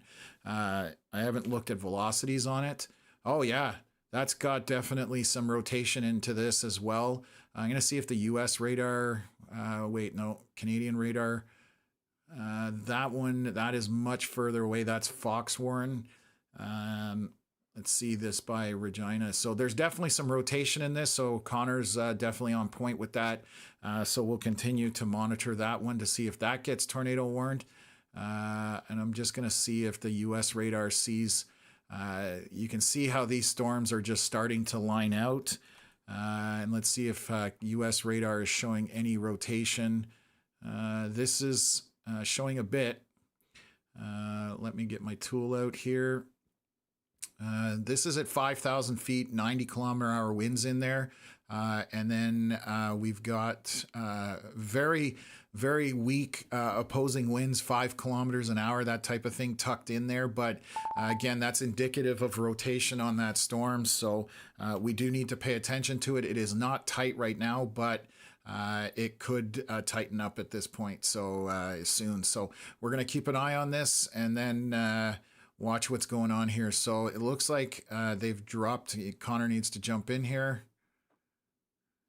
Sorry? Oh, I thought you wanted to jump in. My apologies. No, it's all good.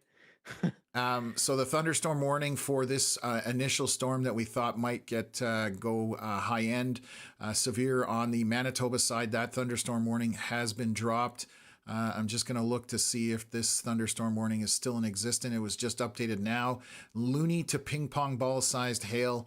And that's going to be, where is that for? That's got to be this storm over here, just to the west and over Moosomin, essentially. And we're getting another update here.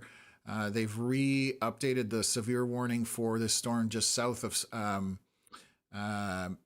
Weyburn, and it looks like they've gone orange on this one. So they've upped it from yellow to orange on the Environment Canada scale. Golf ball to tennis ball sized hail being shown for this storm just to the north of Mydale, or southeast of Weyburn. So that's another storm that we are tracking. This is very quickly, we're seeing that line out effect happening. So again, we'll monitor whether that's going to change. We are 8 p.m. Manitoba time, 7 p.m. Saskatchewan time at this point. So let's take a look. They have just to the southwest of Broadview. They are severe warning this, so I'm just going to take a look at what they're saying here. Quarter-size hail and heavy rain, obviously with damaging wind gusts. So that is just southwest of Broadview, moving north towards the Trans-Canada highway as well. So yeah, so we definitely have a lot of areas of severe weather happening right now. Quite a bit of it, packed into Saskatchewan. So we'll continue to have a look around and bounce around here. I'm going to take a look at this line. Definitely some shapes on there I don't like, but let's just take a look at velocities on their own and switch over to that. So strong winds up here. These are not rotating at this point, but these are some strong winds. It looks like outflow from these storms. We're 100 kilometers an hour roughly up here, down to the west and southwest of Duck Bay. Definitely some strong winds up there. And then let's pan down a little bit further. Any area that jumps out at me as far as rotation. There's definitely some opposing winds here by Duck Mountain, but they look very broad, so I wouldn't be concerned. Still very windy, close to 100 kilometer an hour winds on that.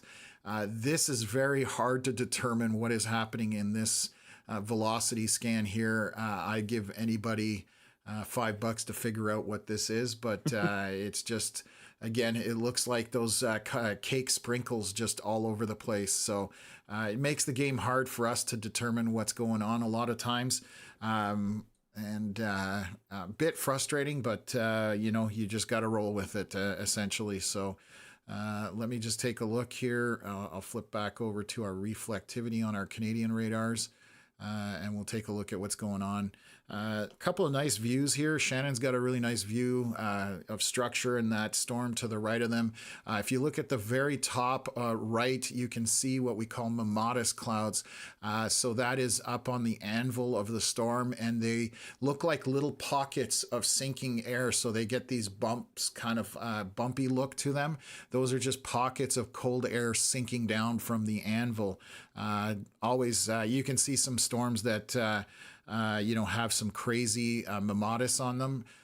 You can see this also on the stream from Curtis and Ricky. You can see some mammatus forming there as well. So obviously in close proximity to each other. And we'll keep monitoring as they drop south to this tornado warned storm back to the south here. In southeast corner of Saskatchewan. And they just tornado warned that storm, Connor. So good call there. This is why Connor's on the team, why we work together. So this is a tornado warning now for the storm that's just southeast of Weyburn. They are updating it. They've put, obviously, tracking a storm that could be producing a tornado. They've listed a whole pile of areas: Weyburn, McTaggart, Sea Ducks, Colfax, Tyven, Fillmore, Creelman, Osage, Griffin, Frode, Estevan. Well, Estevan's to the southeast, so how is that even possible? Yeah, the storm is moving north, and anyways, that... okay, I'm going to make it simpler. Let's just go with this. And this is tracking in this general direction. So if you are north to northeast of that, please heed the warning here. The tornado warned storm is heading in that direction. It does not mean that it's necessarily putting one down right now, but definitely Estevan is not in it. So I apologize for reading that. That does not make any sense whatsoever. So disregard that comment, and then I'm going to look here at rotation just to see, and there definitely is some rotation. It is on the edge of this radar, so I'm going to try and switch maybe to different radar. Both radars are showing the rotation, so definitely need to take caution with this storm. Both of the Canadian radars, one from Fox Warren and the other one from near Regina, are both showing that rotation where we can see these reds and greens opposing each other. And we also have what's called a TBSS on this storm. So that's called a three-body scatter strike, and it has to do when you have heavy hail or very large hail in it. And I'll highlight this. We talked about it on the stream yesterday. So what you're seeing here on the radar representation, that's a three-body or TBSS, three-body scatter strike. And that is just indicative of very large, dense hail. And if you line it up, it comes back all the way to the radar, which is just to the west of Regina. So that storm is between that data, and that's how we kind of know what's going on there.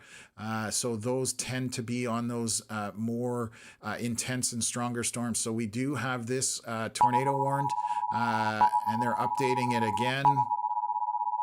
So I'm just going to read what they're saying here. Okay, so they're just tracking a storm that's possibly producing a tornado, obviously damaging winds, large hail. They haven't put any data as to the speed and direction of that, but we will keep warning you folks on it. The storm's back to the east that's tornado warned. I don't see that.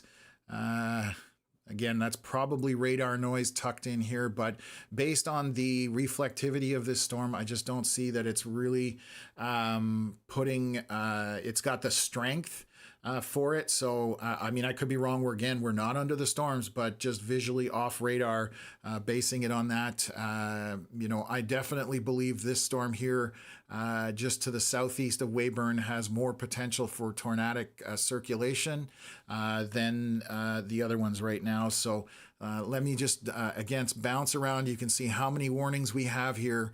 Kind of crazy to see what's going on. Definitely a busy day. So, we're obviously, a severe event was forecast for this, and it is playing out so far. I don't know. I don't think we've had any confirmations of any tornadoes or funnels at this point, but that that could change very quickly. So just going to look at the rotation. Broadview storm doesn't show any real rotation on it, so that is good. And then we'll take a look here. Yeah, the only one that's by itself, it's not in the best air temperatures. That cold front might be catching up to it way too quickly here. I know Jeff made a comment that as the cold front approaches the storm, it can enhance it in the short term, but long term, that's not good in terms of spin. Long term, in terms of if you're in the path of the storm, it's a good thing because it may kill it off. Yes, I was just going to mention there. Actually, it is directly attached to the cold front. If it's going to produce, it's going to happen very shortly, but it's going to have a very short window to produce a tornado if it's going to. So only 20 degrees behind it, and the front is shortly going to undercut that one. Yeah, and it's a pretty potent front as well, so it drops temperature very quickly. So we have another update for this tornado warning to the north. So I'm just going to click on it.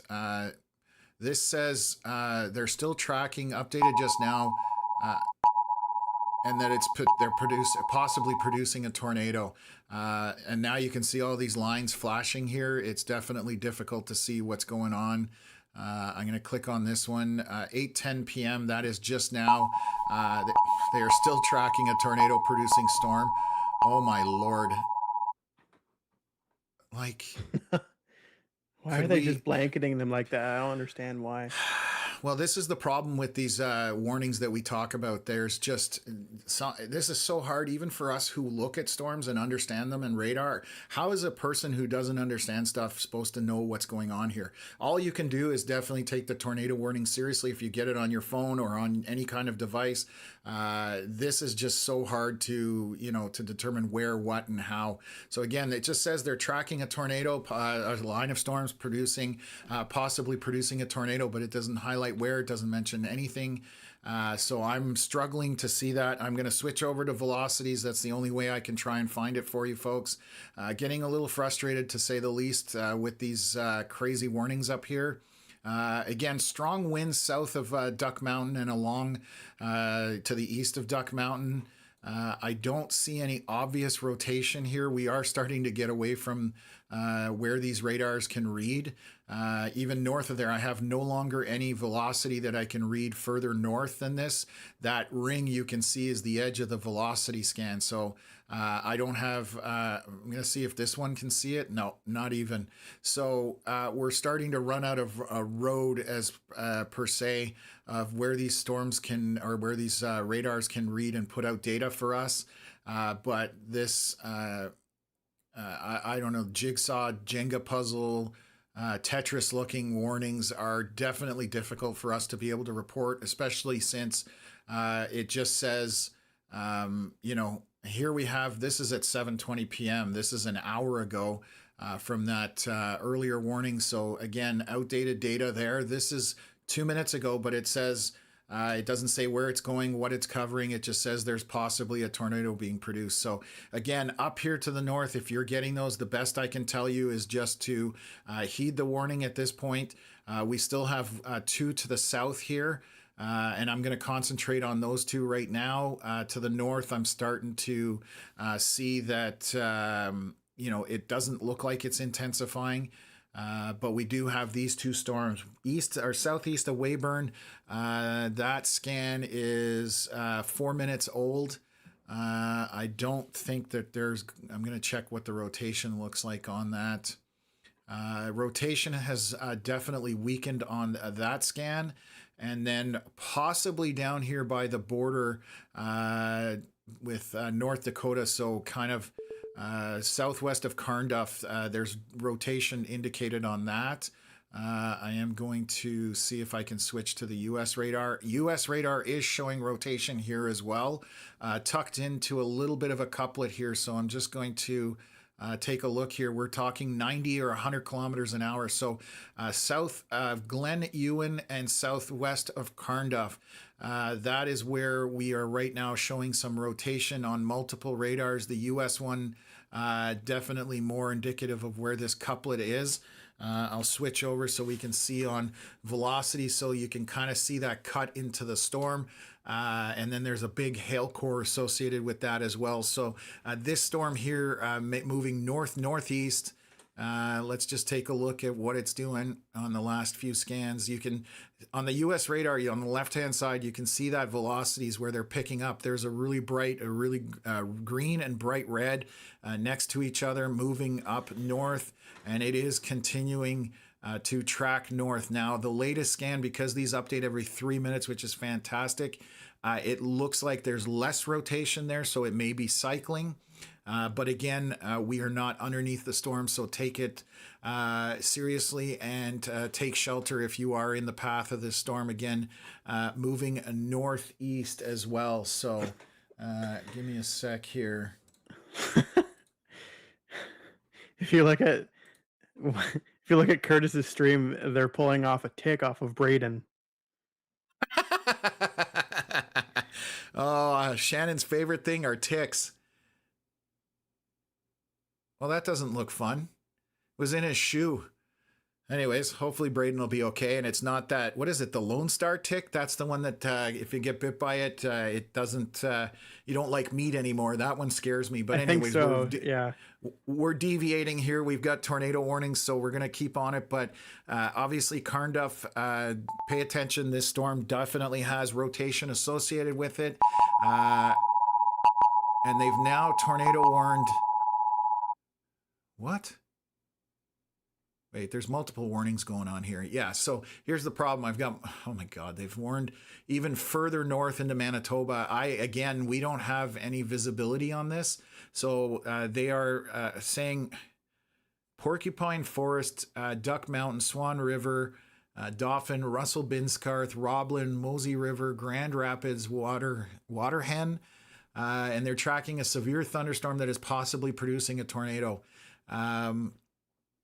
I'm just going to look at velocities up here. That's going to be my game plan. And again, I'll try and pinpoint what's going on. We are starting to get away from the ability, the further we get from those radars, the harder it is for them to read. Again, there's a lot of strong winds here. And again, we're way up here. They've tornado warned here up to, what is this, Grand Rapids? But there's no radar that I can assess here. So I hope Environment Canada has one that they're accessing that we can't see, but I cannot confirm one way or the other what's going on. I don't see anything super obvious. Again, maybe this area in here by Birch Island that could be rotating. So that would be in this area right here. As well. So again, moving northeast from that direction, we have no choice. But if you do get to warn people that if you do have a tornado warning up here in this northern portion, because it's starting to get outside of our range and we don't have enough information on these warnings, if they had like location of the storm and direction and speed, I could probably update you guys. This one is updating. There's some are expiring, some are still there. And again, they have their hands full too, so I get it. But fundamentally, the system needs a change for storm-based warnings rather than this Jenga Tetris looking thing, because on a day like today, it's extremely difficult for anybody to know what's going on. I'm going to try and look back at this storm here by Weyburn. Definitely still some rotation on it, but I'm not sure that that's looking any good. So I'm going to switch over to velocities. This to reflectivity. This is 8:17 p.m. So this storm does look like it's dying out somewhat. So I think the tornado threat may be going down on that storm. Connor, I don't know if you can see that on the screen. I'll go full screen there. But that Weyburn storm, I definitely think is petering out a little bit. It is actively getting undercut as we speak. Yeah. The cold front has caught up. Yep, that's what I figured. Okay, so that's good. So the storm by Weyburn definitely losing the tornado or tornadic circulation potential there. Still take it seriously at this time, but over the next 10, 15 minutes, that is probably going to subside and die down. And then we're going to flip back here and look at the rest of the storms going on right now. And I'm going to bring up our live feeds. I don't know if they're still going yet. So we do have a couple of live feeds going on still. We have Curtis with Curtis Fafford and Ricky Forbes on the right at the bottom there. And then Shannon Bolesky and Jordan Carruthers on the center bottom there. They are dropping south to this line of storms that is currently in the southeast corner of Saskatchewan. They've actually extended the tornado warning further east, which is out of an air of caution, and I understand that. So let's just take a look. So they're listing a whole bunch of places. So I'm just going to point out where this storm is going. I'm going to run the cycle here. Why did that happen? I'm just going to run the cycle and see what... This storm is just moving northeast. Anyways, gonna draw where the storm track currently is on this storm. So it's heading up towards to the west of Kipling, and that's where that storm is tracking. There isn't any real towns or anything in line with our software, so I can't give you any kind of timeline, but that's generally, I just want to put that out there, that is the track of this storm as it's moving. There is a warning to the east, but it's only going to probably clip the very edge of it again. So if you're in the bottom right corner of this warning, you are probably safe, no issues there, because the storm is going to get undercut here very shortly to the point where that potential will go away. So just zooming back out here just to see what's going on. We've got a huge area that that's warned. So they are extending the warning here, it looks like, for this storm to the south. So again, they're tracking a thunderstorm that is possibly producing a tornado, damaging winds, large hail, and locally intense rainfall. I am going to switch over to velocity and just take a look here. They did extend it further north, I believe. I could be wrong, and that's just what they're doing. I do see some higher speeds further south. But that is starting to get on the edge of where the radar can read, so that's sometimes not indicative accurately of what's going on. So again, more warnings up here. Yeah, and I'm gonna show you guys, we have a cool feature on this software. Bear with me for a second. We can kind of play out what's gone on today in terms of storms. So I'll hit this and it will show you where all the warnings have been popping up and all the tornado warnings happened and what we've been covering today. So you can see that there's literally dozens of severe warnings and there's dozens of tornado warnings at this point, or at least a dozen, I would say. So that's what's kind of transpired through the day here as we've moved through this severe weather event. Been quite a bit of work to try and keep up with this, so I appreciate everybody's patience with it. And you know, we're not always 100% on point, but we do our best to track this as best as possible for folks. So again, we're concentrating on this this line here in the southeast corner.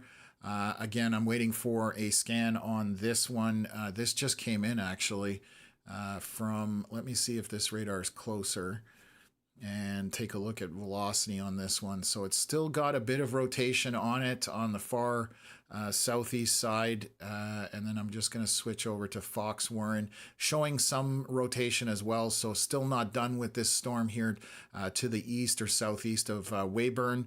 But I suspect that's not going to sustain for too much longer at this point. And I'm just checking on some of the chat in our moderators and chasers and stuff like that, but let's flip back over here and pop off this. So look at this at the north. Okay, tornado warning. So this is 9 minutes ago. Updated, multiple tornadoes are possible along an intense squall line from Lake Winnipegosis to Dropmore. 110 to 130 kilometers of wind, moving northeast at 30 kilometers an hour, up to 100 millimeters of rain and 7 centimeter or greater hail. I'm going to take a look at velocities on that radar and see if I can find what is happening and where. Obviously, these areas where these bright pink or skin tones, those are strong winds. Sorry, hit the wrong tool there. There's 120 kilometer hour winds reading on this. This is far from the radar. It's 15,000 feet off the ground. So we're multiple 4 kilometers up, 5 kilometers up roughly. This one here, 105 kilometers, is at 10,000 feet. So you're about 3 kilometers in that, just over 3 kilometers. So again, a lot of this is aloft. We don't know what's below. Obviously, because we aren't on these storms, but again, more strong winds here by Duck Mountain, showing some 130 kilometer. These are closer to the surface. We are now down to about 4,500 feet, which is just about 1.5 kilometers, roughly, just under that. So these are very strong winds here to the east of Duck Mountain, and they are traveling northeast. So I'm just going to pull up the latest scan just so you can see that. So there are some very strong winds here on this southern portion around Duck Mountain. So I would pay attention to that if you are in that area. There is some rotation as well, but it doesn't. It's hard to say. It's just so far up and away from the radar somewhat.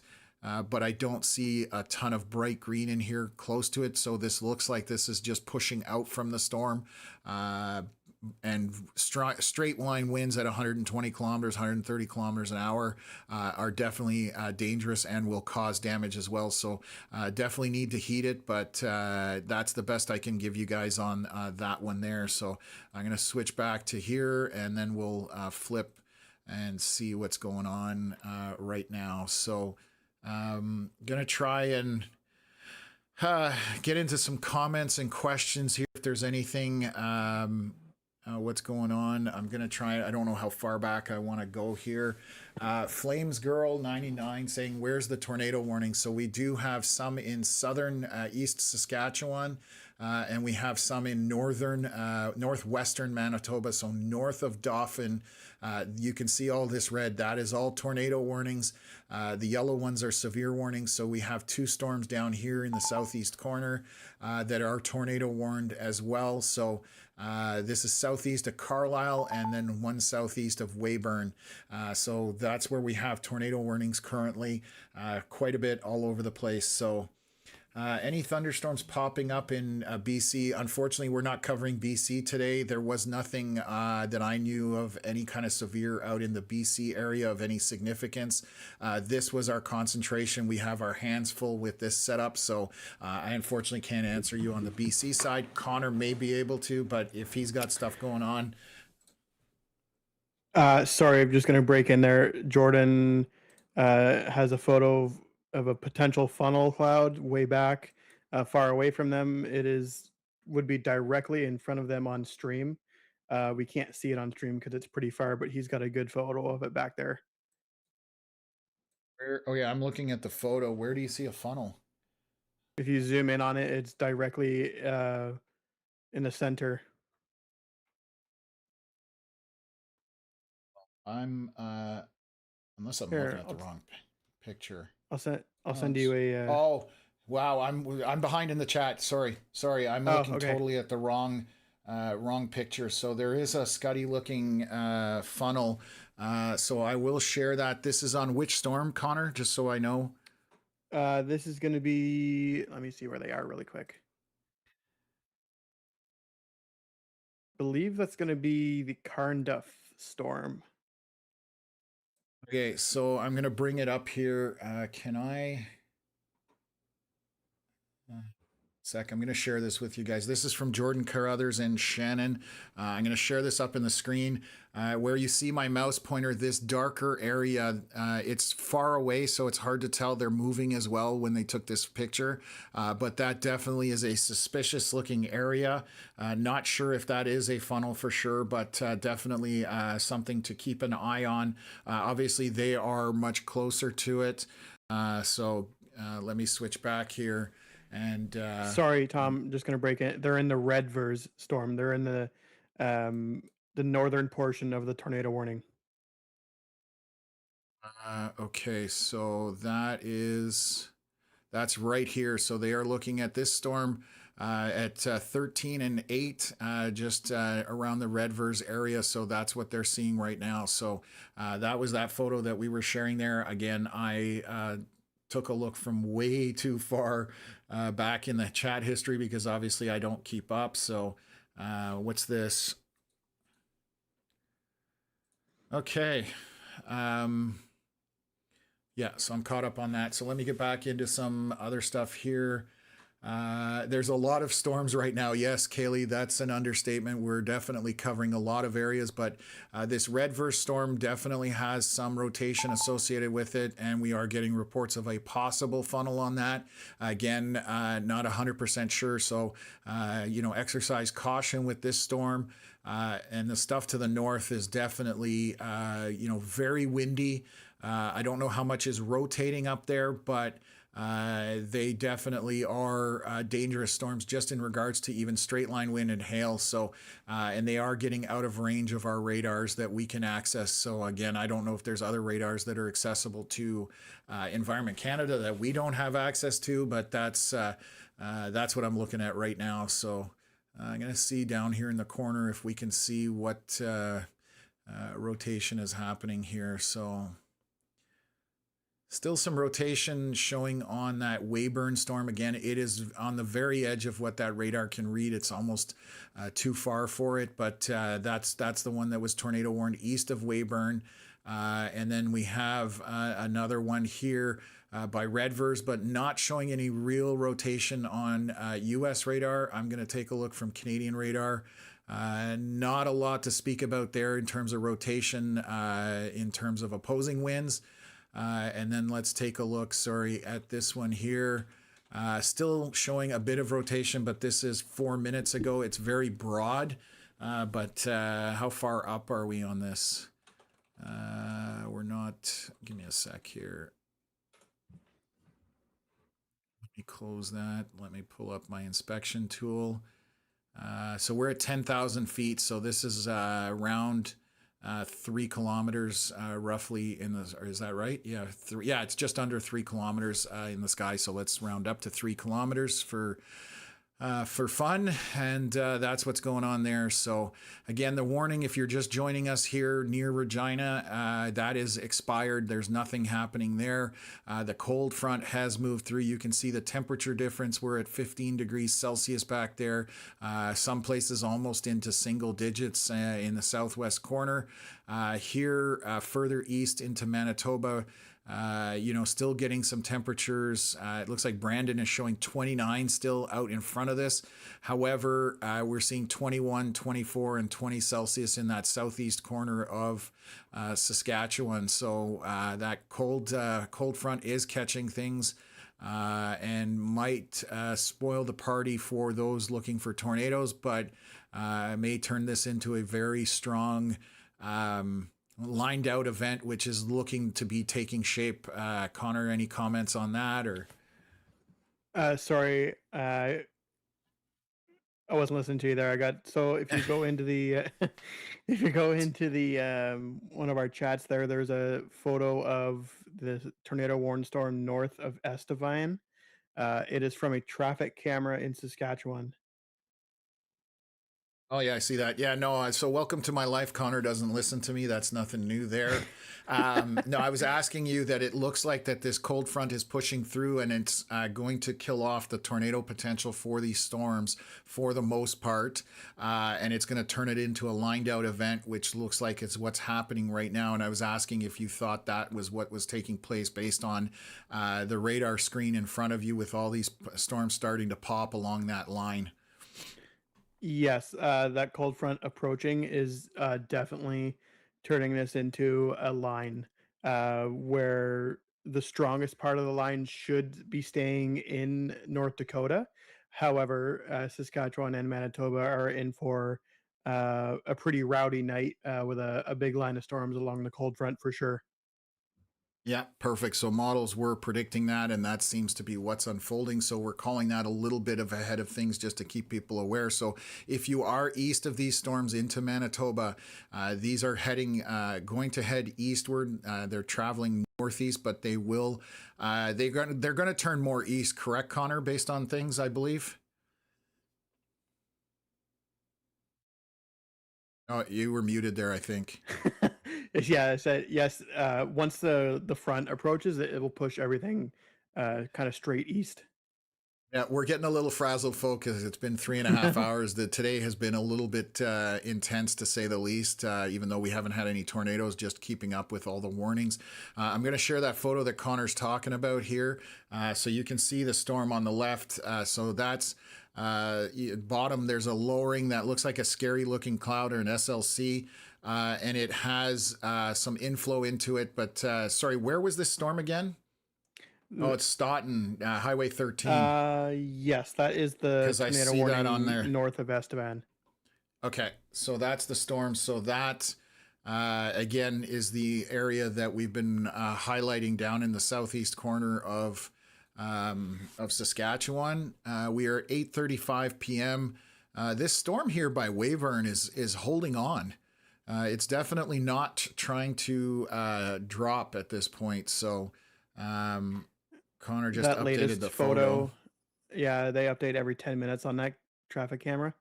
That photo to me looks like it is beginning to die off compared to what the wall cloud looked like in the previous 10 minutes there. Obviously, it's just about to get undercut by the front there. It's literally right beside it. So yeah, it definitely looks a little more ratty or unorganized in terms of Walcott. And I think there was even indicators of it on the previous photo that we shared. But thanks for digging that up, Connor. It really helps get us the information out. I'm just looking here at Curtis's stream. Very interesting sky above them, and obviously quite a bit of precipitation to the right of this camera. Looking back at these storms. So again, the potential tonight, if it is a strong lined out event, we are talking heavy winds.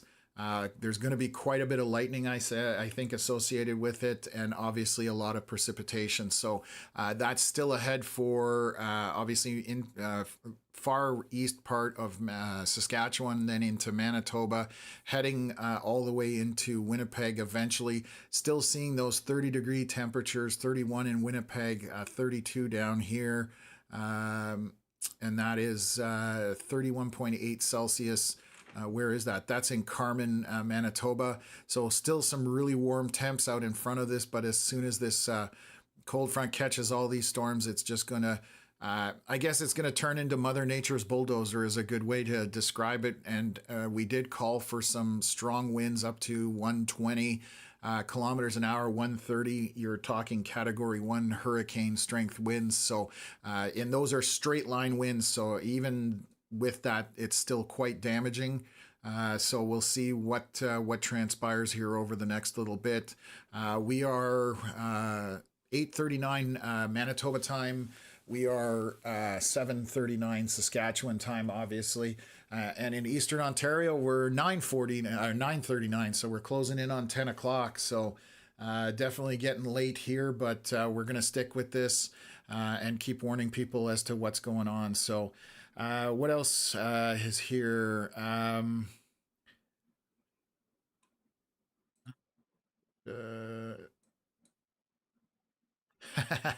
Veronica said we should take a hydration break. I haven't been drinking enough water, so I don't want to get in trouble. I don't even have water with me. Well, you definitely need water. That's one of those things. Okay, what else is going on here? Tom and Connor, break time, eat and drink before it gets worse. Slad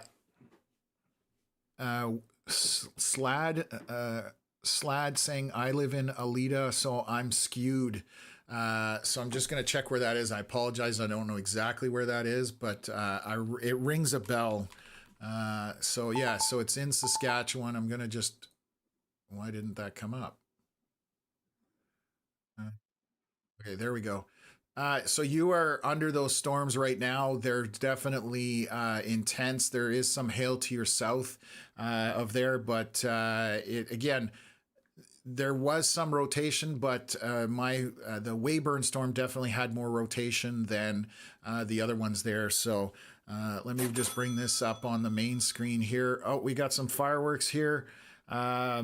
Stefan, thank you very much for the donation. Super appreciate it. Definitely glad you're here, and we're glad you're enjoying the Canadian coverage. So I have switched to a US radar, and so what you're seeing on your screen here, it's tracking rotation. So this is software that detects rotation in storms. It only works on the American radars right now. They may look at it on the Canadian ones. There is a very strong rotation right now on the North Dakota side. It looks like this is North Dakota. Yes, North Dakota, Flaxton. Moving northeast, it will cross into Saskatchewan. I don't know if you're seeing this, Connor, but this is definitely some strong rotation. The software is saying a 62% confidence in this. It's still a beta product, but definitely showing some good rotation there. So that is a strong couplet when we start to pay attention. You can see I'm backing it up here. Those winds are red and green, aren't super bright. Then they starting to brighten up more and more and more, and then that got that detected. So you can definitely see that in here we have a rotation couplet. It is still on the US side, but it is in North Dakota. So that is right in here along 52, basically the last highway before you have to cross into Canada. So it's coming into Saskatchewan if it maintains. The last scan, that does not look as good. There's definitely still rotation there. And here by Crosby, we also have another area of couplet tucked in here just to the southeast of Crosby. So another area we need to pay attention to. That is again to the southwest of Estevan, sorry. And it's moving more northeast, so we'll see if that continues to track up that way. So a couple of areas that we need to pay attention to. And this storm here by Estevan or Stoughton, not Estevan, Weyburn and Stoughton between there, still showing some rotation. This is at elevation. I'm going to see how high up this is. This is 13,000 feet, so we're way up there. But again, that doesn't mean this isn't drilling down closer to the surface. So, yeah, so that's what I'm tracking there. That's what's got my attention. I've just got some comments there. I'm just going to switch this over to see if Canadian radar isn't seeing quite as much rotation, but that's further down. So let's see where the US radar was up at 14,000. So this is 4,000 feet below it on this particular Canadian radar. So it's not drilling down as far to the surface in terms of rotation. Question, Connor, that maybe you can jump on. Question from Chad Stewart asking, can you explain what you mean by undercut with the cold front for us layman people? I'll let you run with that. So when the cold front kind of begins to move closer to the storm, it will take over from the storm and basically just kill it off with its cold air. Not necessarily like completely kill it, but like the severe aspect of it from a tornado perspective goes away and becomes more of a line of storms where a stronger wind threat comes to fruition, and the tornado threat basically ends for sure. Yeah, and the basically the cold air sticks to the surface. So you've got warm air aloft, and this cold air is underneath it, and it basically that's what the storm starts ingesting. And when it ingests cold air, it does start to weaken storms. That's what we mean by undercutting it, because the cold air comes underneath that storm. Okay, so I'm just looking at a few things here. What time is it? 9:42. This is a picture from Curtis has got a picture. Let's take a look back here at the live streams. We've switched over there for a minute. So Curtis has a nice view right now. Switch it up here. This is bit of a wall cloud on that. It looks like it's not as well, it actually looks reasonably well. I'm just not sure about the whole cloud clutter, jeez, around this storm, but it definitely has a lowering on it, so that needs to be paid attention to. I'm going to switch over to Shannon's stream here. They look like they're coming at that same storm, but from a different direction. And there's a ton of Mamatis cloud above there on the top right corner. You can see those lower pockets of cold air kind of sinking down. So those are called, again, I've kind of talked about it, but Mamatis clouds. So a couple of chasers on this from our end. So we're going to keep showing that. And Curtis definitely has a nice view in front of him. Do you know what storm they're on, Connor? And you're muted. You're muted. Keep forgetting about that. It's near Redvers, Saskatchewan. So that's got to be the one that's north of there right now on that Highway 8, or County Road 8, or whatever it is. That's what it looks like to me right there in the center of the screen. Yes, that is correct. Let's see if we see any rotation on it. So we'll keep an eye on it. They've got a good view. I don't see any obvious tight rotation on Canadian radar right now, so we'll continue to watch this with our live streamers. I'll put all three of you up there. Connor's just live streaming from his office, but that wall cloud with that lowering has definitely got a look to it. If you see that. And I'm going to continue to see what's coming from the US as well. Rotation has subsided on the eastern portion. Yeah, they've got a good view of this thing. I don't know what it's doing, but there's definitely scud being sucked up into that storm. So updated location for them would be Alita, looking towards Alita, Saskatchewan. Oh yeah, so that's the southern. Okay, so that's not that one. Alita, Saskatchewan. Let me pull it up on radar just so folks can see. That's this storm right here, 601, and that's right in that southeast corner. And again, this is moving northeast right now, so it is heading up to Redvers or to the west of Redvers a little bit, but it depends how it tracks. So let's take a look here. Take a look at velocities. That's from the US radar. I'm going to switch it over here and just take a look at what Canadian radar. Bit of rotation on it, definitely a couple pixels in there. So nothing tight, nothing overly exciting at this point, but that's the storm that they're on. So we'll continue to stay with this one. I mean, the view on Curtis's stream is definitely, looking good. From a wall cloud perspective, and you can, I believe that's a clear slot you can see cutting in the backside there on that stream. Sorry, it's a little shaky. They're on a dirt road right now, but we're going to stick with this image here and see if this tries to do anything. So definitely getting a good view here. So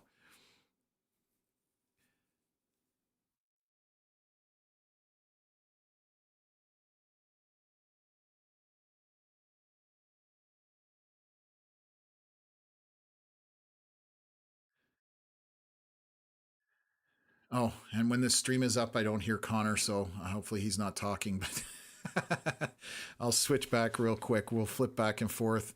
Oh, Connor's disappeared on me. Oh no, he's still there. Okay. Are you seeing that on the stream for Curtis? Yes, I am. It is going into some better wind shear currently. And that, as I was commenting, that does look like a clear slot cut into the backside of it on the video there. So yes, it is definitely. yeah, so that clear slot is indicative of RFD, which is rear flank downdraft coming down the backside of the storm and then kind of wraps around that front edge and helps to get that rotation going. So this storm, that looks like a funnel on the backside there. Do you see that? Let me just see here. It could be wrong, but I'm pointing. So just to the left of the road, there looks like there may be a shear funnel up there, but this is a very a strong storm indicative of it trying to rotate. So we're going to keep an eye on this. I'll bring it back so that we have Connor in here in the conversation as well. So we have obviously the view from Shannon's, but Curtis definitely has a beautiful view of this storm with Ricky Forbes. So we're going to stick with that. And again, this is for Alita, Saskatchewan. So if you're anywhere in that area, pay attention. It is moving northeast, so that would track kind of to the west or into Redvers and on from there. So we just lost Curtis's feed there. Hopefully it comes right back. Just gonna see if it just needs a kick. Oh, there we go. It heard me. So we're going to keep an eye on this storm. You can definitely see that bright spot on the left-hand side, kind of center and left. That's your clear slot kind of cutting into the storm, which is where that RFD would be coming down.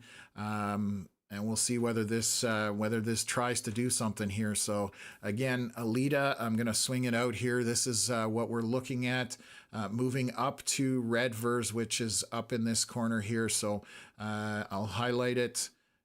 That's the storm that we are broadcasting here on the two streams. Again, the one you see from Curtis, that's the storm. They're right underneath it essentially right now. So we'll see what happens here. It does look like the wall cloud's getting a little bit ratty or disorganized, but you never know what can happen. So I'm going to pay attention here. I'm just going to literally while I was talking, I was going to check on this. This is the Weyburn storm, so I'm going to bring it up.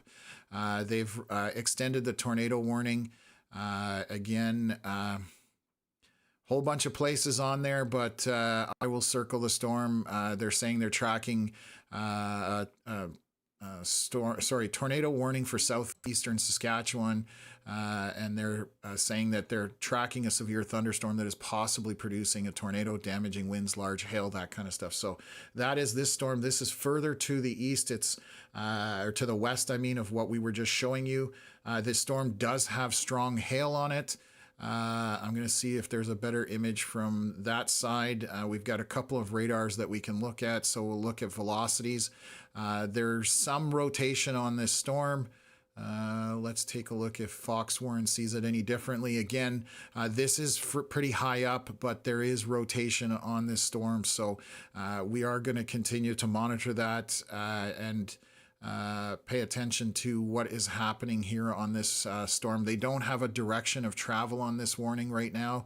It was just updated 2 minutes ago, so we'll see if they put one out with a little more information so we can kind of pinpoint. But those were moving at a northeast easterly direction, so I'll just track it here from the local radar. So it is still going northeast. It did turn a bit right. So this is turning a little bit right and heading more northeast towards Kipling. So this storm is still tornado warned. And then we do have this one back by Alita. And we have our chasers on that, so I'll bring that back up just to see what's going on. So on Curtis's stream here right now, definitely that wall cloud is disorganized at this point. I don't think there's anything imminent at this moment, but definitely need to pay attention because it is still drawing up all of that scud into it. So we will watch that. So again, that is the Alita storm. And then the other one that we need to watch is over here just to the north west of Stoughton. There is quite a bit of hail. It's over Hayward and heading up towards Ocean Man in that general direction at this point. So that's this storm is somehow still maintaining some good intensity, even though that colder air is threatening it.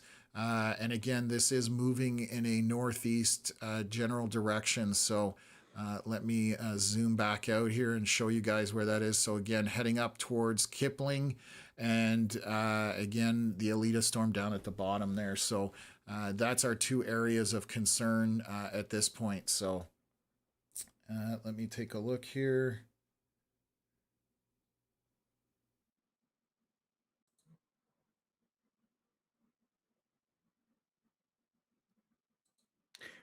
Just a little quick update we have some locals in the chat there. It is pronounced Alida, not Alita. Alida. Alida. Okay, good to know. Alida. So there you go. I'm learning names. Again, I try and not butcher them too much, but I thank you very much for putting that in. It definitely helps us out to pronounce it better for locals so who understand that. So Alida. So there you go.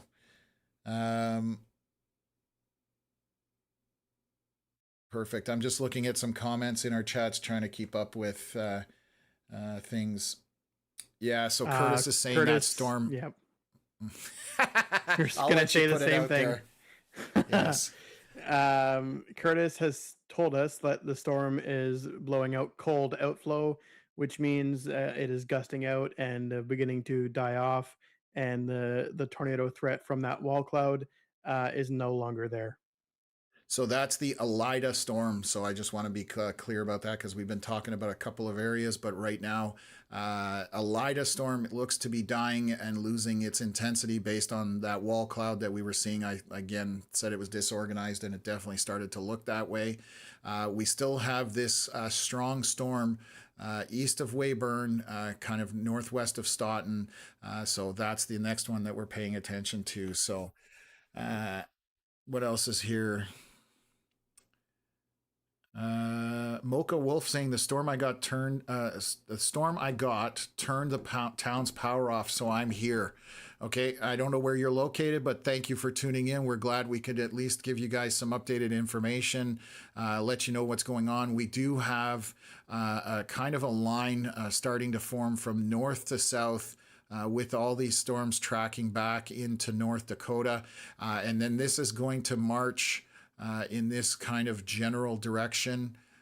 It may turn more eastward as this progresses, but basically this line is going to make its way, and it's even further into the U.S., so we're not seeing all of it. It continues down here, so we'll still march up into Winnipeg, but hopefully by the time it gets to Winnipeg, it will have lost some of its intensity.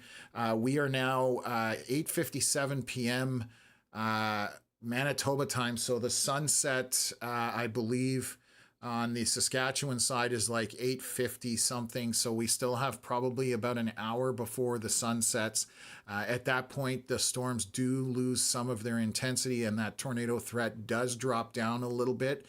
So that is good news in regards to the tornado threat. Excuse me. Um, I'm just going to jump in really quick. I believe that Stoughton tornado warning storm is likely going to get their tornado warning canceled soon. It's now okay. behind the cold front. Yeah, so I'm surprised it lasted as long as it did totally. So Yes, me too. um, it's definitely what's the word I'm looking for? Time is running out for that storm in terms of intensity, if it's going to ramp up or do something. I'm trying to figure out where Shannon is. Look at the view on Shannon's side of things. She's got a bit of a wall cloud happening here. The rest of the storm doesn't look super organized. This is Shannon Bileski and Jordan Carruthers. Definitely on a storm here. So I don't know if you can pinpoint them, Connor. I'll come back here so you can comment. But do you have any idea where they are? I do. They are just north of Elida. They're looking at that same spot that Curtis was. However, Uh, Curtis and his team have left that storm. They are bailing further south. They're going to end up in North Dakota pretty soon. So that's that front edge of that wall cloud. So it looks different from this vantage point. However, as we were underneath it, we definitely saw that this was not organized in a way that was very threatening. Obviously, a lot of precipitation with this, some hail in it and strong winds. But nothing that's getting too dangerous at this point for rotation. And again, we're going to pay attention to our next scan here I'll bring it up on our other screen here. The storm northwest of Stoughton. We're going to pay attention there. We are 7 minutes into an 8-minute cycle, so hopefully the next scan will come up. And we'll see if there's any velocities on this storm still where we have rotation happening and that kind of stuff. Got a comment in here from Ethan Wayne Audette saying, I've never seen tornado thunderstorms before. So these are tornado warned storms. Obviously, no tornado has been produced yet today. I don't even think we've heard of a funnel that I'm aware of, but this is kind of what leads up to them. Unfortunately, if you are looking to see a tornado, the storms right now are not producing what was expected based on models. We definitely expected some strong tornadoes today. It's still something could happen, but as we get closer to dark, that definitely starts to dwindle. So what else over here? Laramida weather. I thought about driving out from Alberta for these 2 days, but by the looks of things, I'm kind of glad I didn't bother. Well, with the price of fuel today, yes, definitely. Storm chasers are being far more selective with their gas expenditure because and where they storm chase. So yeah, definitely today is underperforming somewhat.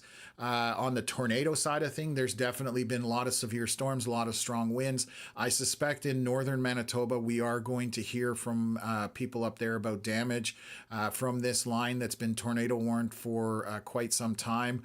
I suspect there's definitely reports out of there that are going to show damage. Just looking at this storm, still intense hail core on this one here to the north of Stoughton. And just looking to see on velocities, there's still, oh no, wait, let me just flip here to the split screen just so I've got that. Let me draw on this side here. So we have sorry, go ahead, Connor. We have the locals are back in the chat. It is pronounced Stoughton, not Stoughton. Perfect. I'm screwing it all up. So yeah, thank you again. It's almost like I should go through and get a how to pronounce this kind of thing. Put it on our web pages before we cover an area. But Stoughton. Okay, so that's what we're talking about now. There's definitely some strong winds aloft here. They are way above the surface, but definitely still some rotation on this storm. Again, that's there. So thank you for updating us. Appreciate that as well. So. Um, We'll continue to monitor that particular storm because, again, it does show rotation. It does have a strong hail core on it, and it seems to be the strongest game in town right now. I am going to look from the North Dakota side to see if anything jumps out at me. There is a bit of rotation here southeast of Estevan, so I'll flip on the velocities in there. Quite broad, but the software is kind of pointing this out. And this from that radar looks to be 7 or 8,000 feet off the ground, so a mile and a half, so about 2.5 kilometers roughly in that range. So still quite a bit off the ground, but still an area to be concerned about if there's rotation at this point in this kind of environment. So we will track that and then take a look at things.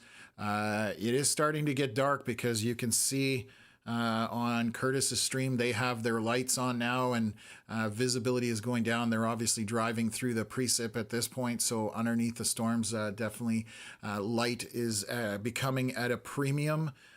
So we will continue to track them if they get us some views. Shannon's got a really nice one again, just really nice structure on the storm.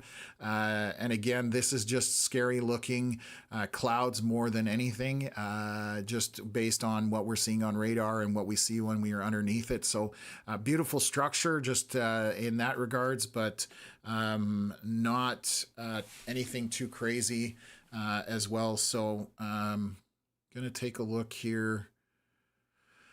What have we got going on? Switching radars. Going to reflectivity. Yes. Okay.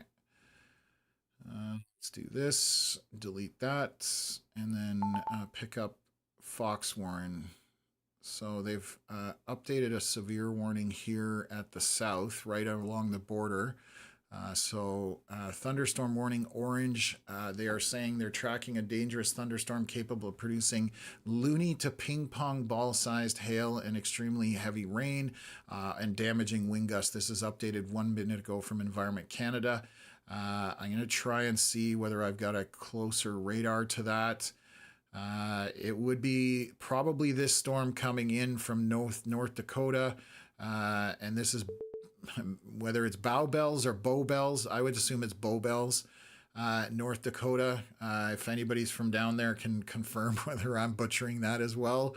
But that is heading north, coming out of North Dakota into the southeast corner of Saskatchewan. So what else is here? BMAC, wow, 30 degrees Celsius east of the storms, 13 Celsius to the west of it. Yes.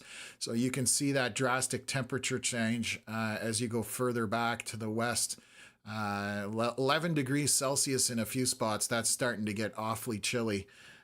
So yeah, definitely not fun. What else is going on here? I feel bad for the U.S. chasers that we know of. They probably didn't get anything, and that will scare them away from chasing in Canada for a long time. I'm honestly okay with it because I enjoy, one of the things I do enjoy about chasing in Canada is the fact that there's not as many people on there. Chaser convergence in the U.S. is out of control right now. You can see many photos of storms where you've got 1,000 vehicles on a particular storm. That just, it loses its fun at that point, and I don't know what the answer is because everybody has a right to be there, but obviously it's less fun. So I definitely like to chase secondary targets on days that are going to have a lot of people people out there, or a lot of chasers out there. So Steve saying town names around here are tough to say. No harm, no foul. And yeah, I have fun with it. I'm happy to learn, and I'm glad when people correct me. Wow, that line is starting to form, Connor. Take a look at this on radar. So a very obvious line forming here out of this whole entire system. Yeah, it's going to be a big buzz saw going through. kind of arcing down like this. So that's what we're seeing. And again, it will turn more east, but currently tracking northeast. So I'm hoping that's all the tornado warnings to the north being dropped. That's my wish. So we've got 3 of them flashing here. So that 9:06 p.m. updated just now. They're still tracking a tornado, a storm possibly producing tornadoes. This one says expires in 1 hour, but again, usually, again, I've been saying this, when you have a tornado warning, it says color red, impact extreme, very high, and expires in 1 hour. But that middle one, for some reason, just keeps showing like it's expiring. But so they have now issued 3 tornado warnings for these storms up here. I am going to look at this one here. This has a kind of an interesting look on it. Again, we're far from the radar, and we've got a lot of radar noise, but I'll kind of highlight areas that have my attention. I don't think this is doing anything, but this particular area here, kind of back again to the southwest of Duck Bay, that would be one area that I would pay attention to. And then there's a large hail core up here, but this is starting to get out of the range of the radar up in this area right here. Heading kind of to the south of Grand Rapids. So I'll back that out. They've just updated all those tornado warnings up there. So continue to exercise caution up that way. And then, you know, if you need, you know, if you are in those and taking shelter, definitely use the basement if you can. And if not, get as many walls between you and the outside as possible.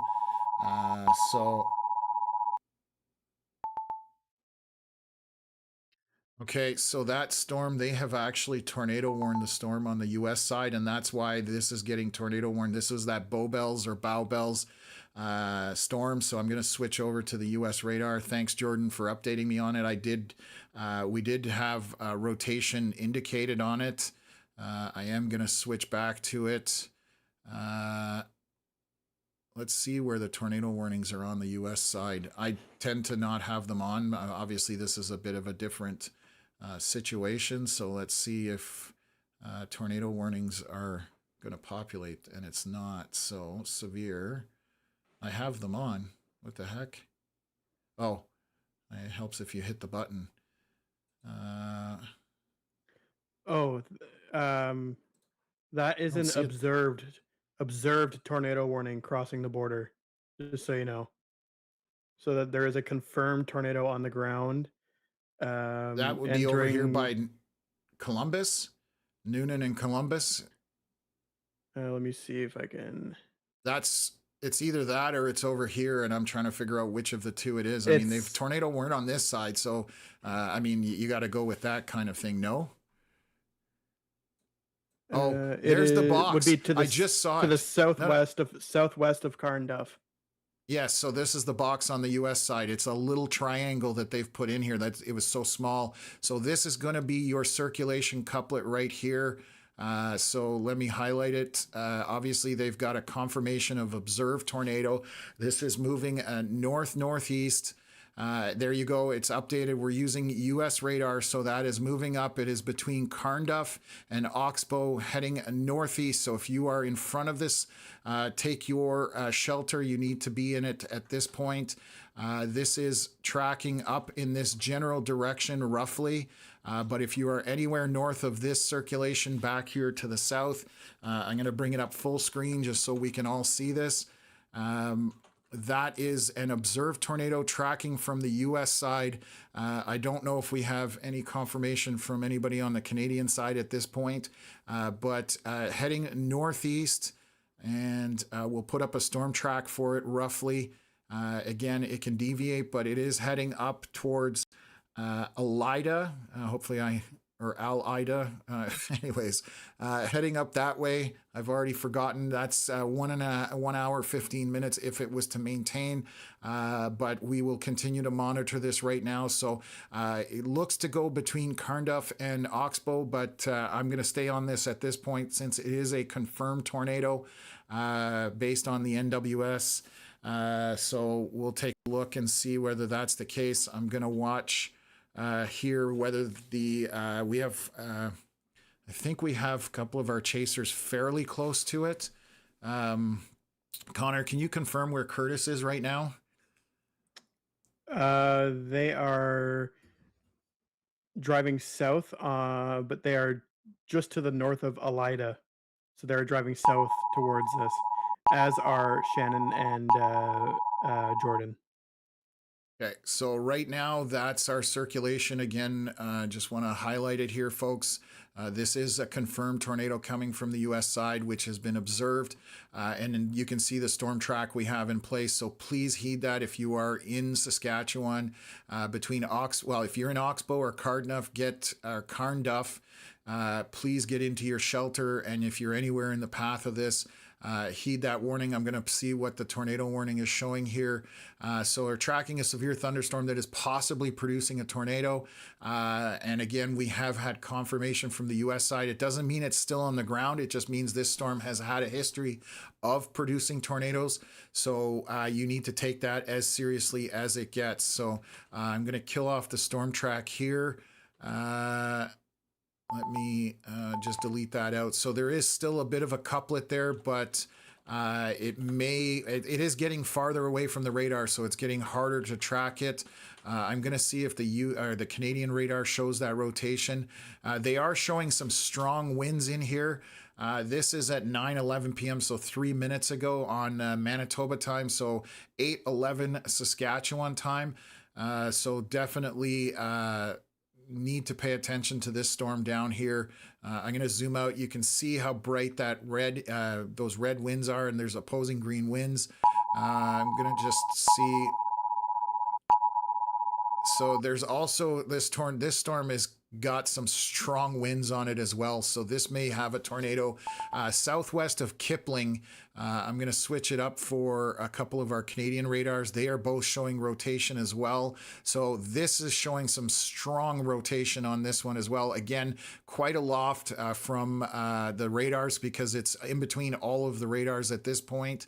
But this storm to the southwest of Kipling, let me see if they've put anything, just saying that they're possibly producing a tornado. So 2 areas of tornadic circulation that we are paying attention to back there, and then south by the border here, again between Carnduff and Oxbow. So pay attention, get into your shelter if you are on this one. Again, we did have a confirmed tornado on the ground on the U.S. side.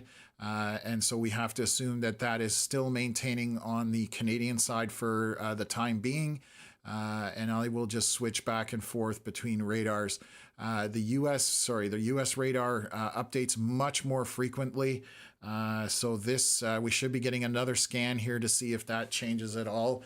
But again, where we have this area highlighted here, that's where the couplet was. We're going to see it move kind of off to the northeast here on the next scan, which should be at any moment. So I'm going to stay with this radar for now.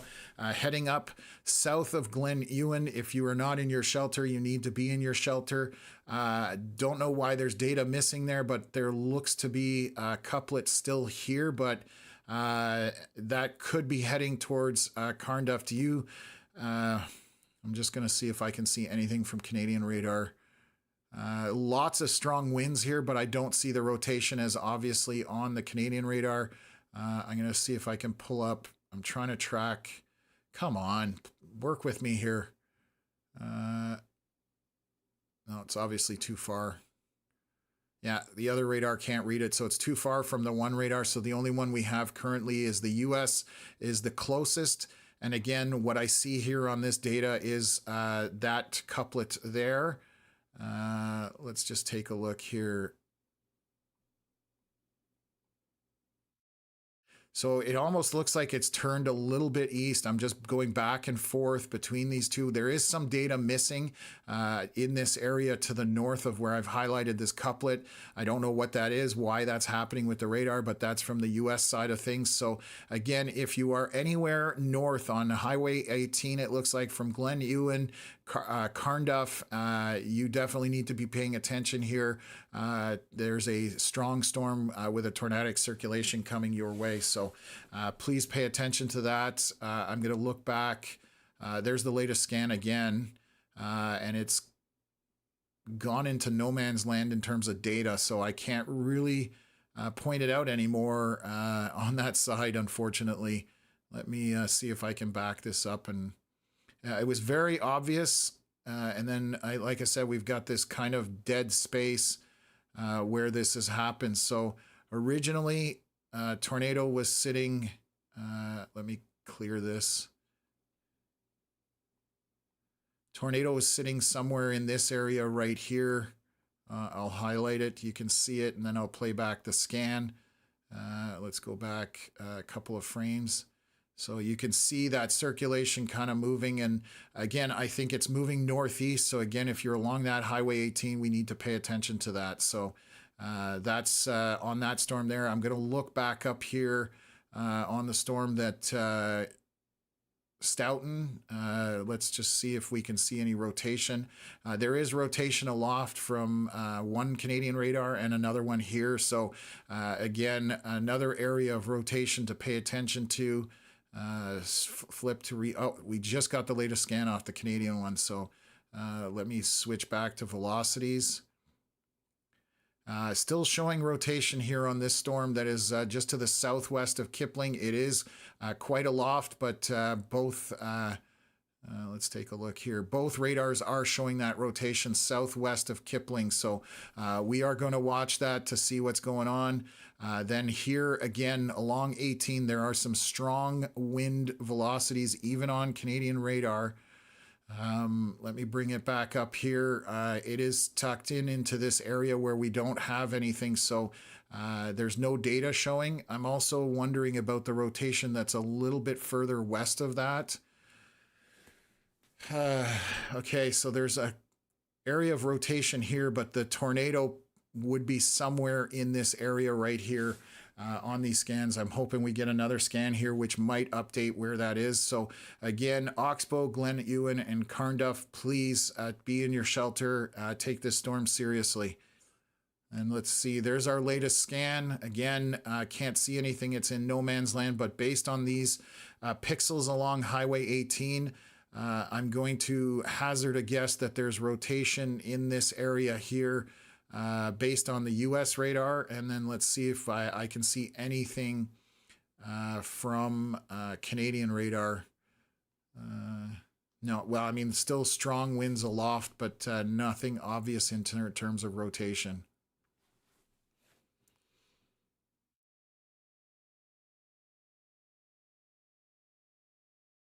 Okay, what have I got here?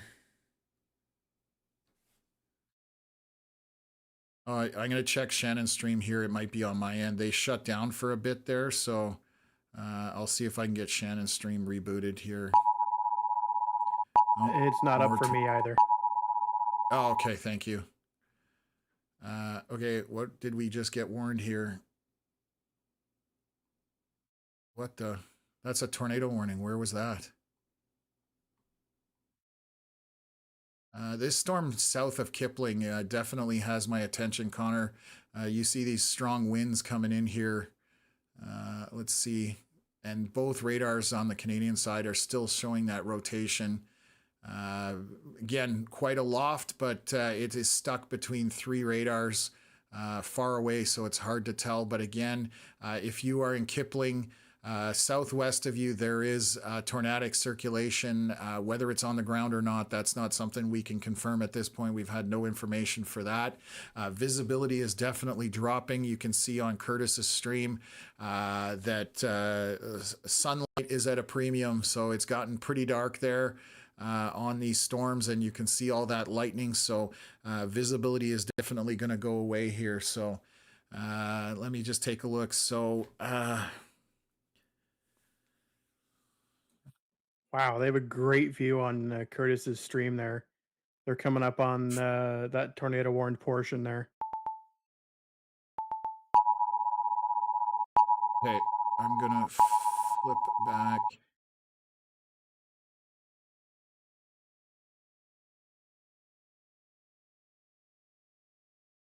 I'm bringing it back here. We'll keep an eye on that. So the warning that just came up here again has been updated. Again, for that area that we've been tracking, this is 8:21 p.m. Central Standard Time. Environment Canada issuing a warning on that for possibly producing a tornado, and that's back here in the southeast corner of Saskatchewan. You can definitely see a tight area of rotation here. They've also updated something else, so I'm going to try and zoom out here quickly. I didn't see it, but again, just on U.S. radar, I would think there's something happening here. Southwest of Kipling again, there's a very strong couplet signature there. I would be betting that there's a tornado or something happening there. I cannot confirm it, but if you are north and east of this, please heed this warning. Canadian radars just unfortunately are far away from this, and they haven't, when did they update? 6 minutes ago. So these scans are still old, whereas the US radar is showing something much more current.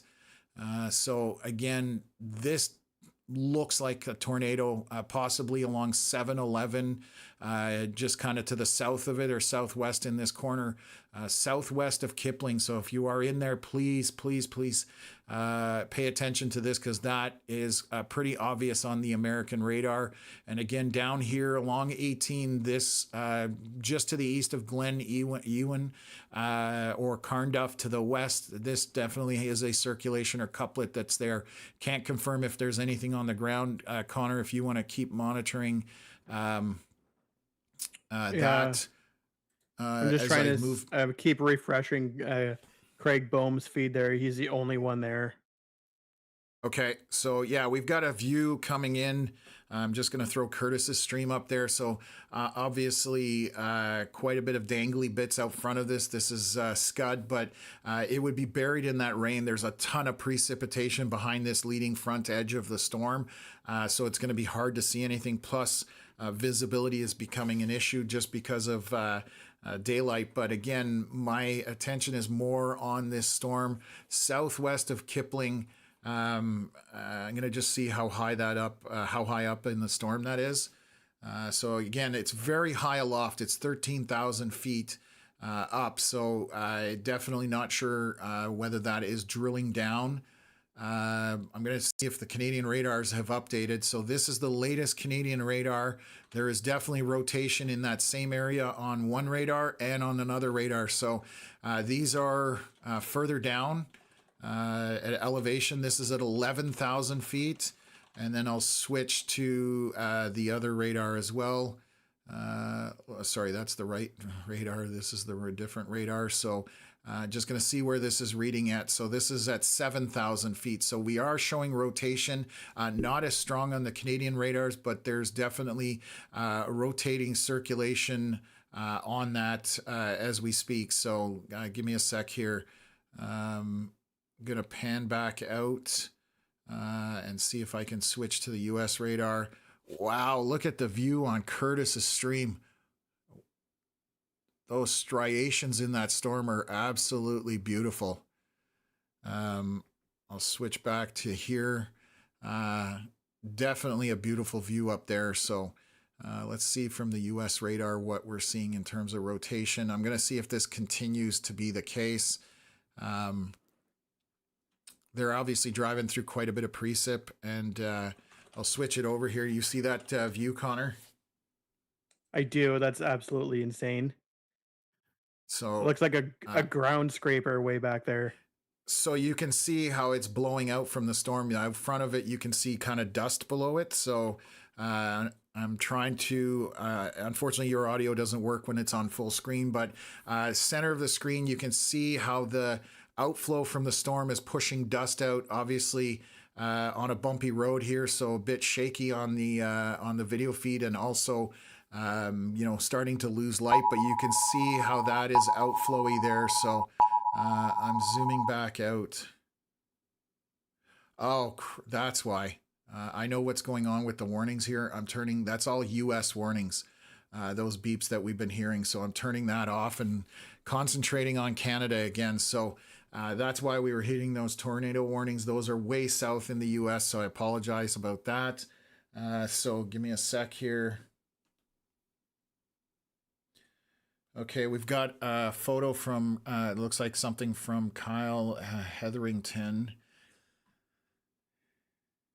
Wow. Okay, yeah, bringing this up on stream. So let me back this up, share this. This is on the same storm that we're seeing on Curtis's stream. This is Braden and Kyle. So I'm going to play that. Thank you for allowing us to share this, Kyle. Again, we did talk about Kyle Hetherington earlier on the stream, but you can see the beautiful structure on this. This is definitely an outflowy storm. So what it means is the storm is somewhat dying. Doesn't mean that there's not a circulation in there, but it's gusting out, and that's what's pushing all this cloud out in front of it. And you've got the warmer air and colder air, meeting. So this is what's causing that. So beautiful video there. Thank you again, Kyle, for sharing that. That is Kyle Hetherington. He goes by BTK_weather. You can find him on X and again on Facebook as well. So Big Time Kyle is one of his nicknames. So that's what he goes by. He's a funny guy. Yes, he is definitely an entertaining individual. So let's zoom back in here. Again, I still would think Elida to the south of you, there's definitely a circulation. I am going to highlight it up here. I don't know if we have a tornado on the ground or not, but that would be the area specifically for this particular storm. Again, moving northeast, kind of along 318 at this point. And then we're going to zoom back out and look at this storm back by Kipling. I mean, everything I see tells me something is happening southwest of Kipling. I'm going to switch to our Canadian radars. They are 6 minutes old, these scans, so they're further southwest than the U.S. radar, but again, showing circulation on that area. So if you are in Kipling, definitely pay attention, get into your shelter, basement if you can. And if not, as many walls between you and the outside as possible. Bathtub in a bathroom is always a good thing, and with a bed or something on top of you for protection. So this definitely is a strong signature up here. It is far from the radar, but again, this could be drilling down to the surface through that storm. So those are our two main areas of concern right now. I'll put them both on the screen and highlight them. And we are going to stick with the US radar because it does update much quicker. So for now, that's what we're going to do. And then just going to kill off that left side there and close this and just kind of move it around. So we'll see what's going on here. I don't know if there's...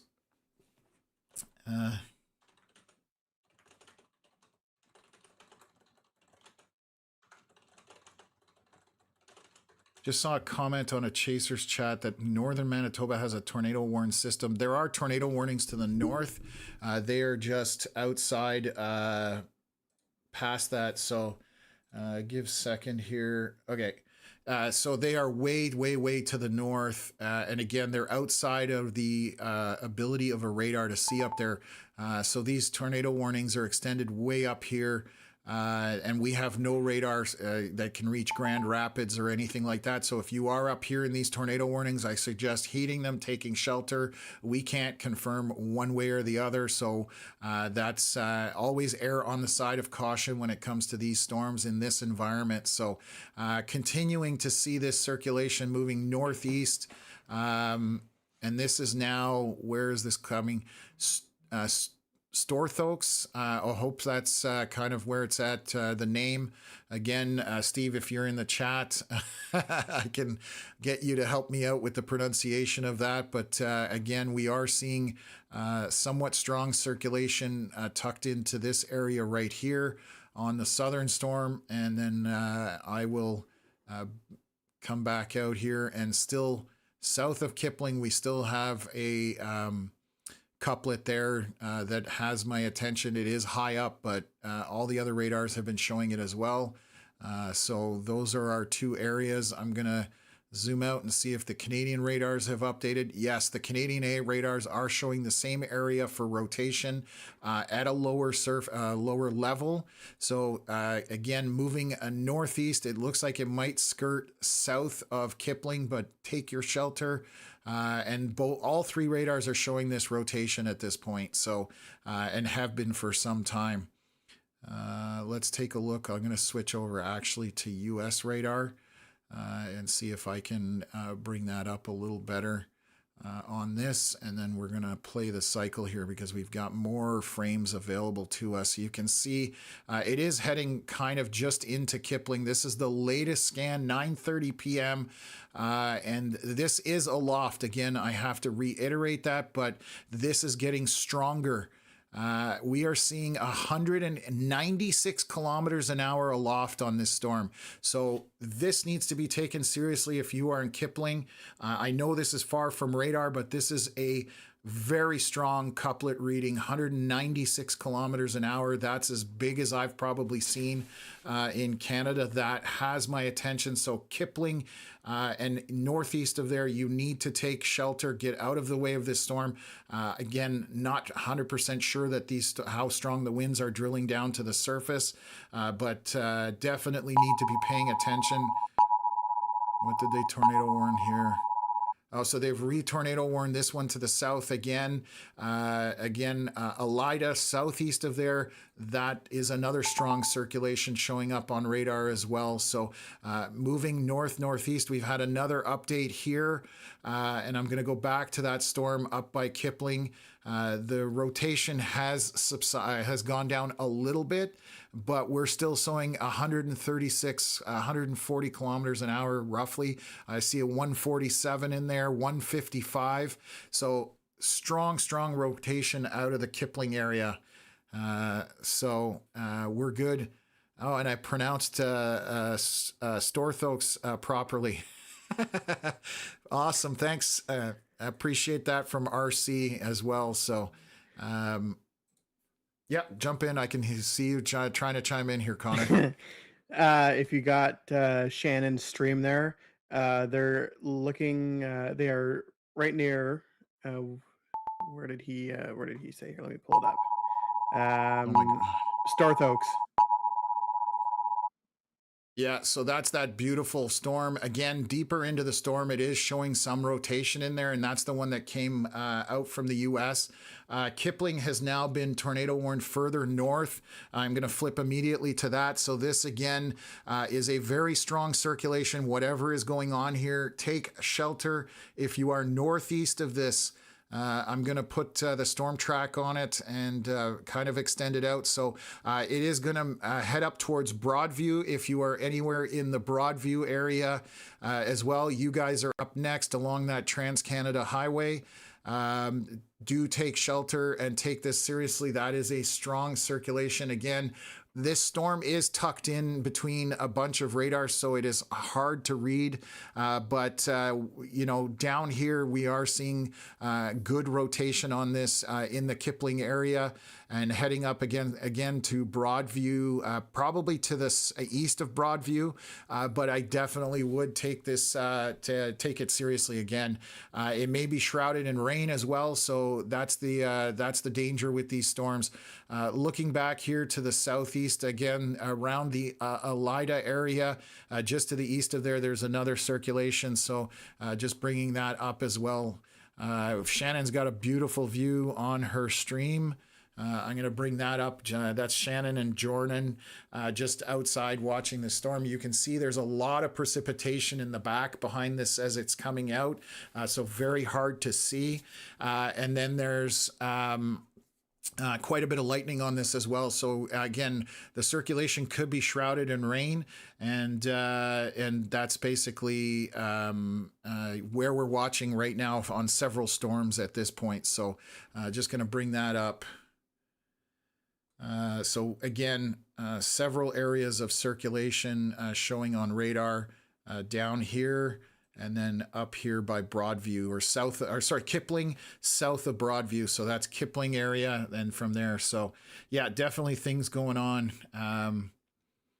Fox asking what highways are near the Kipling area. So let me pull that up. I'll zoom in here, kill off the drawing.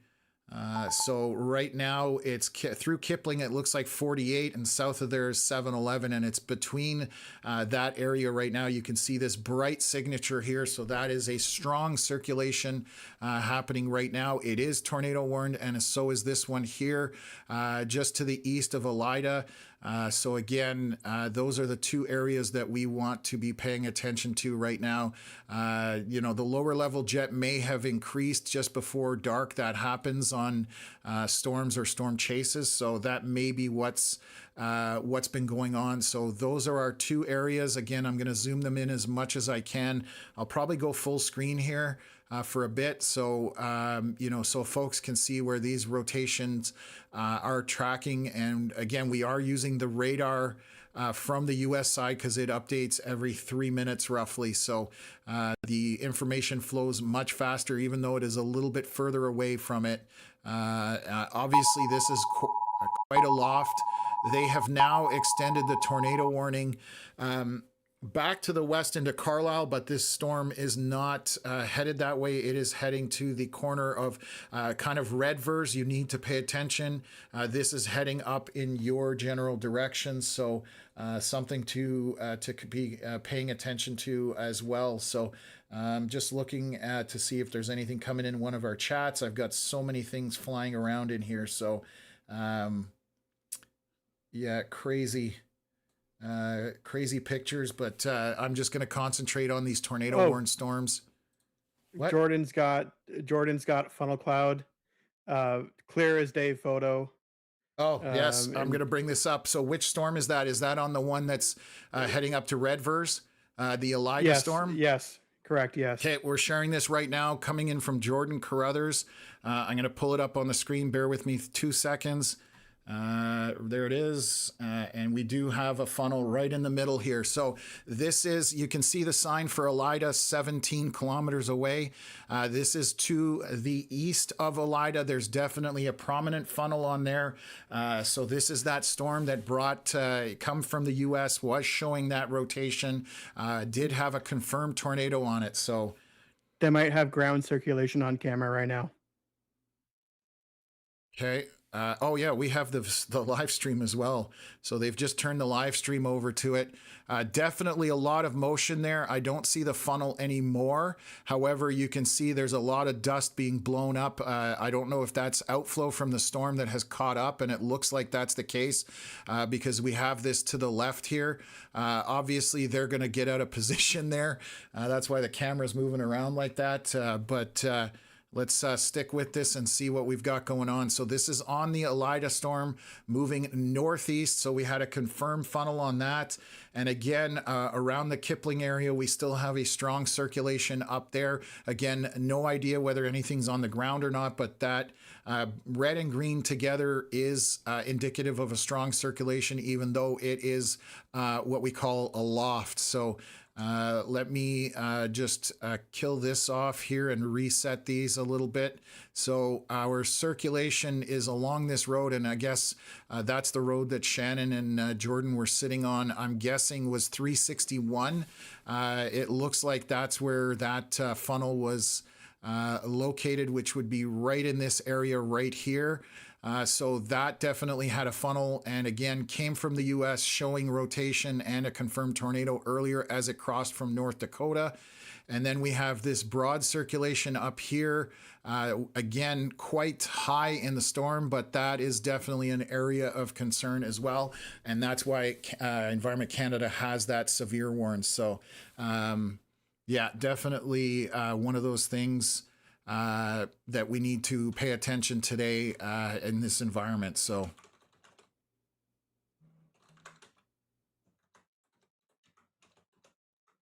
what else? I guess I'm just checking on chat whether there's any questions here. So this is all in Saskatchewan. So again, if you are just jumping in, southeast corner of Saskatchewan, south of Kipling, and then this one is east of Elida in the bottom right corner of your screen here. I'm going to zoom into it. So a little bit there. So both orange areas are the places for rotation. I'm going to keep an eye on our live stream. We did show just now a funnel which potentially had some circulation on the ground. We cannot confirm it, but again, a history on this storm of producing coming from the U.S. side. They did have a confirmed tornado crossing the U.S.-Canada border into from North Dakota into Saskatchewan. So again, I don't think there's any other areas I need to pay attention to. Connor, if you can take a look while I continue to update folks here. Again, just south of Kipling, we are showing this rotation. It's been consistent on here. I'm going to take a look to see if Canadian radar is showing the rotation as well on both radars, south of Kipling, along with the American radar. So, yeah, definitely getting dynamic here in terms of towards the end of the day. In terms of daylight, you can see on the live streams that things are getting dark out there. This is where that visibility starts to be an issue. And our cameras will definitely have a bit of an issue trying to see what's going on. You can see the wipers on that screen, and the reason why is that Ricky has some very big lights on that truck that can light up things very well and efficiently. I have the same thing on my storm chasing truck, and they are phenomenal in this type of situation. Excuse me. So let's come back to the radar screen here. Again, pointing out Kipling area, and then east of Elida. That's where we're talking right now. Is there any other areas, Connor? No, those are the only two, the Kipling one and the one where Jordan and Shannon are. Okay, while we're waiting for the next scan here, the U.S. radar, again, 3 minutes, so we should see a new scan here updating from the U.S. radar. And I'm going to see, it seems to not be reading in this section here, so I'm just going to flip over to reflectivity and just see what we've got over there. So it's on the very leading edge of that line of storms moving kind of northeast and east. On the southern corner here. So we'll take a look and see, if that velocity signature is staying there. Around the Kipling area, it is definitely staying there. There's less rotation showing here on 361 where we had it earlier. So it looks like this may be gusting out. I'm seeing a lot more red. So they've just, they're updating the tornado warning here. By Environment Canada. If they've listed a whole pile of areas in there, just saying that there's a possible tornado as well on this storm. We've been updating you folks on this, so this did have a funnel on it. We got that from Jordan Carruthers and Shannon Bolesky, so appreciate you guys sharing that.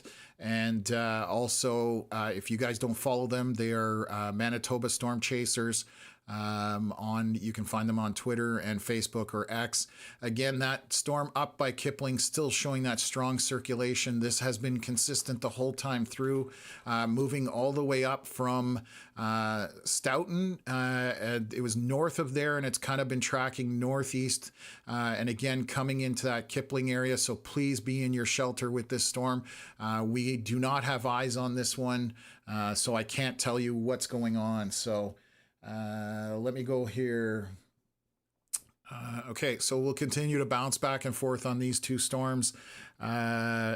What else have I got here? Does Estevan look bad? Right now, no, it's just storms.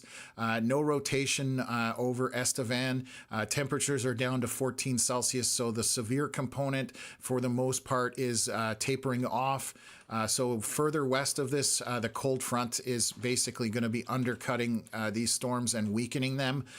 So it's basically from the Saskatchewan border east into Manitoba. That's where our danger is with this line of storms that is developing. But we are currently just monitoring these two areas of rotation. Obviously, the one to the south, east of Elida, much smaller area of rotation, and I'm honestly thinking that that is over with.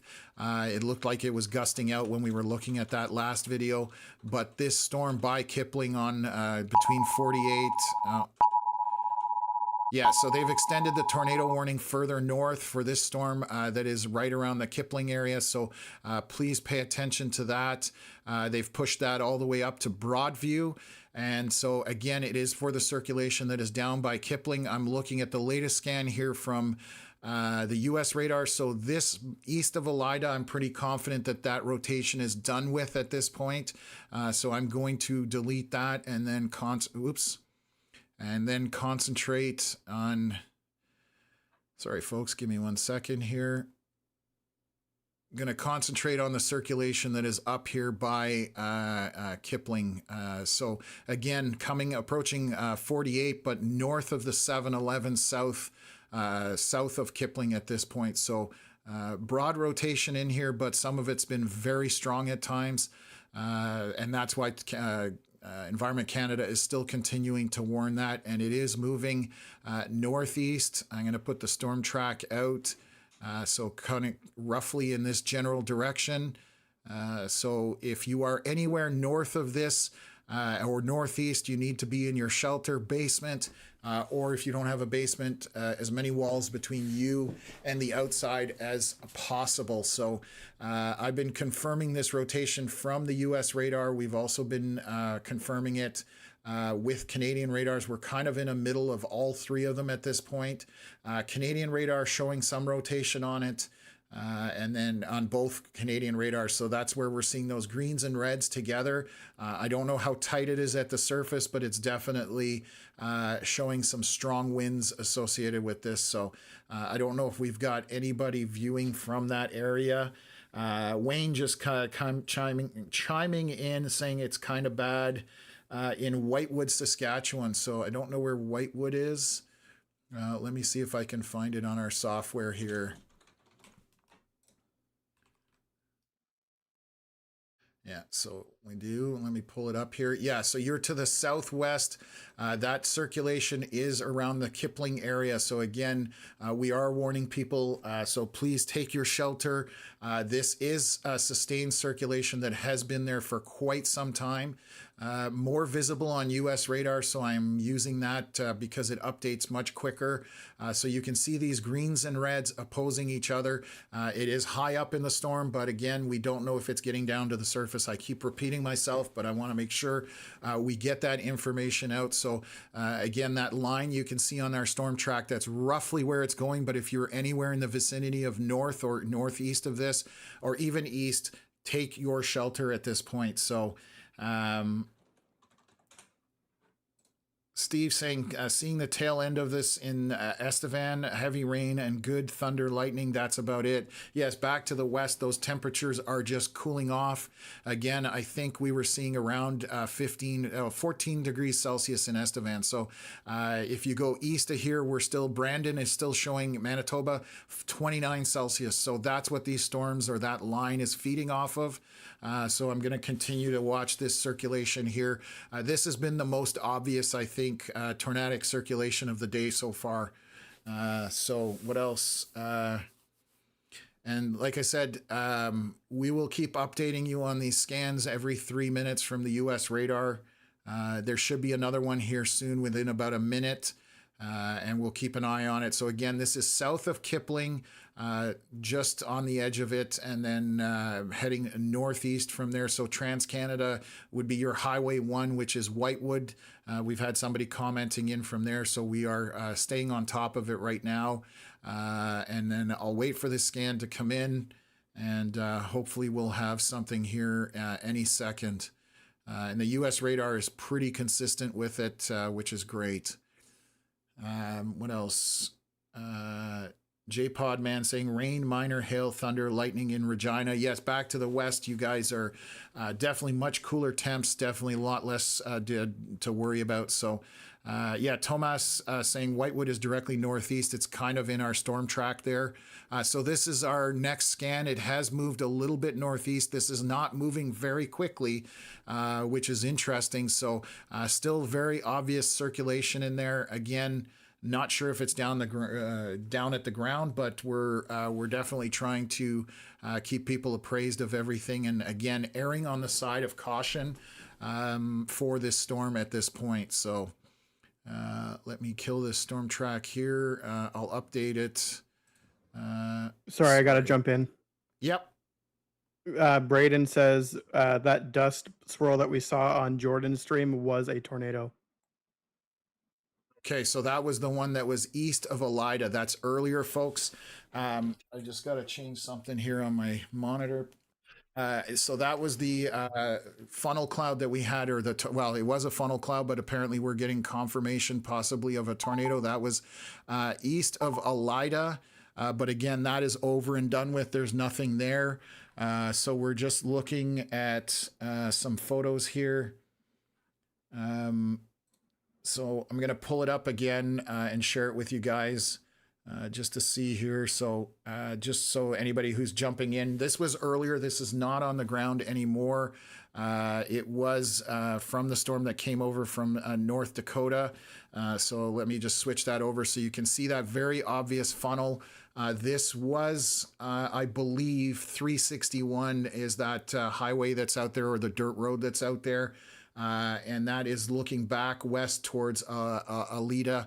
And you can see the sign says 17 kilometers away. So this definitely was we're getting confirmation from a few chasers that this had some circulation on the ground, which obviously means it's a tornado, but this is over and done with. This is not happening anymore. This was about 15, 20 minutes ago. So let's switch back to our radar here that's live, and we'll continue to monitor that Kipling circulation, which is continuing to move again northeast, but it is just around that Kipling area. So we do have some strong winds in here. It's not as tight as it was a little while ago, but definitely still something to pay attention to. I'm just zooming in. So there is a bit of a town here. There's obviously some residential areas and stuff like that. So that definitely intensified in terms of the what looks like the inflow into this storm.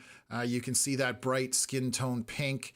That is indicative of stronger winds, probably over 100 kilometers an hour. I'll do a double check here. Again, high up in the storm, but yes, we're 106, 110 kilometers an hour on this inflow into the storm. So still a very dangerous storm. We just got to keep an eye on what's happening here. We are getting far from that US radar. I'm going to try and switch over to the Canadian radar just to see if they confirm the same thing. They are still showing rotation. You can see the red and greens opposing each other.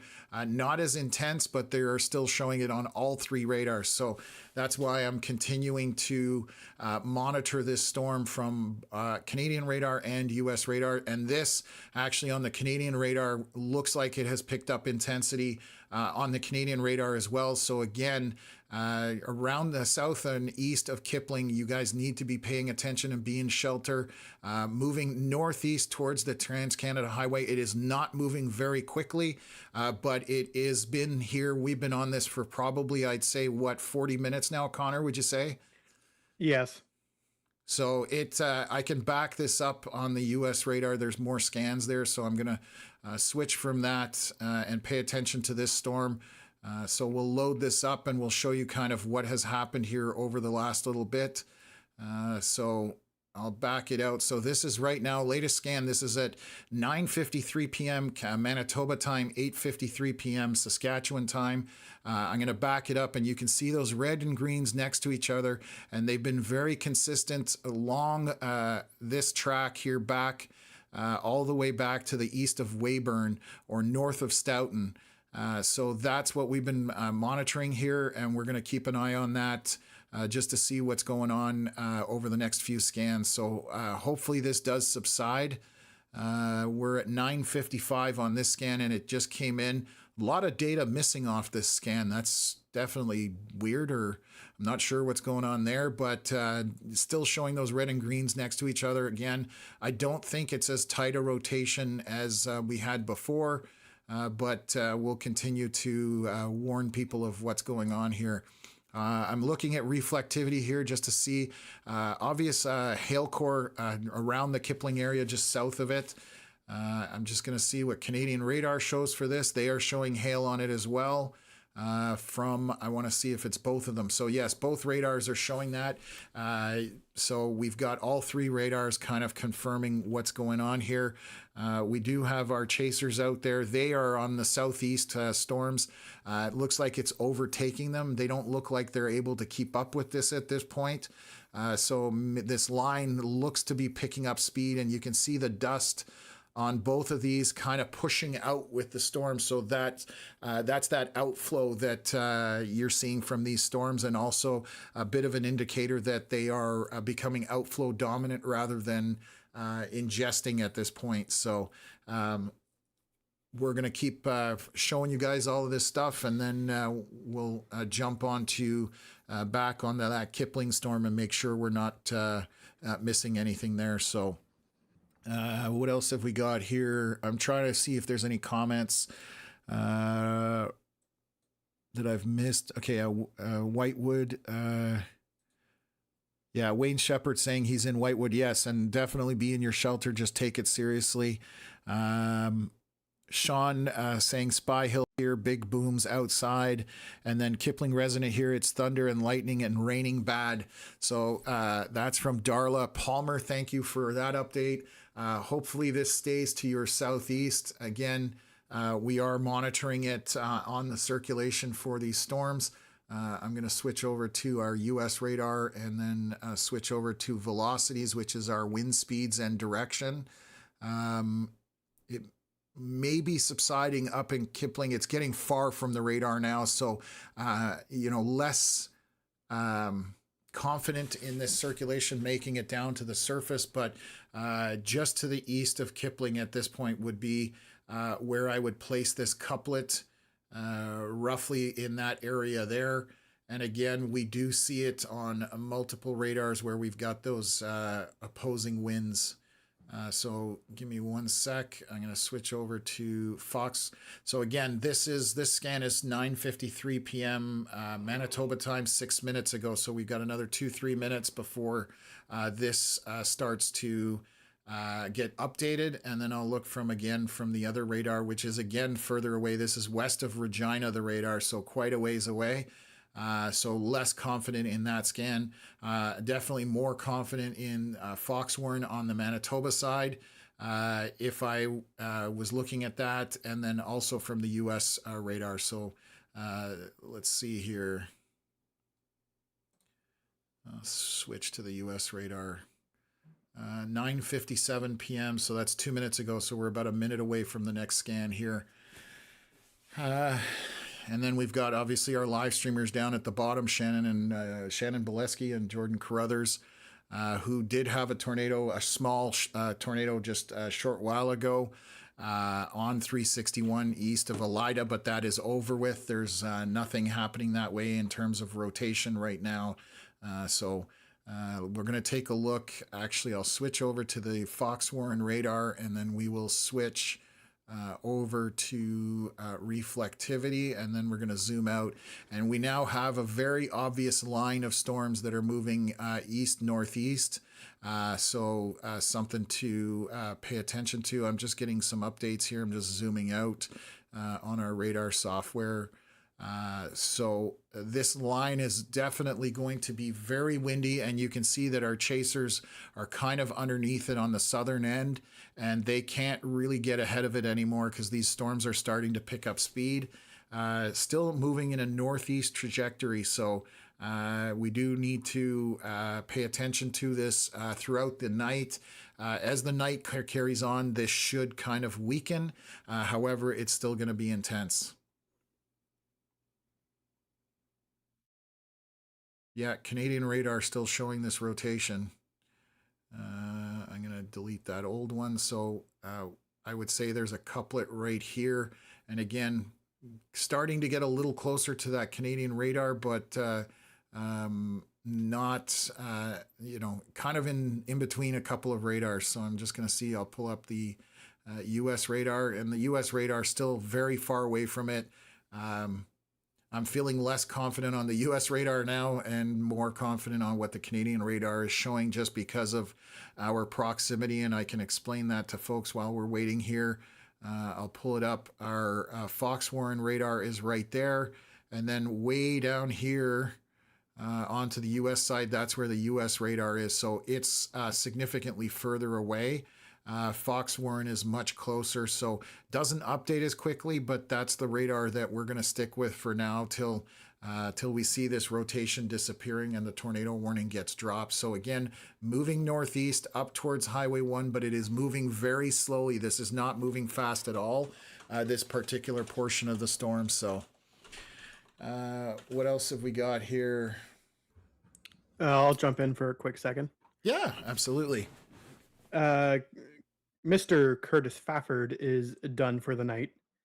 They cannot keep in front of the storm, and it's just a big rain out at this point for them, so they're done for the night.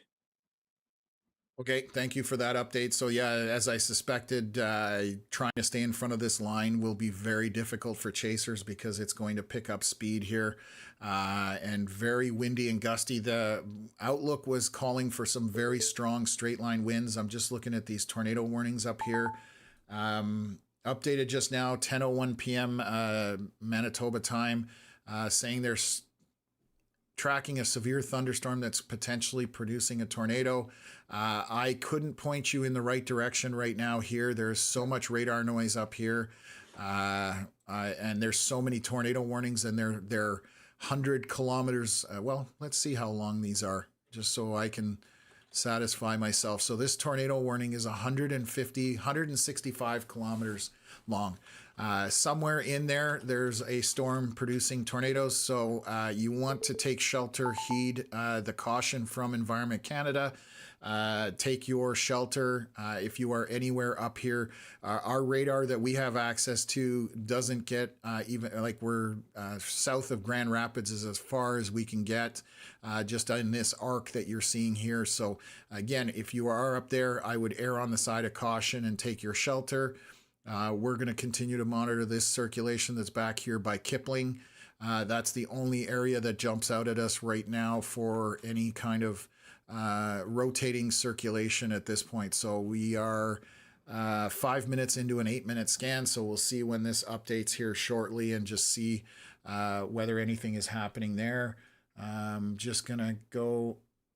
Well, my headpiece is dying on me, so I need to get my other one in, and hopefully it cooperates tonight.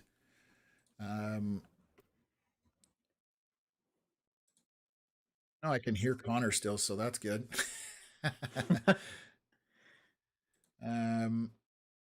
Okay, let me minimize this. So we're going to keep an eye on this in the center of the screen. You can see that red and green together. That's what we're kind of concentrating on. And let's just take a look here.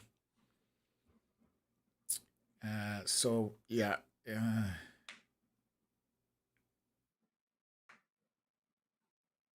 Okay, so we'll wait for another scan here. I'm just checking all my chats and comments there. So we still have Shannon and Jordan underneath this storm. You can see that they are on the east side, probably. They're not on the Kipling storm. I want to reiterate, they're down here crossing into Manitoba. Where was it? It was, I'm just looking for Elida. There we go. 381 was where they were. I think they just turned north and are heading north somewhere near the Saskatchewan Manitoba border. And you can see that the visibility is definitely at a premium. And they're going to be out of the game here, I think, shortly. But we'll see whether they stick with it or not. So just waiting on this next scan. I can probably move. So we've got Curtis's stream down, but we'll stick with this layout for now. And you can see our satellite scan there on the, just below where I am on the layout. The darkness is creeping in, and that's kind of Saskatchewan in the center, middle, upper part. Alberta still got a bit of sunlight, but it is definitely getting very dark right now. So what else going on here? Prairie Power Sports should maybe I go put my truck inside. I would say if you are in line with these storms and you're east from the Saskatchewan border, if I had a vehicle in this and I cared about it, it wasn't just a beater, I definitely would be putting my vehicle away for the night because you never know what this is going to produce overnight. And I'm just looking at our next scan here. Canadian radar still showing rotation here around to the east and north of Kipling. We're going to see how high this reading is. So this is only 5,000 feet off the ground. We've got some 60 and 70 kilometer-hour winds next to each other. So still a strong circulation that I would not write off at this point. So pay attention to that. It is moving northeast still. And it is just south of Broadview, but heading up towards Whitewood. It is sustaining for now. Again, I cannot confirm if anything's on the ground, but there is a tornado warning for a reason. You can very easily see that on reflective or velocity scans here when I back out those bright greens and bright reds. So I'm going to just flip over here while I've got some time, and we'll show you what is marching. Oh, they've just updated a tornado warning here. I'm going to see if this is just being... no, they are updating this tornado warning in the south, saying thunderstorm that is possibly producing a tornado in this box. What the... Do you see anywhere that would be... Oops. What? No, it's all just a windbag at this point. Yeah. I'm not seeing a rotation on U.S. radar for this box, so I'm not sure what area. They unfortunately don't name a specific area. They've just put up a large box, and I'm switching over. It could be this radar noise down here that's got them, again, they're erring on the side of caution, but you can see how it's kind of right on that edge of all this radar noise that we have here in Manitoba that looks like sprinkles on a cake. That's basically the way I describe it. That would be the only thing that would grab my attention, but switching to US radar, there's no rotation showing there. So again, if you are in the box, take the warning seriously, do what you need to. However, I'm not seeing anything I can confirm. However, to the north here on northeast of Kipling, southwest of Whitewood, we are consistently seeing rotation from our Canadian radar, and you can see that right there. So do heed this warning if you are north and east of this at this time. So I'll highlight this kind of area right in here. That's, you know, this might be radar noise down here, just the red, but I'm not 100% sure of that. So these are the two areas that I would pay attention to on this storm. Just to be sure. And again, it has been there consistently for the last at least 40 minutes. So what's going on here? Power outage and lots of rain and thunder, lightning in Okopoch. I can't even pronounce that. I dare you to pronounce that comment. Okapawachi, maybe. I definitely am butchering that one. So again, if you are in Whitewood, definitely get to shelter, get into a basement, get as many walls between you as possible from the outside, bathroom, bathtub, that kind of thing. We still have this tornado warning going. I don't have any visual confirmation on it, so I can't confirm or deny what's going on underneath the storm, but on an air of caution, we definitely want you guys to take your safety precautions as well. So what else? I'm at work, so I missed the last hour. Are there any nocturnal tornadoes now? Expired PCP. Yes, we shared a tornado from Jordan and Shannon. It was a very ropey tornado east of Elida, Saskatchewan, and that was the storm that came from North Dakota with a verified tornado on as to the southwest as well. So they had that, and then we have this rotation that's been prominent on these storms around the Kipling area, basically making its way up from Stoughton. So basically northeast track, and for the last probably hour or so, almost, I would say at this point, this circulation's been here. So we're going to continue to monitor this. It is 10 p.m. Manitoba time, 9:05 p.m. Saskatchewan time, and 11:11 Eastern Ontario time. So we're definitely getting late in the evening here. We've been going for 5 hours, but we're going to stick with this. I'm not stepping away at this point. So I don't even know. What was I going to say? I don't even know. I just lost my train of thought.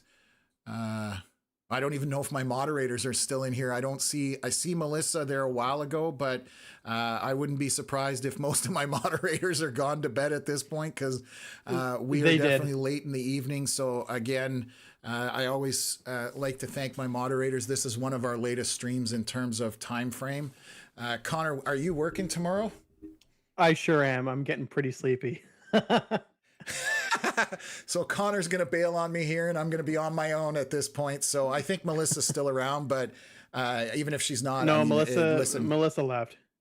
Okay, yeah. So I realize people have lives, and need to get back to this. No, she just said I'm still here, so made you a liar. So you can't quit before her. There's no way that's happening. Anyways, we're waiting for this update here on the radar. I'm hoping to tell you guys that this is starting to subside, especially with the sun going down and going over the horizon, and we lose some of that energy. So again, still, this has now gotten broader, so that's good. This rotation definitely doesn't look as tight and concise. Again, southeast of Broadview, and heading up northeast towards Whitewood, but this latest scan is positive for some broadening on the rotation, which is a good sign. So we will wait for the next scan to come in and continue to monitor that. I don't think there's anything else for rotation. I don't know if you can confirm that, Connor. I think that's the only area right now. Just a big windbag at this point. Very, very strong winds. Just going through Manitoba here.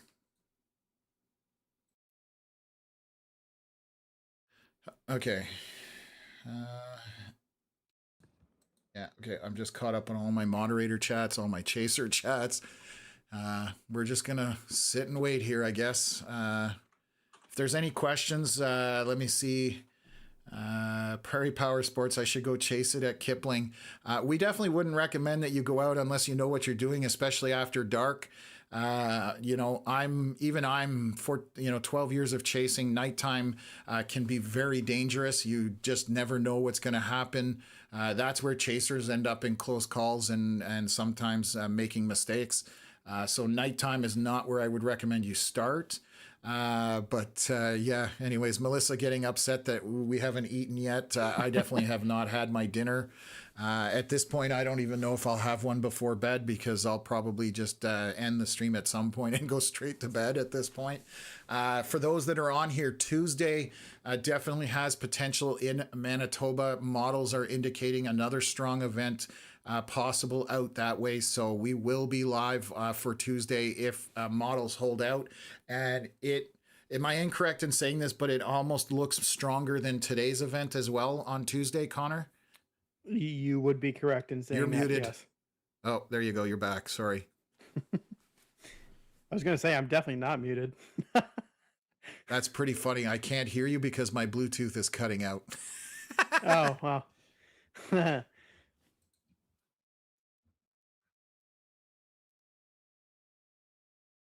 Oh, man.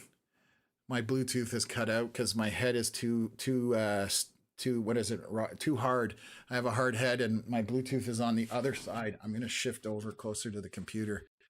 Let's see if I can hear you, Connor. Can you hear me now? Yeah, it's cutting out badly. Anyways, so I guess you were confirming Tuesday is going to be that way? Yes, Tuesday is looking pretty crazy. Pretty on par with today from a severe perspective, if not worse. Okay, I'm going to try it in my other ear, even though it's not made for it. My Bluetooth is, my computer's on my right-hand side, and I have two earpieces. And for whatever reason, when the earpiece is on my left ear, it doesn't, it cuts in and out. It's just losing signal. So I always blame this big head of mine that's way too stubborn, apparently, or too dense. Okay, so they've updated this tornado warning. I'm going to jump right on that. They're just saying that they're tracking a storm that has the possibility of producing a tornado. This is at 9:15 p.m. Central Time, which is Saskatchewan time, 10:15 or 10:16 Manitoba time. So again, it is for this circulation. They are continuing to update it. I think they pushed the warning a little further north. We are 10:11, so we're 5 minutes into this scan. We need another 3 minutes till the newest one will come out. I'm going to zoom in here. Again, the rotation is very broad on this, so I'm that's a good sign. I keep repeating that, but I want to make sure, again, we're not trying to scare people. We want people to have the right information. We're not here to hype this up, but definitely if you are northeast and north of this, take shelter just to be safe. And then that way you're ready for this if worst case scenario happens. I would rather send you to a shelter and not need it than not be in shelter and need it. That scenario is not good. So what else is going on here? Nighttime chasing is very dangerous, even for the most experienced. Also, as it stands, Canadian radar is too unreliable to do nighttime chasing, and I will agree 100% with that statement. I am very cautious with nighttime chasing, even in the U.S. So Wayne asking, is there going to be a tornado in Whitewood? I suck at spelling. It is southwest of you, the circulation right now, but because these green and reds are so far apart, I'm confident that this is broadening out the rotation, which is weakening. So that's always a good thing when you start seeing it really close to each other, where you've got this bright green and then you end up with bright pink on the opposite side, right next to each other. That's where you get concerned. So Wayne, right now, I would say that it's getting weaker, but again, we're waiting for a scan here in the next 7 minutes, and we'll see if that's the case when we get this next scan. I wish I could get it sooner, but unfortunately I can't. What else is going on here? Janet saying the winds tonight near Minnedosa, Manitoba, are they going to be dangerous? Thank you. So there's our next scan, and some of the winds have tightened up here on this scan. So let me just highlight where this couplet is right now. It's just south of the 703. This is where the couplet is right now on Canadian radar. This was at 10:17 Manitoba time. It is moving northeast, so it's kind of tracking up towards the Whitewood area, still quite a distance away. Let me measure that for you. So I'm going to do a wrong thing. Bear with me for a second here. I'm going to zoom out a little bit and bring it up here. And I keep losing my earpiece. That's why I'm playing with it. It's in the wrong ear, but it's the only way. It's 18 or 19 kilometers to the southwest of Whitewood right now. That's the distance right now. It is moving slowly. It has been all night. So let me take a look here. Again, tracking kind of northeast. I will play the radar. Let's take a look here. And I'm going to back it up, just bring it to the latest frame so you can kind of see how that's been stepping up. So it's might go between Broadview and Whitewood, but at this point, if you are in either of those, I would be taking my shelter and taking precautions for this as it moves northward. So we have no visibility on it at this point. It is nighttime, so that's going to be my recommendation there. So Janet was asking about winds tonight near Minnedosa, so let me back up here while we're waiting for the next scan just to see where things at. I know there's been some storms up that way.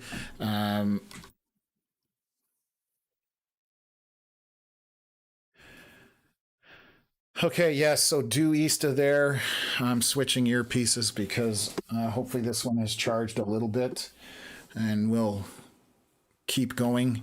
I'm going to charge the other one, but we're struggling a little bit here.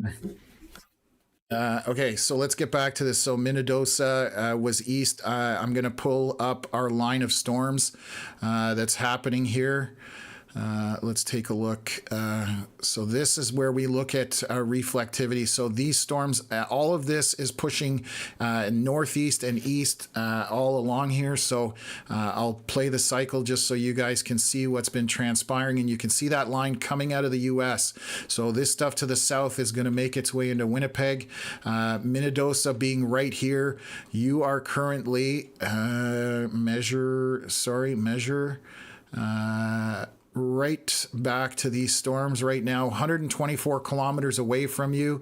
I do not have a speed on these storms. Do you know if there's any indication of speed, Connor, on any of this line right now from Environment Canada? I don't think there is, but I'm just asking you in case, because it may be something that's helpful. But anyways, 120 kilometers an hour, this line will move east, and there are going to be strong winds happening there. So it's definitely something you guys need to pay attention to. Strong straight line winds. They were calling for 120 kilometer hour winds, which can cause quite a bit of damage. So you still need to pay attention to it. Yep. They have not put in the storm speed in their warnings at all. So Okay, so we can't confirm wind speed. Unfortunately, we have no way of determining that off of radar easily. There is actually an update software that they're trying to come out for Canadian radar from WeatherWise. That's our streaming, or that's our software that we use.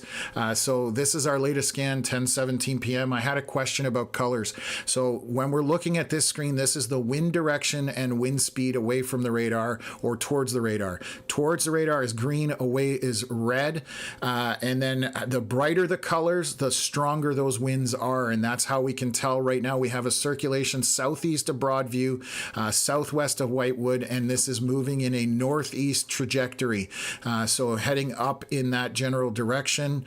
We'll put a storm track up, and it's roughly heading this way, but it could deviate either way, so you need to be taking your precautions. So trying to get questions answered as quickly as possible, but it is moving fairly slowly at this point.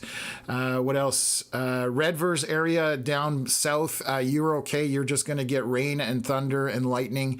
The colder temps behind this line of storms is moving in, so you should be good in the Redvers area at this point. If you do get a tornado warning overnight, take it seriously.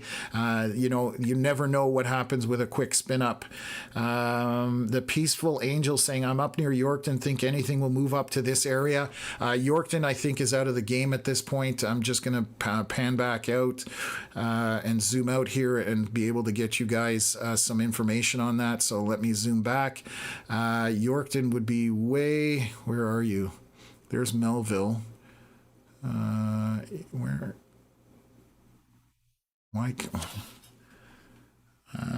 Why can't I find Yorkton? There's Melfort.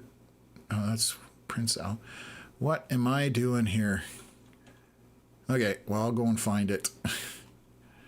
I've seen the name a couple. I know Yorkton. I'm just baffled. Oh, it is right there. It's on the. So right now, storms, basically temperature there is 19 C. So let's take a look and just see what the storms are doing. They are drifting a little bit north. So yeah, you do have a lot of rain headed your way from the south. This line to the south of you is coming that way. It is drifting somewhat northeast. So back behind this, there's less showers.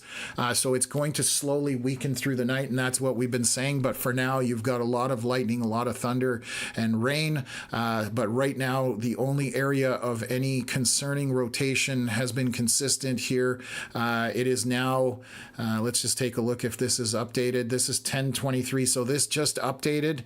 Still a bit of rotation here, but again, it is looking weaker at this point. So it is subsiding somewhat, but we're not out of the woods yet. We're going to continue to track it and highlight it. So let me just show you right here in this area along 703. That's possibly where we have that area of rotation. We'll wait for the next scan here. I'm definitely feeling better about it. Doesn't look as strong. So I think the threat is diminishing at this point, and it would make sense with the colder temps. Where is that cold front, Connor? Do you know roughly where it is right now? It's got to be, like, I'm just baffled by this rotation that's been sticking on this storm, because Broadview is down to 17 Celsius, and that was reported 26 minutes ago. So I bet you it's even cooler in Broadview at this point. So yeah, it's just so that that circulation is actually just riding the last of the 66 dew points is basically what's going on. Okay. Everything else behind it is done. Okay. Melissa checked out one of my moderators. Again, thank you to all my moderators. I know none of them are here, but I always thank them. Without them, we would have a harder job just keeping up with everything. So it's definitely one of those things that makes our life easier. So we thank them. They help us out a lot. So what else have we got here?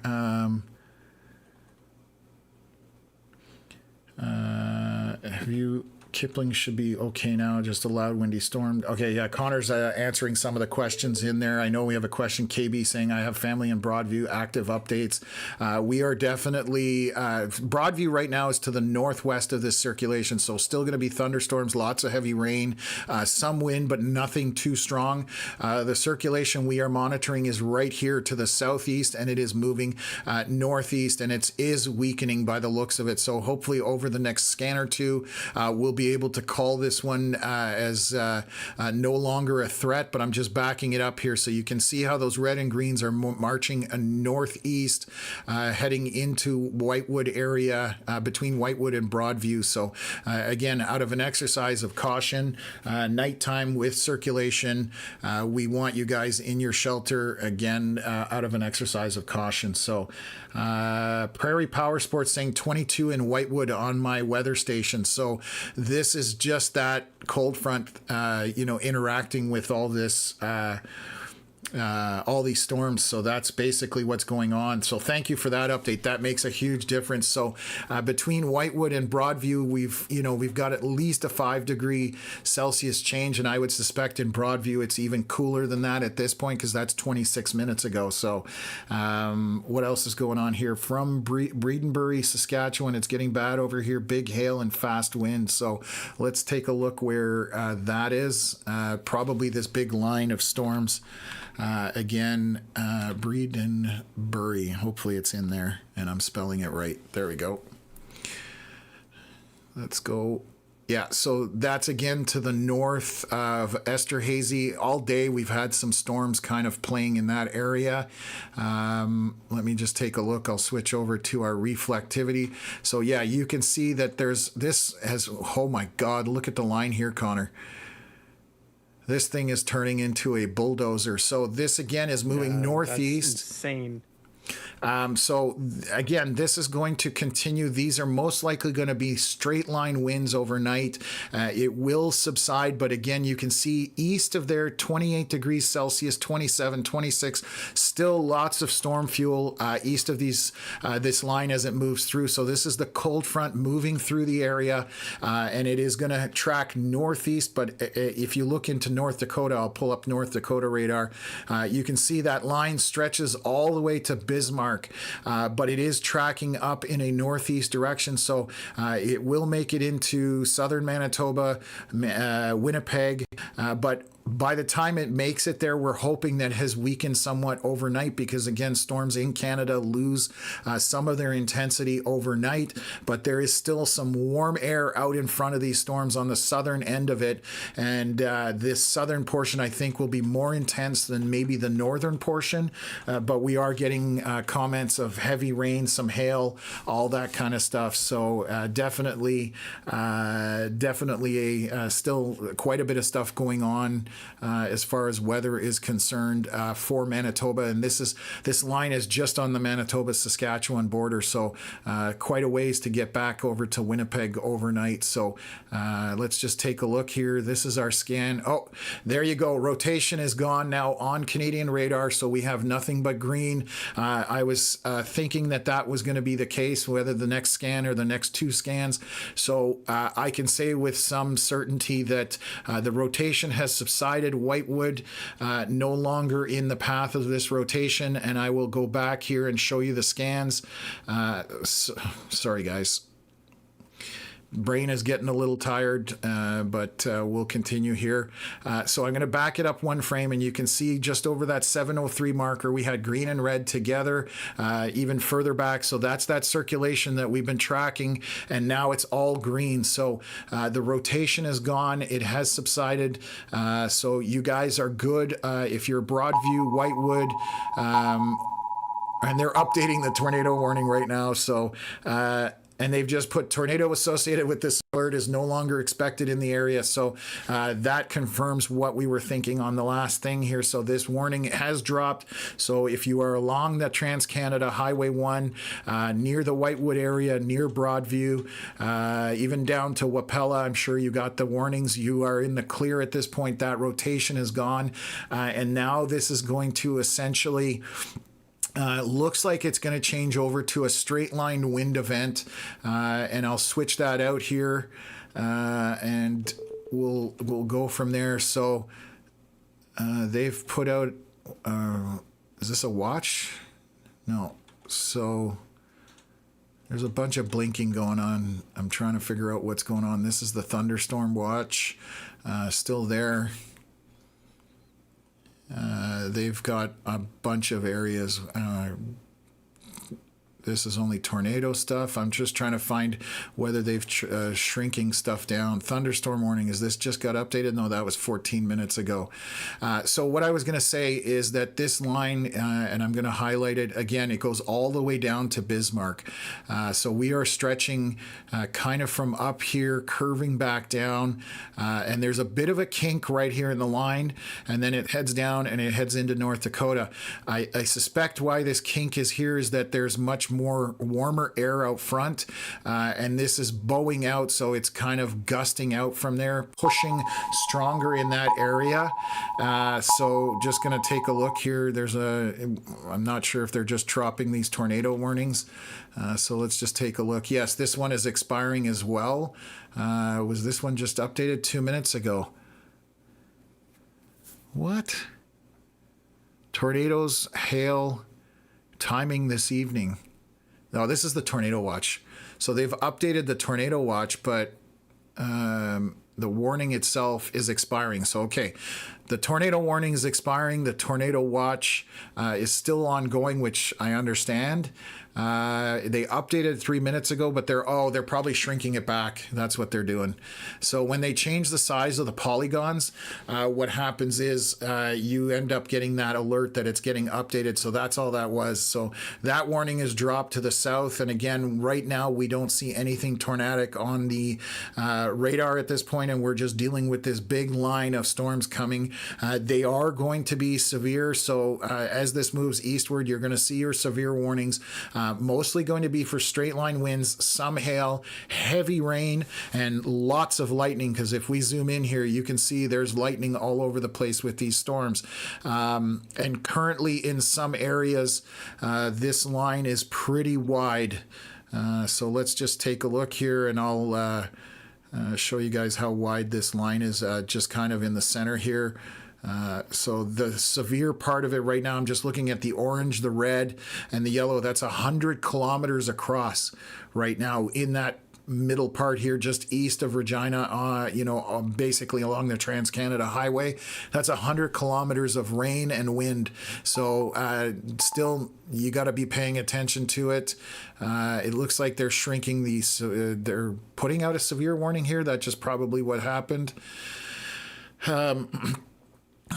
So as I'm talking about it, they're warning it. So this is a thunderstorm warning. Yeah, just updated now. So this is basically a line of thunderstorms producing wind gusts, loony to ping pong ball size hail and heavy rain, just as this is happening. So as we're discussing, they have pushed this out eastward. So into Minnedosa, Sandy Lake, Rossburn, and up from there, you can see this yellow bright outline west of the Riding Mountain National Park. And that's for this entire line of storms that's moving through. So again, overnight, this is going to be severe. If you have vehicles, put them away.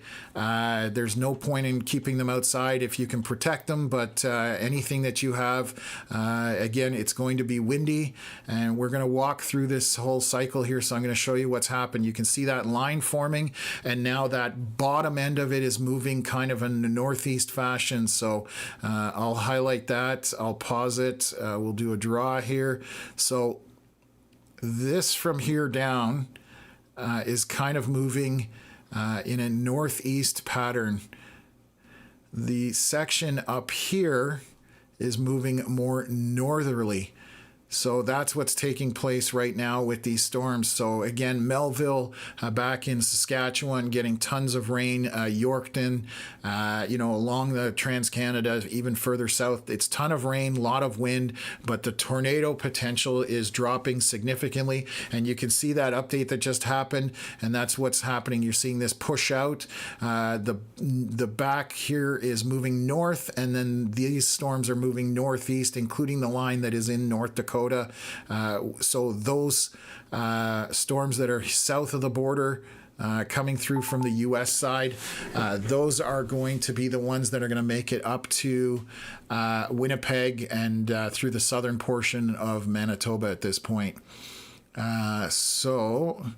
Let's see if this is for a thunderstorm warning. Yeah, 10:36 p.m. This is severe thunderstorm warning, just updated. Again, wind gusts loony to ping pong ball sized hail. So there's still quite a bit of a large hail apparently embedded in these storms. So even overnight, you need to pay attention to it. What's going on here? Crunk Freak, Helen Zawatsky is worried house Saltcoats, Saskatchewan. So thank you for chiming in. Appreciate the donation. I'm going to take a look here, see if I can find Saltcoats.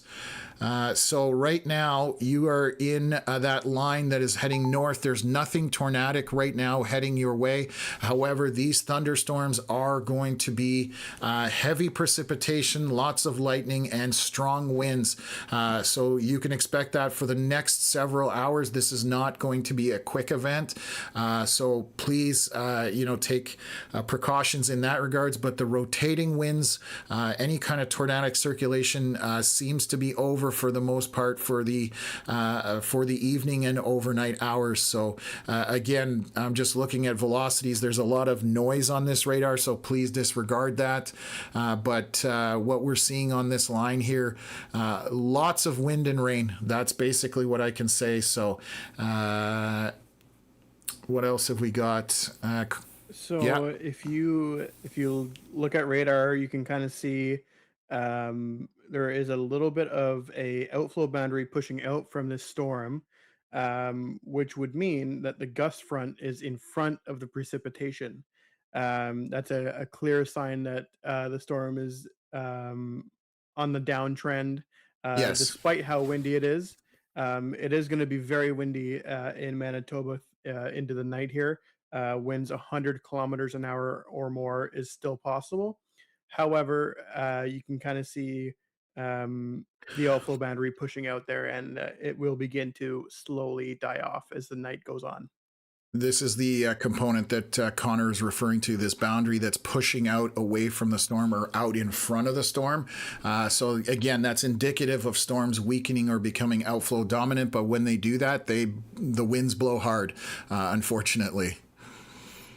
So that's what we're talking about on the southern end. And again, we have those really warm winds, 28 degrees, 27, 28. So still very warm in front of these storms. So a lot of rain still in this system. I'm going to check on the Regina radar just to see what it's showing. So again, you can see lots of rain, lots of lightning and wind tucked into this. But again, we are talking straight line winds. However, they may... again, the tornadic side of it is subsiding. So mostly straight line winds, but they can still do damage. So that's why we're paying attention to all of this. Why won't why won't it let me pick my radar? So again, this is going to all kind of go east and northeast and straight line wind event at this point. So Jen saying, thanks a bundle. My weather app has yet to update. It still states tornado warning till 2 a.m. So there's a tornado watch, which is different till on the tornado warnings. Most of these should be subsided. There's only one left up here, and this one expires in 35 minutes. So that one's over.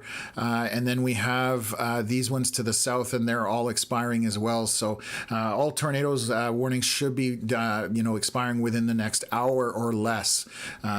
Just so you know. Ryan saying, what's Cowan looking like? So I'm just going to take a look, and if you're anywhere near this line, you're looking at wind, rain, and there's no Cowan showing up. This software doesn't have necessarily every location. Let me look on Google Maps to see where it is, and I'll try and confirm that. Cowan. Cowan, Manitoba. Oh, that's way up there. Yes. Okay. That's by Duck Bay. So let me bring that up for you. Let me see if I can find my way around here. So I just saw Duck Bay. I know we did have some tornado warnings up here through the day. Where is that? It's southwest. It's got to be somewhere here. I know I saw it. Swan River. So Cowan is somewhere here along 10. It's right here. There we go. Found it. See, technology. It's great. So you have a line of storms headed at you. There is some hail embedded in that line, and you are going to be in it for a long time because it's all coming from the southwest. So you are going to have a lot of precipitation. And I'm just going to drag this up to so you can see how that is moving up your way, and it's expanding too, which is good because it's reducing as the storms expand out. It loses the intensity. So you've got a lot of wind and rain and some hail coming your way again. I'm just going to bring it up here. It's a tiny place here, Cowan. So that's what's going on there. So hopefully I answered that question. Connor's looking like he wants to go to bed. I'm pretty sleepy. Jordan says they're going to turn around and face west for us in a second. Oh, okay. Well, we'll take a look at that live stream. If you have to go, you have to go. Don't worry about it, buddy. I can handle it here. We've kind of gotten out of the craziness at this point. So we all, you've got to work early in the morning. I don't. So Jordan asking about Cross Lake, Manitoba. So let me take a look and see if I can find this. Manitoba. Oh my God, you're way up there. I don't have radar all the way up there, unfortunately. I don't even, Environment Canada might have something. Do you think they have anything on their site up there, Connor, for radar that public can access? Negative. That's what I thought. So this line of storms is headed northeast, but how far northeast? Can we look at a model? Oh, no, even our models don't go up that high, do they? No, they don't. So, Jordan, unfortunately, you're the first person I haven't been able to help out in terms of the technology. We just have nothing that reaches up that high. None of our models go up that high, and we don't have access to any radars up there. But these storms are moving northeast. They're a long ways away from you in terms of what's down here. And overnight, they are going to weaken as they head up that way. So hopefully it's just rain showers. I wish I could give you a little more concise information than that, but we literally just don't have access to it. So I can't give you any better than that, and I'm sorry. And Rick from Lanark County Scanner is still in here. So good on you, sir. I'm amazed and impressed at that. So most of people have tapped out. So Jordan was saying, yeah, I'm using MSN weather website for this weather that's happening. Again, up there, there's very little data available. So most, apps or websites will struggle to give you any kind of straight line information. So sorry to be asking again, would that be the same as Swan River? Yes, Swan River is going to be getting a ton of rain up there as this all pushes north. Again, I'll play the cycle here and you can kind of watch where you are on the map. This is earlier on, obviously, but you can see how this is drifting north, and then the bottom portion of this line of storms is moving northeast. So those are the ones that are going to make their way towards Winnipeg, Brandon, Portage la Prairie, that kind of stuff. But you can see how this is all kind of marching across. So definitely a long night ahead of storms, but hopefully weakening as the night progresses and as things kind of calm down overnight. I've got my fingers crossed for people. So what else? Just about to leave Brandon towards Verdun, then down into southeast. You are driving right into the meat of this line of storms. If you don't have to do it, I wouldn't. If you're comfortable driving in heavy rain, that's up to you. I can't really make that call, but that's AE Giddy Crow. So like I said, just leaving Brandon, it is on your doorstep to your southwest, and I'm going to show you that right here. Brandon is on the right-hand side, and you can see how those storms are marching up. There is a pile of rain packed in there, so you're going to be driving in a ton of rain. So what else? Be careful about hydroplaning. Yeah, that's a great point. Absolutely. Hydroplaning is an issue. If you're traveling too fast and the tires can't get rid of the water underneath you. So what about Souris, Manitoba? So again, yes, you are east of this line. It is headed your way. It is going to weaken somewhat. But again, overnight, they are calling for strong straight line winds, 100-kilometer-hour plus. I unfortunately will not be staying on here all night. I do need to go to bed at some point myself. I've still got some time left in me, but you are definitely in line for these storms coming up, as you can see how this is tracking kind of eastward. And again, I'm going to show you guys the North Dakota radar because you can see this line extends all the way down to Bismarck and south of Bismarck. Look at this. It's coming even into South Dakota. So you are not avoiding these storms in any way, shape, or form as this marches east and northeast. So if you are kind of to the east of these storms, prepare overnight. You're going to have strong winds and lots of rain. What else is going on here? Jordan's facing west now, just so you know. It's black, the screen. Yeah, you might have to reset it there, but he's got a good lightning show going on there. Okay, I'll see what I can do. And sent a photo in the chat there. Oh, there we go. We've got a bit of light they're showing the lightning there. I'm just going to answer a few more questions here before I jump on that. Says Jet saying it's raining really bad in Alberta. Yes, behind this there's definitely a bunch of rain, but it's all it is rain. Are the tornado watches for Oak Lake Beach, Manitoba expired? I think that's way up there. Oak Beach, no. Let me see if I can find it on Google Maps. Why am I not finding this? Oak? Oh, I typed in Oak Beach. I forgot the lake part. There we go. You are down here. The line is just coming into Oak Lake Beach. So what was yes, the tornado watches are over. You're done in terms of tornado watches. This is just a straight line wind event at this point.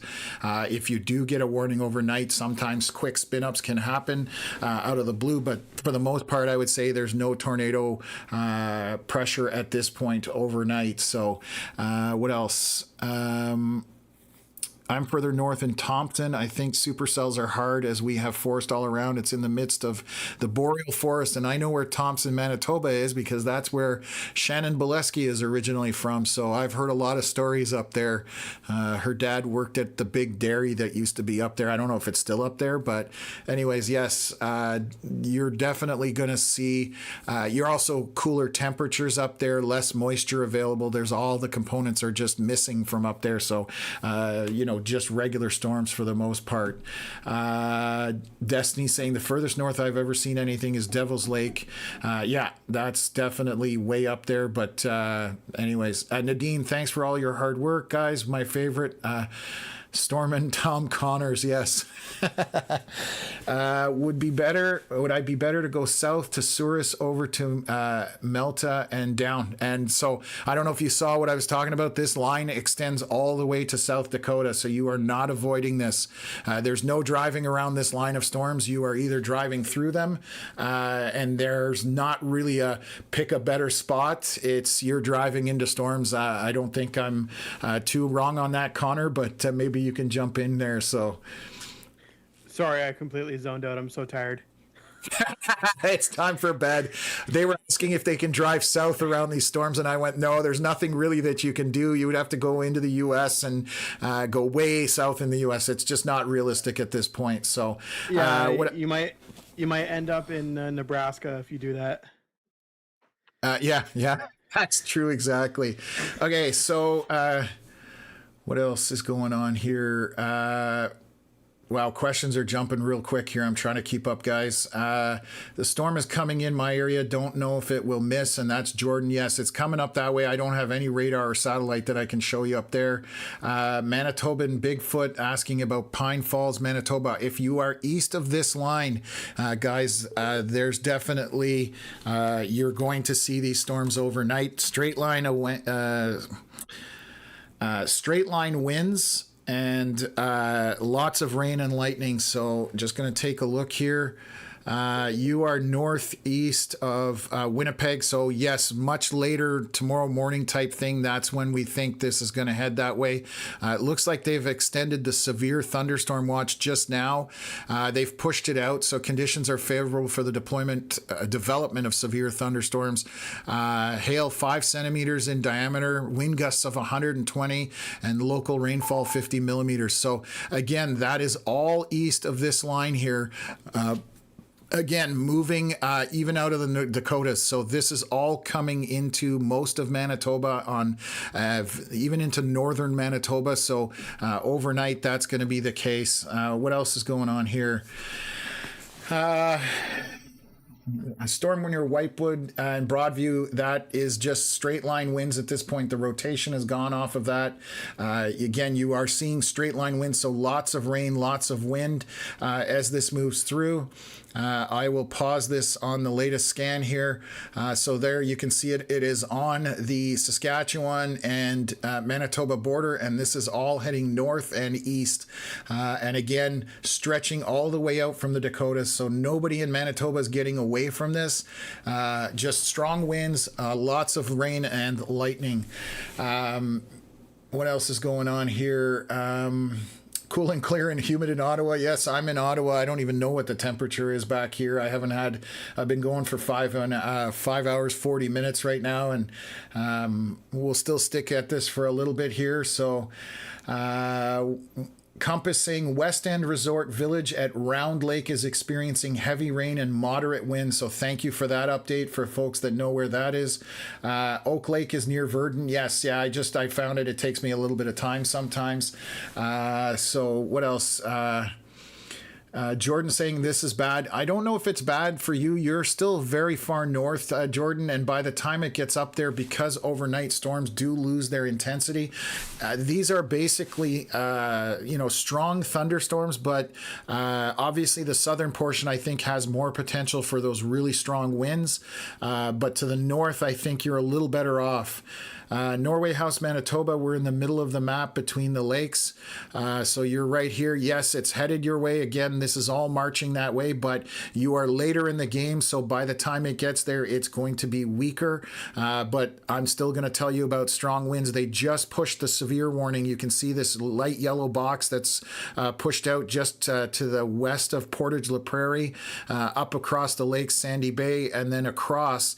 They're still calling for 5 centimeter hail, 120 kilometer hour winds, and 50 millimeters of rain, and that's just what we're talking about. So overnight, it's definitely one of those situations where we're going to have strong winds, rain, and all that. So hopefully, Holly, that helps.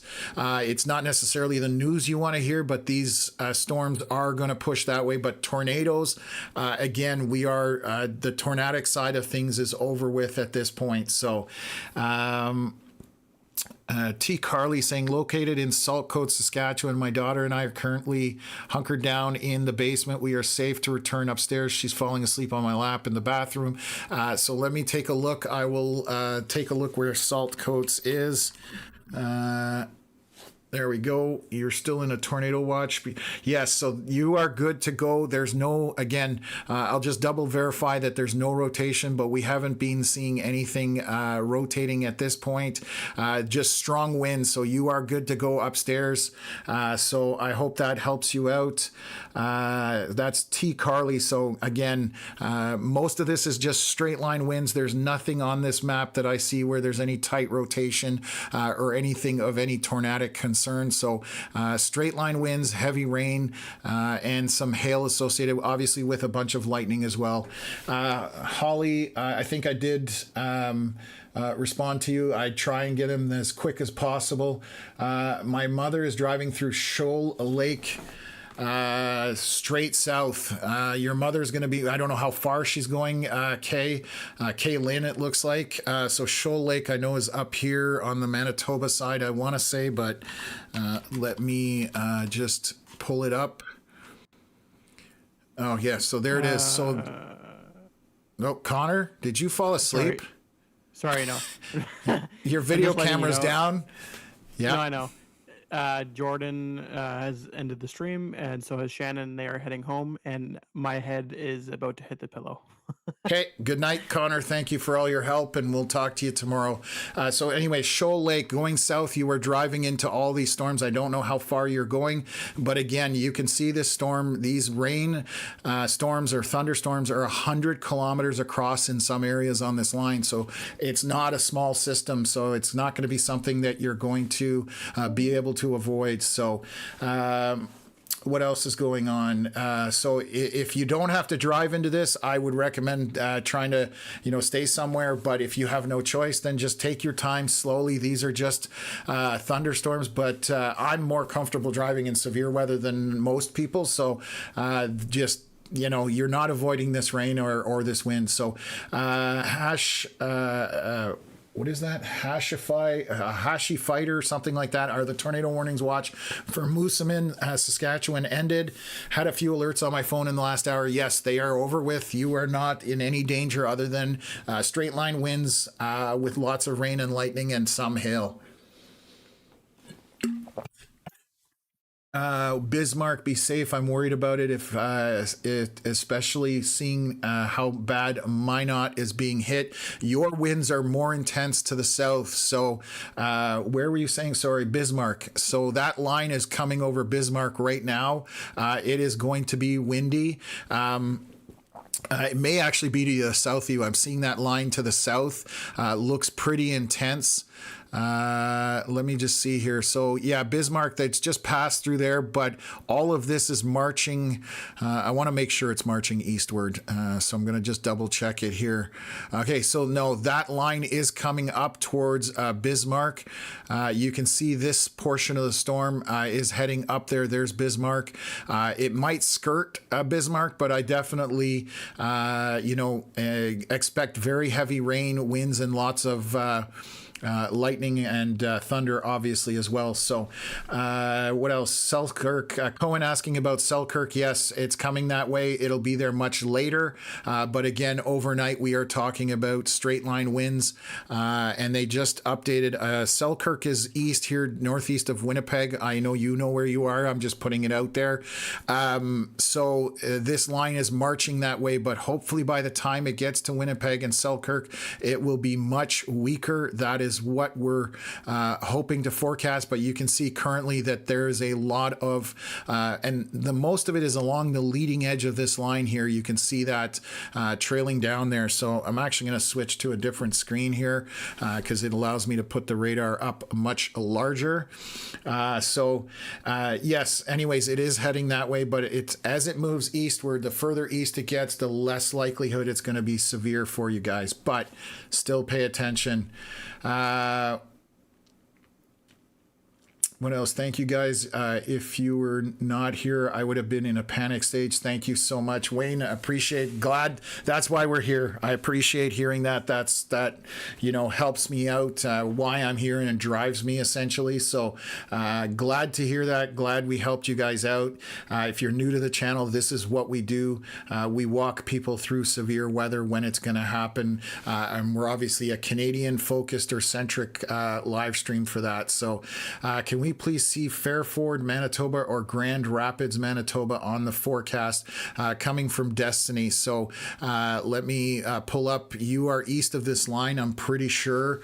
So I've said that name several times. That's why I know. Let's take a look here. So yeah, so this is Fairford on Highway 6. Now I recognize it. We've had a bit of action. This line is coming your way. So again, not something you can avoid. It is marching northeast and east, but it's still quite a ways out. So hopefully it's going to weaken a bit as it heads that way. So Destiny, you're definitely going to get storms overnight. Batten down what you can outside. If you have a vehicle, bring it inside to a garage if you can. So what else is going on here? Jordan saying, I'm watching this on the MSN weather website right now. That's awesome. I'm glad we're being shared out there. Fantastic. I didn't even know that. 14 degrees here in Canada. That's V-Baller Lefty still hanging on to the stream. I'm impressed. It's now midnight where I am in Eastern Ontario. That's where we're broadcasting from. 11 p.m. Manitoba time, 10 p.m. Saskatchewan time. So Jordan saying, I hate thunderstorms. I can't believe what's happening right now. It's overwhelming. You're not in a small group of people. We do have a lot of people that follow us that have anxiety when it comes to thunderstorms. Again, I can't give you exact information, but being that you're that far north, there's less likelihood that you're going to have a severe event because you are that far north of these storms, and by the time they get there, they won't be as strong. So they've updated the severe warning here, so I'm going to take a look on the thunderstorm severe warning. They're talking loony to ping pong ball sized hail and heavy rain embedded in these storms. So again, there is hail coming, strong winds and rain. And again, think of it as if you're close to this line right now, it's going to be more severe when it later on, like I said, towards Winnipeg. When it gets further east, it's going to be less severe. Hopefully, that's what models were showing, and that's what we're hoping that's going to be the case. So, what's going on here? Jen saying that lightning is so crazy in Kipling, Saskatchewan that it feels like paparazzi. So yeah, we definitely, we were watching Kipling had some strong rotation moving just south of there. Glad to hear you're okay. Hopefully your neighbors and friends and family in the area are okay. We had no confirmation of anything touching the ground, but there were definitely some very strong winds circulating out there near Kipling, coming back from Stoughton. So kind of moving northeast from there. What else? Is it okay to go to bed in Melville, Saskatchewan? My 10-year-old insists on sitting in the basement with the cats. So Melville, back here, you are just, I mean, you've got thunderstorms and rain, but you're okay. There's nothing dangerous coming at you. Further to the south and west to you, the rain is dissipating, and there's less and less of it. So you're on the tail end of it in the Melville area. You can kind of see the line kind of ends near Fort Capel, down southeast from there. So in Melville, you're okay. Nothing going on there. Jordan, your age doesn't matter. I know old people that are terrified of them. I know young people that are terrified of storms. Again, you're not in a small group, and that's why we're here to update people. I've been a storm chaser since 2014, and now I'm sitting in front of here, doing live weather analysis on radar when storms are moving through. So, okay, what else? Is there still tornado warnings for Round Lake, Whitewood, and Esterhazy? No, that was definitely earlier today. I know Esterhazy is somewhere up here or down here. Bear with me, folks. Down there. No, the tornado warnings are all over with for the entire area, basically. They still, is the watch out? The watch is still out, but it's all tornado warnings have basically been dropped at this point, so you're okay.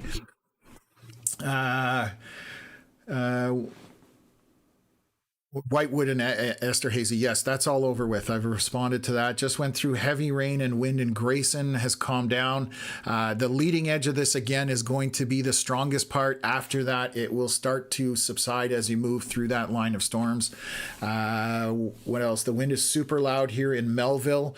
So we were just chatting about that. So it's starting to subside. You're getting on the back end of this, so hopefully it's over for you soon. Okay, so is it going to be bad in Neepawa? It's northeast of Brandon. Yes, bad. This has got straight line winds associated, 100 to 120 kilometer hour winds possible. I think those will be more to the south, but again, this line is marching your way in Brandon, which is just to the southwest here, Neepawa, right up here on 16. So I've actually been through there on my way to Riding Mountain National Park. So I'm very familiar with Neepawa, even though I'm in Ontario. So yes, you are going to get a lot of rain, a lot of wind, some hail, and lightning overnight. You are not that far from these storms. So definitely, if you've got stuff outside that's going to fly around, batten down the hatches and just prepare yourself best as possible. It's the winds that are the bigger, threat in terms of if it's 100K winds, it'll blow stuff around trees, that kind of stuff. So just take it easy, and hopefully it's not too bad by the time it gets there. I can tell you, Neepawa right now from the storms, you're still about 80 kilometers or 88 kilometers from the edge of it. So you can see that you've still got some time before it gets there, which will allow it to weaken somewhat, and it is breaking up here. You can see, I'll explain, orange and red at the top of the screen. Orange, red, and pink and purple are on the high end of the scale for precipitation. Orange, yellow, green, and blue are on the lower end. So you can very quickly see where those bright oranges are. That's where more of the rain is associated. Where it's yellow and green and blue, that's very light rain, or lighter rain, I should say, depending where you're looking at. So hopefully that answers your question. What else? Jordan, this, like I said, you are definitely far north. If you were in the south today with these tornado watches, definitely a different story, but now you're in a better spot for sure. BRS saying, I love thunderstorms. I wish we had them in your area. Yeah, I'm a fan of thunderstorms. Obviously, there's a lot of people that are not, so we totally understand both sides of that as well.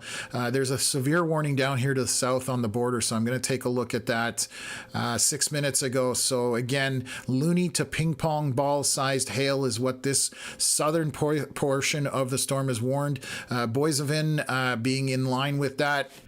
Souris is coming in. It's not in the warning right now, but it could get a little bit windy down there. Obviously, to the south of Brandon, CFB Shiloh, storms went through there the other day as well. So Manitoba's been seeing some action over the last few days. Care of Saskatchewan, Langenberg, any chance? Let me take a look. I think you're out of it at this point, but I'm going to just make sure that I don't misspeak. God, I'm getting tired, folks. Sorry. You are just in the meat of the line that's coming through. Again, moving northeast. So behind that, there's still lots of rain, good solid wind in there. Temperatures are going to drop, but you're in this for an hour or two with all this rain that is in there. So it's not going to be quick, but you're definitely seeing some action tonight in terms of those storms, unfortunately. What about Esterhazy? Same thing, Aaron. We just talked about that. Lots of wind and rain. This storm line is almost 100 kilometers across. So tornadoes are done again for the evening, folks. Mostly straight line winds and hail buried in some of these storms. And it's going to persist throughout the night. As this marches east and northeast, it will weaken a little bit. Jamie saying, out in the garage south of Esterhazy watching the storm. Love, love, love storms. That's actually how I got into it as a kid. I used to sit in my parents' garage and watch them go through, and here I am now talking on YouTube about thunderstorms. So you never know where it'll take you. Goalie for life. So you think there will be any tornadoes in Manitoba from this storm? No, tornado threat is done for the night. This is all weakening, but it has lined out. So, essentially this giant line coming again, all the way into South Dakota is what's going on. So this is a big wind event at this point, straight line winds that still can cause damage, but Environment Canada calling for 100-kilometer-hour winds. I'll pull up this warning to see if they've got it. They don't have it in this one here, but they were the watch, which is all the way out here, that has it. 5-centimeter hail in diameter, which is just under 2 inches, 120-kilometer-hour wind gusts. That doesn't mean maintained, and then possibly in excess of 50 millimeters of rain. So bright orange and red is very heavy rain, yellow is moderate, and then down. So that kind of gives you an idea where all the rain and the precipitation is right now when we're looking at Manitoba. And again, I'll pull up our radar here for the last little bit, and you can see how this is moving northeast, and that bottom end is pushing out a little more eastwards. So storms in North Dakota are going to be the ones that are going to make their way through, Winkler into Winnipeg, into Selkirk as this moves through the region tonight. Expired PCP, Bill Gates loves Canadian Weather Live. That would be awesome if we got a shout out from Bill Gates on the MSN platform. We're a small outfit at this point, but we're definitely trying to grow. Our target right now is 10,000 subscribers on YouTube. You can see at the bottom we're at 9,340. So appreciate everybody that has subscribed today. Welcome to the Canadian Weather Live family, and we do this across Canada. We are based in Eastern Ontario, but we are obviously doing farther than Eastern Ontario. Tuesday, just for everybody that's tuned in, Manitoba does have a high-end severe potential. Again, for Manitoba, we will see if that continues to be the case. You can check out our Facebook page. We post our outlooks and forecast videos there. Above me at the very top is a QR code that will scan and get you to all of our social links. So you can use that to find us as well. So Leah saying, okay, cool, don't have to worry about a nocturnal nadir hitting my in-laws. No, you don't at this point. Again, once things start to line out, meaning that the storms all congeal into one big line, they can't spin. Think about a couple of things trying to spin in the same area. They will start to, if they're both spinning the same way, they'll start to have friction, and they can't happen. So you can have these tiny little quick spin-ups that happen sometimes, but tonight I don't think that's the case. So I think they just pushed this severe thunderstorm warning further out. So again, loony to ping pong ball sized hail. They have pushed that all the way up to Riding Mountain National Park through Brandon, because you can see how strong this is down here on the southern portion. So are the tornado warnings over Swan River? I'm up waiting for storm to pass in case I need to take the kids to basement. Ken, I'm just going to double check for that, but I'm pretty sure you are done. I know that's in northwest Manitoba, if I'm not mistaken. And again, I'm not super familiar with everything. So you are done with tornado warnings for today. I'm just going to go back here and see. That one is expiring in 18 minutes. There's going to be a lot of rain, a lot of wind and lightning for you, but it is straight line wind. It is not tornadic circulation, Ken. So you are in the clear in terms of tornado warnings for the evening. Packers, prods, what about Minot? Minot got hit earlier. Just give me a sec here. Where... Dixon, Bismarck. Oh, there we go. Minot. Yes. So the storms are going through there right now. The line has passed through. So this is what we're talking about. This is all coming up into Manitoba and towards Winnipeg. Minot is at the tail end of this. So you're out of it. You can see you guys use Fahrenheit, but this is Celsius, 26 Celsius on one side, 19 on the other. Significant temperature change. So you have gotten past through that. So hopefully that helps. You can go to sleep tonight. Leanne asking about Ericsdale, Manitoba, and I've said that name a couple of times today. I'll take a quick look to see if I can find that as well. So you are on the edge of this. It is coming up your way. Where was it? Right there. So just kind of to the northwest, this line is marching your way. It will subside, or it will weaken as it gets closer to you, because it's going to take some time to get there, but you are still going to have thunderstorms overnight, still going to have some heavy rain, hail possibly. So yes, it is coming towards you. Hopefully it's weakening by the time it gets there. BRS saying, I just joined yesterday and I live in BC. Thank you very much for joining. And we do cover BC as well. We did have some water funnels over the water there outside of Vancouver and between the island and Vancouver itself, so Victoria. Yeah, we do cover all sorts of areas where there's severe. We come here whenever there's severe weather. We don't come on here to tell you it's raining because everybody can look outside for that. So Lisa saying, y'all, I'm cooked. I don't know where you are. Hopefully you're not. Roblin. Oh, so you're in Roblin. Yeah, again, just a heavy winds. The tornado threat is gone.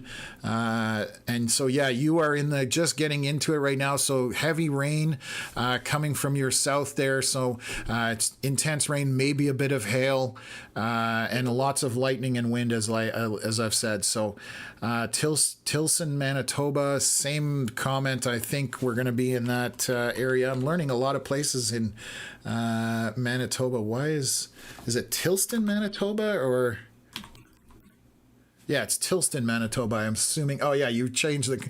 Sorry, I even know where Tilston is because there were some tornadoes there back in the day. So you have gotten... The line has passed over you. You are now into the lighter rain or the more moderate and lower rain. So you are out of it for now. In the Tilston area, it has moved east of you. So things should be much better at this point. You're not too far into it as far as Tilston is concerned. And what's going on by Foxwarren? That's where the radar is located. I know that much. You're just getting into the line of the storm here. Just trying to figure out where Foxwarren is. Just right there. That's where Foxwarren is. So the line is just making its way through. You've kind of gone through the leading edge of it, which is the stronger part. But there's still a ton of rain left back to your southwest. Not as much lightning, but moderate rain coming your way for that area. BRS, be safe, my fellow Canadians. Yes, absolutely. Everybody stay safe. And I'm glad that we're able to help out people through this as much as possible. Jet Boy, Pelican Lake, Manitoba. Let me see. My computer's starting to slow down even. It's been going for so long with so much. It doesn't show up in our software, so I'm going to take a look here on... there we go. Found it on Google Maps. Bear with me for a second, folks. So that's Pelican Lake. You're southeast of Brandon. So this storm is coming your way. We do have a severe warning. Pelican Lake, Wawanesa. I know an insurance company called Wawanesa. I'm just trying to pinpoint you. Oh, right here. You're going to be down here. This is going to be Pelican Lake right there, southwest of Belmont. So you are in the severe warning for this storm coming, and they're saying loony to ping pong ball sized hail right now with this line that is approaching you from kind of the west. So this is definitely indicative of strong precipitation in here. When we start getting into that purple, that's on the high end of the scale. So coming into Boissevain, and then continuing on through there. So definitely need to pay attention in Pelican Lake. Does it gonna hailstorm in Langenberg? I think did we not talk about Langenberg just not a while ago? I may be losing my mind because I have been at this for so long today. Langenberg. I know that's in Saskatchewan, I believe. There we go.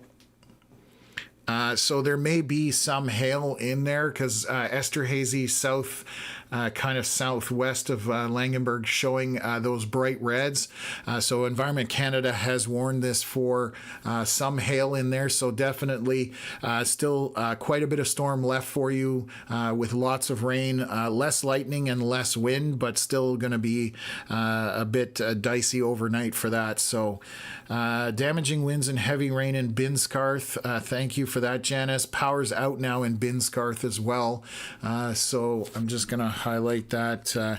And probably the line just came over that area. Yeah, so that's where you can see that leading edge of this storm. That's where the storm is the strongest. Once you get past that, I'm going to just highlight how this is snaking about. Once you're back here in the storm, there's less severity involved. It's not as severe as that leading edge. As a storm approaches, you always know when you get a thunderstorm, that front edge just comes slamming in, and then it kind of improves. So that first leading edge is where the difficulties are, but it improves even though there's still lots of rain buried back there. So let me just go here. They've updated the severe warning here for this line as it's marching east. So let's click on that. Updated 2 minutes ago. So they're saying a large line of thunderstorms formed along Saskatchewan Manitoba border. These storms are moving north at 40 kilometers an hour, and they're saying loony to ping pong ball sized hail. That is the severe warning that is Rocanville and kind of north of there. So definitely pay attention to it. We were talking about Esterhazy, Churchbridge, Langenberg. You just got warned for that. So definitely some hail in there. And the same thing on the Manitoba side, I think, is going to be this. I'm just pulling up this one, just updated. Again, there's loony to ping pong ball sized hail and heavy rain is what that is being warned for. So, Jordan, my pleasure. Glad I could help you out to help with the storm anxiety. Again, I think you're okay for tonight. It just says if the power is out in Binscarth, make sure to report it. It's not on the Manitoba hydro outage map right now. So yeah, definitely a good thing to put up there. And then Jetboy saying, hey man, thanks. Good to know. Absolutely. And Noah Gustafson, I'm in Deloraine, Manitoba. Welcome to the stream. I don't know where that is, but I can probably find it. Hopefully I'm spelling it right. Yeah, there we go. Found it. You exist. That's the good. Oh, yes. So the storm to your west just jumped the latest scan. Heavy winds, lots of precipitation, and some hail in there, Noah. So you're in it for a little bit here. This section of the storm, I can kind of show you how wide it is. It's about 80 kilometers across, but where you see that bright orange and red, that's where the more intense stuff is. The yellow and green is on the weaker side in terms of precipitation. So you're in for a bit of a ride for right now. Again, straight line winds, tornadoes are done. So you're definitely on the edge of it right now, riding out the worst of it, and it should be over within about an hour. And then the rest of it will be weaker, as they said. So what else? Yeah. Thank you very much, BRS, for the compliment. You have an awesome meteorologist voice. I apologize. I thought I subscribed, but checked and I wasn't, but just subscribed now. So meteorologist is definitely getting tired because, again, I'm in Ontario, so it's 12:23 right now, and we've been going for over 6 hours now on this stream. So, again, just trying to get the information out to folks. So, yeah, so Janice just saying it has just passed over Binscarth, and that front edge of the storm is the windy part.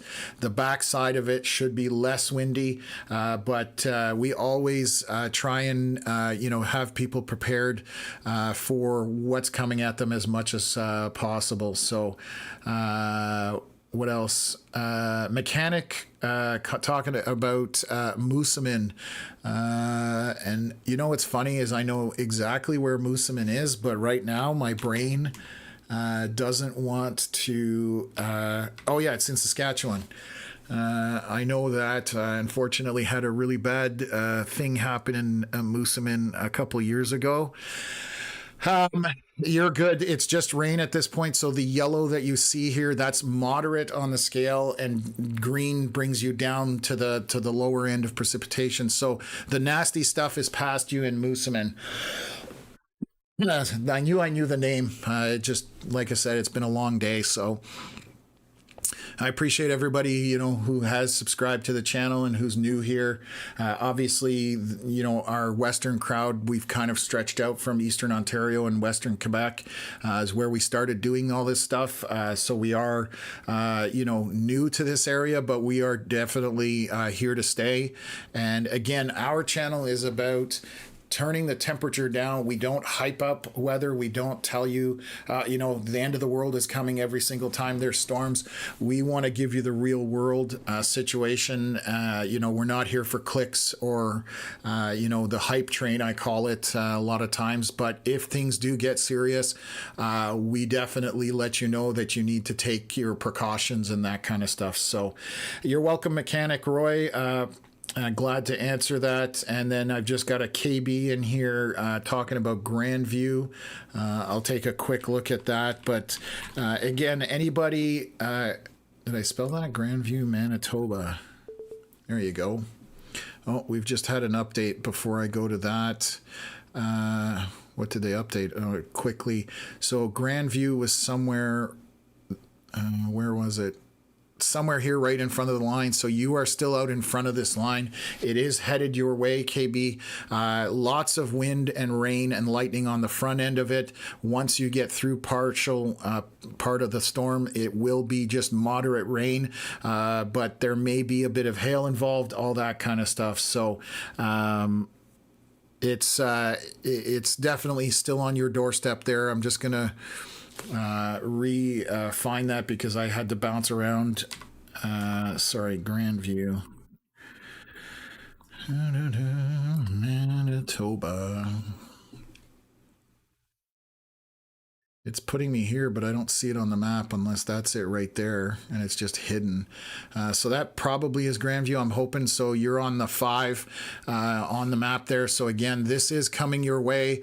Heavy rain, lots of wind on the leading edge of this storm, but you can see how that bottom end is just swinging up towards you. So lots of rain overnight coming your way, and that's where things are headed for you. Again, nothing too dangerous, but just strong winds, some hail on the leading edge, and strong precipitation as well. So just going to take a look here back into Saskatchewan. There's a boundary kind of forming in here, and I'm just curious what it's doing. So I'm just watching this line here, just caught my attention. This is out by Melville and Yorkton, so this kind of line right here, I'm just going to see what it's doing on radar here just to make sure it is. Okay, it's just pushing north. Okay, that's nothing to be worried about at this point. So down here on the strongest part right now is definitely here down east of Boissevain. You've got a strong portion to the storm, so you have reds, oranges, in there, even some purple showing. So there's probably hail in this. That's the other thing you need to concern yourself with. So it's slowly marching towards Boissevain and then into Killarney and then further east from there. So that currently is the strongest part of this storm. Oh, Noah Gustafson saying I'm 15 minutes south in the mountain. Okay, perfect. Yeah, so again, this is a very large system, and you can see quite broad and just moving through the region. So what I'll do, actually, I'm going to stop because there's all these tornado warnings on there. I'm going to turn the animation off so it's a little clearer. I'll do that. And go from here and kind of play the radar so you can see a little bit better as to what is progressing over the last few hours. So this is since 8:29 p.m. 3 hours ago Manitoba time.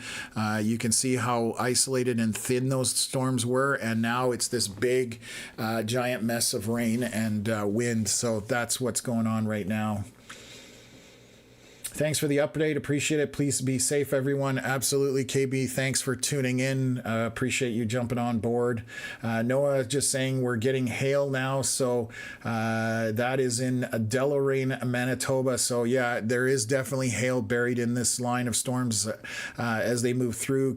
Environment Canada saying up to 5 centimeters. So depending where you are, the area I'm highlighting is on the south end, right by the border with North Dakota. That definitely showing a strong area of precipitation. So Jordan Wood, I think you're good. You know what? If you subscribe or you reach out on Facebook, I'd be curious to hear from you tomorrow or the next day. You can find all our socials on the QR code on there. So definitely, on the Facebook page, we put out forecasts and outlooks whenever there's severe weather. We also post weather alerts. We are working on an app as well. So we're literally just 1 year old at this point. And so we're trying to get things, where we're expanding the platform constantly. So what else? Okay, Expired PCP saying he's got the WeatherWise app, but when the alerts go out, he's not getting the audible warnings. So I'm going to show you this. Give me 1 second. I'm going to jump on this updated thunderstorm warning, and I'll show you how to do it. So 11:29 p.m. They've updated this just now for that for the line, and they're still saying loony to ping pong ball sized hail. So that's this whole entire line from the north. You can see all this yellow in the center here from the North Dakota border going through Riding Mountain and all the way up to Highway 20 and going near Swan River and Duck Bay and even a little bit further north. So that's what they're calling for in terms of the storm. What else? Okay, yeah, so you were asking about alerts. So if you go to the triangle at the top here, you go into your settings, and then let's say you bring up your severe weather. If you want a warning, you click on it, and then you can choose a sound here in the bottom. You can have siren. There's a bunch of them. I'm not going to drop it down because I don't want to mess with my settings, but it would be right in here, and you can change that for anything, and you can even, I think, I don't know if you can upload your own sounds, but that's what you can use, and then you can test it with that button there. So Expired PCP, hopefully that answers your question on that. When we have tornadoes happening or tornado warnings, we definitely get a loud siren involved. So Wayne asking, is the storm dying? And yes, as this progresses through the night, it is definitely going to break apart and die, because if we look at just this radar scan, you can see that earlier on there was reds and purples, a whole pile of orange, and now it's more orange and yellow and working its way down, and that's the expectation overnight. This is going to weaken. So again, I'm definitely not staying up all night. We are now almost 1 a.m. It's 12:30 my time, so it's getting to be Betty bye time for this old man, but I'll keep with it as long as I can. Janice saying, yeah, we just had something go through Binscarth, and again, that would be probably trailing winds, that kind of thing. But again, rotation is not something that is prevalent for this evening. The thunderstorm, they've actually dropped, I think, everything for the tornado watch. What is this up here? It's a different color, so I'm trying to figure out what this is. Oh, I know it looks orange, but it's because there's a yellow and a red on top of each other, the boxes, so it's looking orange. So that's the last of the tornado watches up here, but it's expiring as well. So this is just how things are tracking at this point. TKR Osher, wind getting gusty in Grayson again, and it will pick up, and because again the line is not just one straight line of winds, and I'll pause it here on the end. So you'll have areas that will pick up with wind and subside and then pick up again, but for the most part as the evening carries through overnight, these things should weaken. Again, I hope that I love being wrong when weather subsides before it gets to somebody. Again, we are talking some big distances, so it's always harder to judge. And I've been going for 6 hours and 20 minutes. I haven't had a chance to look at any models or any data while this is going on, just because it's so busy. So I'm just basing it on information I had before we got on the stream. So what else? Expired PCP, you're welcome. Glad that helped you out. If anybody has any technical questions, whether it's to do with our weather-wise radar app or it's our platform, you can always reach us at our email. It's at the top of the screen, canadianweatherlive@gmail.com. Or, you can check us out there. Facebook page is also another awesome page as well. So it's we post, again, you can communicate with us. We post all sorts of different things on there, especially after storms. We also run a page called Canadian Weather Live Reports, which I'll show you here. So this is a page that we run, which is a community of people that want to post photos or videos of their storms throughout their area. As long as it's weather related, you can post it there. You need 2 basic questions to answer to get in the group. If you can't answer them, you're not getting in. Keeps the trolls and the bots and everybody else out of there. But that's a page that we run on top of our regular Canadian Weather Live page as well. So Hayden saying all tornado watches have expired according to multiple sources. Yes, it's again, the only one that I see up here is this one right here. It says expires in 41 minutes, but all tornado possibilities are over for the night. And there's one in Saskatchewan corner that expires in 41 minutes. So the watches are basically have been expired. They're just showing up on the software for another 41 minutes. So what else? Lara Media Weather, thanks for this great coverage. Subscribed. Awesome. Welcome to the family. Appreciate that.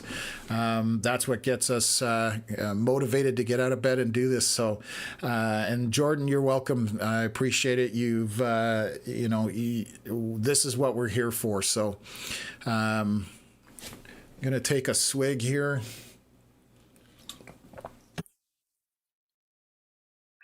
And, again, anybody just jumping in, I know there's still quite a few people watching the stream right now.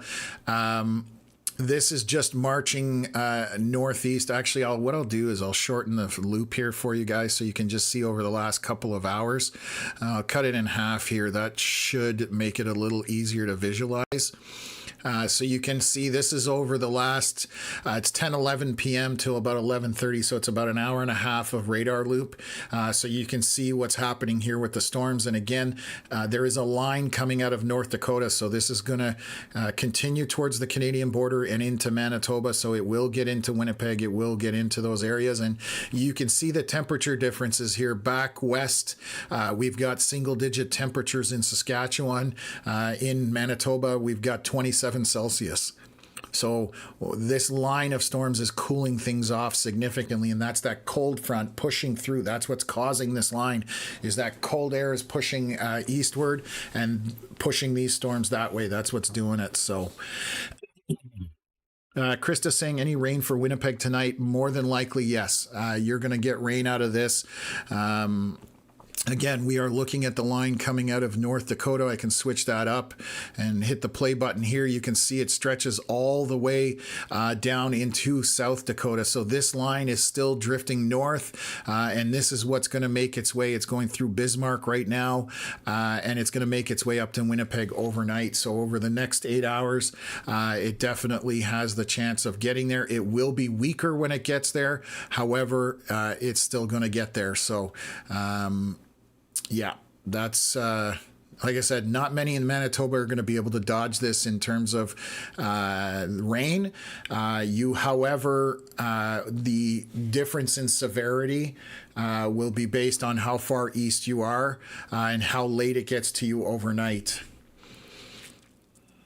Okay, perfect. Yeah, perfect. I've caught up on all questions and stuff like that. Oh yeah, Hayden, I haven't seen you on the stream in a while. Hayden's out of Calgary. Definitely good to see you in the chat. You are It's actually only 9:40, I think, out in Calgary. I could be wrong, but 10:40, yeah, 9:40. Anyways, good to see you in the chat. I haven't seen you out here in a while, so thanks for tuning in. And we're getting to the tail end of this. Again, almost 1 a.m. where I am here in Eastern Ontario. So we were on the stream yesterday for about 8 hours or 7, 8 hours, something like that. And today we've been 6 hours and 25 minutes. So around the same amount of time again. So again, I did speak about it earlier. Tuesday definitely looks to have some potential for severe weather in Manitoba. We will be updating our posts on our Facebook page. We will throw an outlook as to what's going on for Tuesday. And also, if Tuesday does end up being a severe weather day, we will be live streaming again. So we will would love to see you guys here on the channel once again. So thank you. Oh yeah, 10:40 in Calgary. So yeah, it's only 1 hour. Oh yeah, because I keep forgetting that you guys, do you guys still do daylight savings time? I know there was a thing whether you guys were going to do that or not. I can't remember anymore. I know Saskatchewan doesn't change. So yeah, definitely not 3 hours difference between Ontario and Manitoba, but what else is going on here? Hello, just hopped on, wondering how fast the system that is west-southwest of Brandon, Manitoba is moving. Tons of lightning. So you can see it on the scan here. We, unfortunately, on Canadian radar do not get velocity in terms of storms. Sometimes if they put it in the severe warning, so I can take a look here. And it doesn't say. So unless they put it in here right now, I have no way to tell you how quick the storm is, short of taking a scan, measuring the distance from the two, and then doing the math, which I on a live stream I don't have time to do, or I'm not able to do. The software weather-wise that we use, they are working on a tool that we will be able to tell you guys the speed of storms as they're moving through. So that's coming out at some point. So. What else? ETEP Studios saying, yeah, still have daylight saving times, but I think it's back on the vote. Maybe in the fall it will be decided. So yeah, I know that's been something that's been in contention out there. So anyways, what else is going on? Janice, which direction did it go to Russell? Which direction did it go to Russell? Is there? Yeah, there's a Russell, Manitoba. So let me look it up. It is moving over you right now, and it's kind of coming from the southwest is how this is tracking. The stronger part has moved past you. And the remaining portion of the storm is just basically moderate rain. So I'll pause it here on the last scan. And so you can see that all this yellow that's back to the southwest of you, Russell is right up here to the west of Riding Mountain on the border. All of this is just moderate rain, and there's not even any lightning in there for the most part there in terms of positive lightning strikes. So it's on the weaker side of things. And cooler temperatures in Broadview. It's like currently 14. So hopefully that answers your question. V-Baller Lefty saying it's 12:40 Eastern. Yes, cheers to us troopers. Absolutely.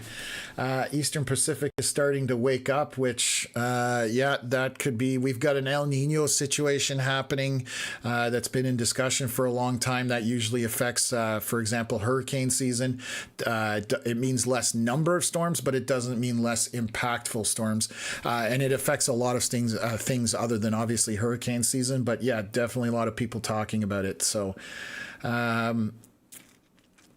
Danny saying it's hitting Assasepi ski hill hard right now, and again, it's on the leading edge of it. You will definitely get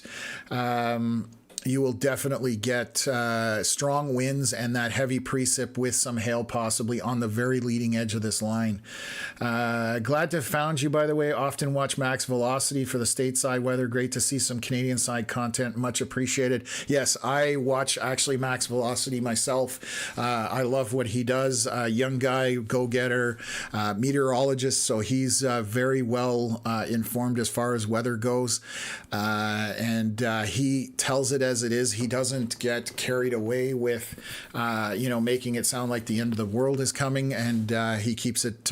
He does a lot of coverage.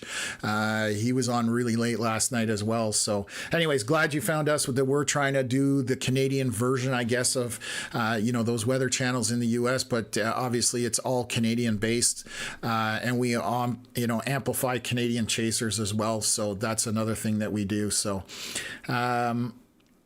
Yeah, Stu, you're glad to answer your question. Appreciate it. Holy cow, Mark is still on here. Thanks, Mark, out of Montreal. He says he's off. Great stream as always. Thanks for tuning in. I'm going to be checking out here very shortly, guys. Again, this is marching eastward. I will play the cycle for Manitoba. The severe warnings are being pushed out here by Environment Canada. They are just to the east of Brandon right now. That is the warning. The watch itself, which is the lighter yellow, is just to the west of Portage. So warning means something's happening. Watch means the potential is there. So what else? Graham saying, awesome stream. Thank you very much for the kind words. Alfred saying, how's it looking for Swan River? You've got a ton of rain. You can see this stuff kind of marching up that way. Some lightning, but a ton of rain and some lightning throughout the night with heavier winds as well. You will be in this for quite a bit of time overnight. So not going to be a short trip through this storm, unfortunately. What else? Tropical Depression 2E formed in the Eastern Pacific. And I literally would love to chase a hurricane one time. And I don't know if that'll ever happen. I did chase Hurricane Fiona with Connor. We drove from Ottawa all the way to down here, Port Hawkesbury, and through here. This is where we rode the hurricane out.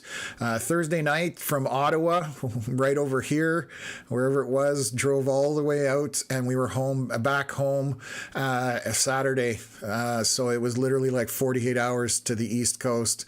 But that's what storm chasers will do. So we are a little bit disconnected or crazy with that kind of stuff. So anyways, yeah, Jordan, you're good. Again, I think you're good overnight. I know your anxiety isn't helping you with it, but it's one of those situations where, again, the further north you are, the better off, more than likely with this. So what else is here? Oh, Revolution saying, hello from the United States, Kentucky.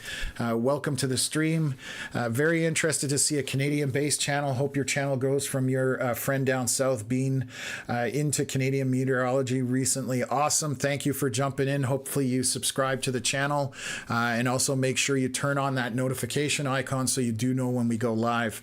And then XX reset here. Yeah, Brandon, Manitoba is got the gust front has moved through, and now the precipitation is just about to come into Brandon, Manitoba. Temperature has come crashing down. It was 27 Celsius there. It's down to 21 now. And you can see how this rain and there's possibly a bit of hail in there. So that is on your doorstep right now. Out of Toronto, still on the stream. My goodness, I'm impressed with the with the Ontario crowd, or the Eastern time zone crowd. Thanks for tuning in. Amazed you're still here. Always good to see you. So yeah, we're hopefully going to get some storms in Eastern Ontario and Western Quebec. Our season's been fairly quiet this year, so always good to see you out there, and we'll catch you on the next stream for sure. So so I'm just checking a few other things here, but I think I'm pretty much going to wrap this up, folks. Again, just going to reiterate for anybody's on the stream right now, this is moving north and northeast, coming out of the Dakotas, and through the night it will dissipate and be weaker, but it's still going to dump quite a bit of rain and wind. Hopefully it dies off overnight, but again, I can't be specific about that since the line from North Dakota. You can almost follow where all this is based on the colors. So you can see that warm air tucked into the the south of Manitoba and eastern portion of Manitoba. And then when those storms are moving through, you can see those blues where we're down to 18 Celsius, 13 Celsius. So you know they've already moved through there, but it is following that warm air. So even out of North Dakota, again, you're going to see those storms making their way up there.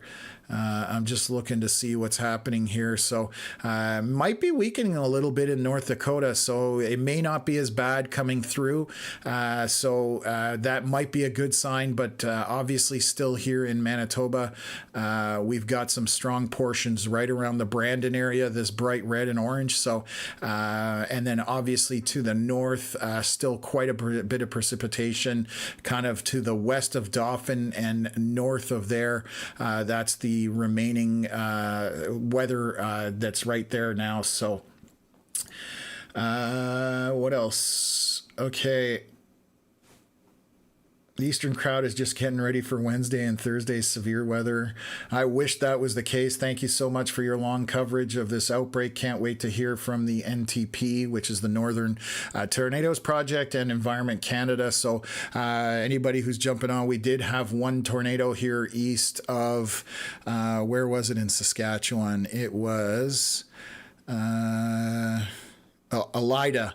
So on this 361 highway, we had a tornado come visible to our chasers on the live stream. They've all quit for the evening, but anyways, we'll see what what comes out of that type of thing. So guys, at this point, I appreciate everybody tuning in. I am going to pull the plug on the stream. I need to be in bed by 1 a.m.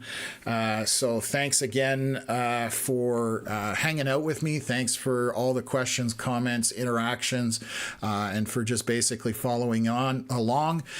We appreciate all of you. Anybody who donated today, thank you again as well, and thank you out to my chasers who have been providing live streams and sharing photos and that kind of stuff, and also to my moderators. We can't do it without all these people, so I'm very grateful for that. So again, thanks everybody. Have a great evening, and we will catch you on the next live stream.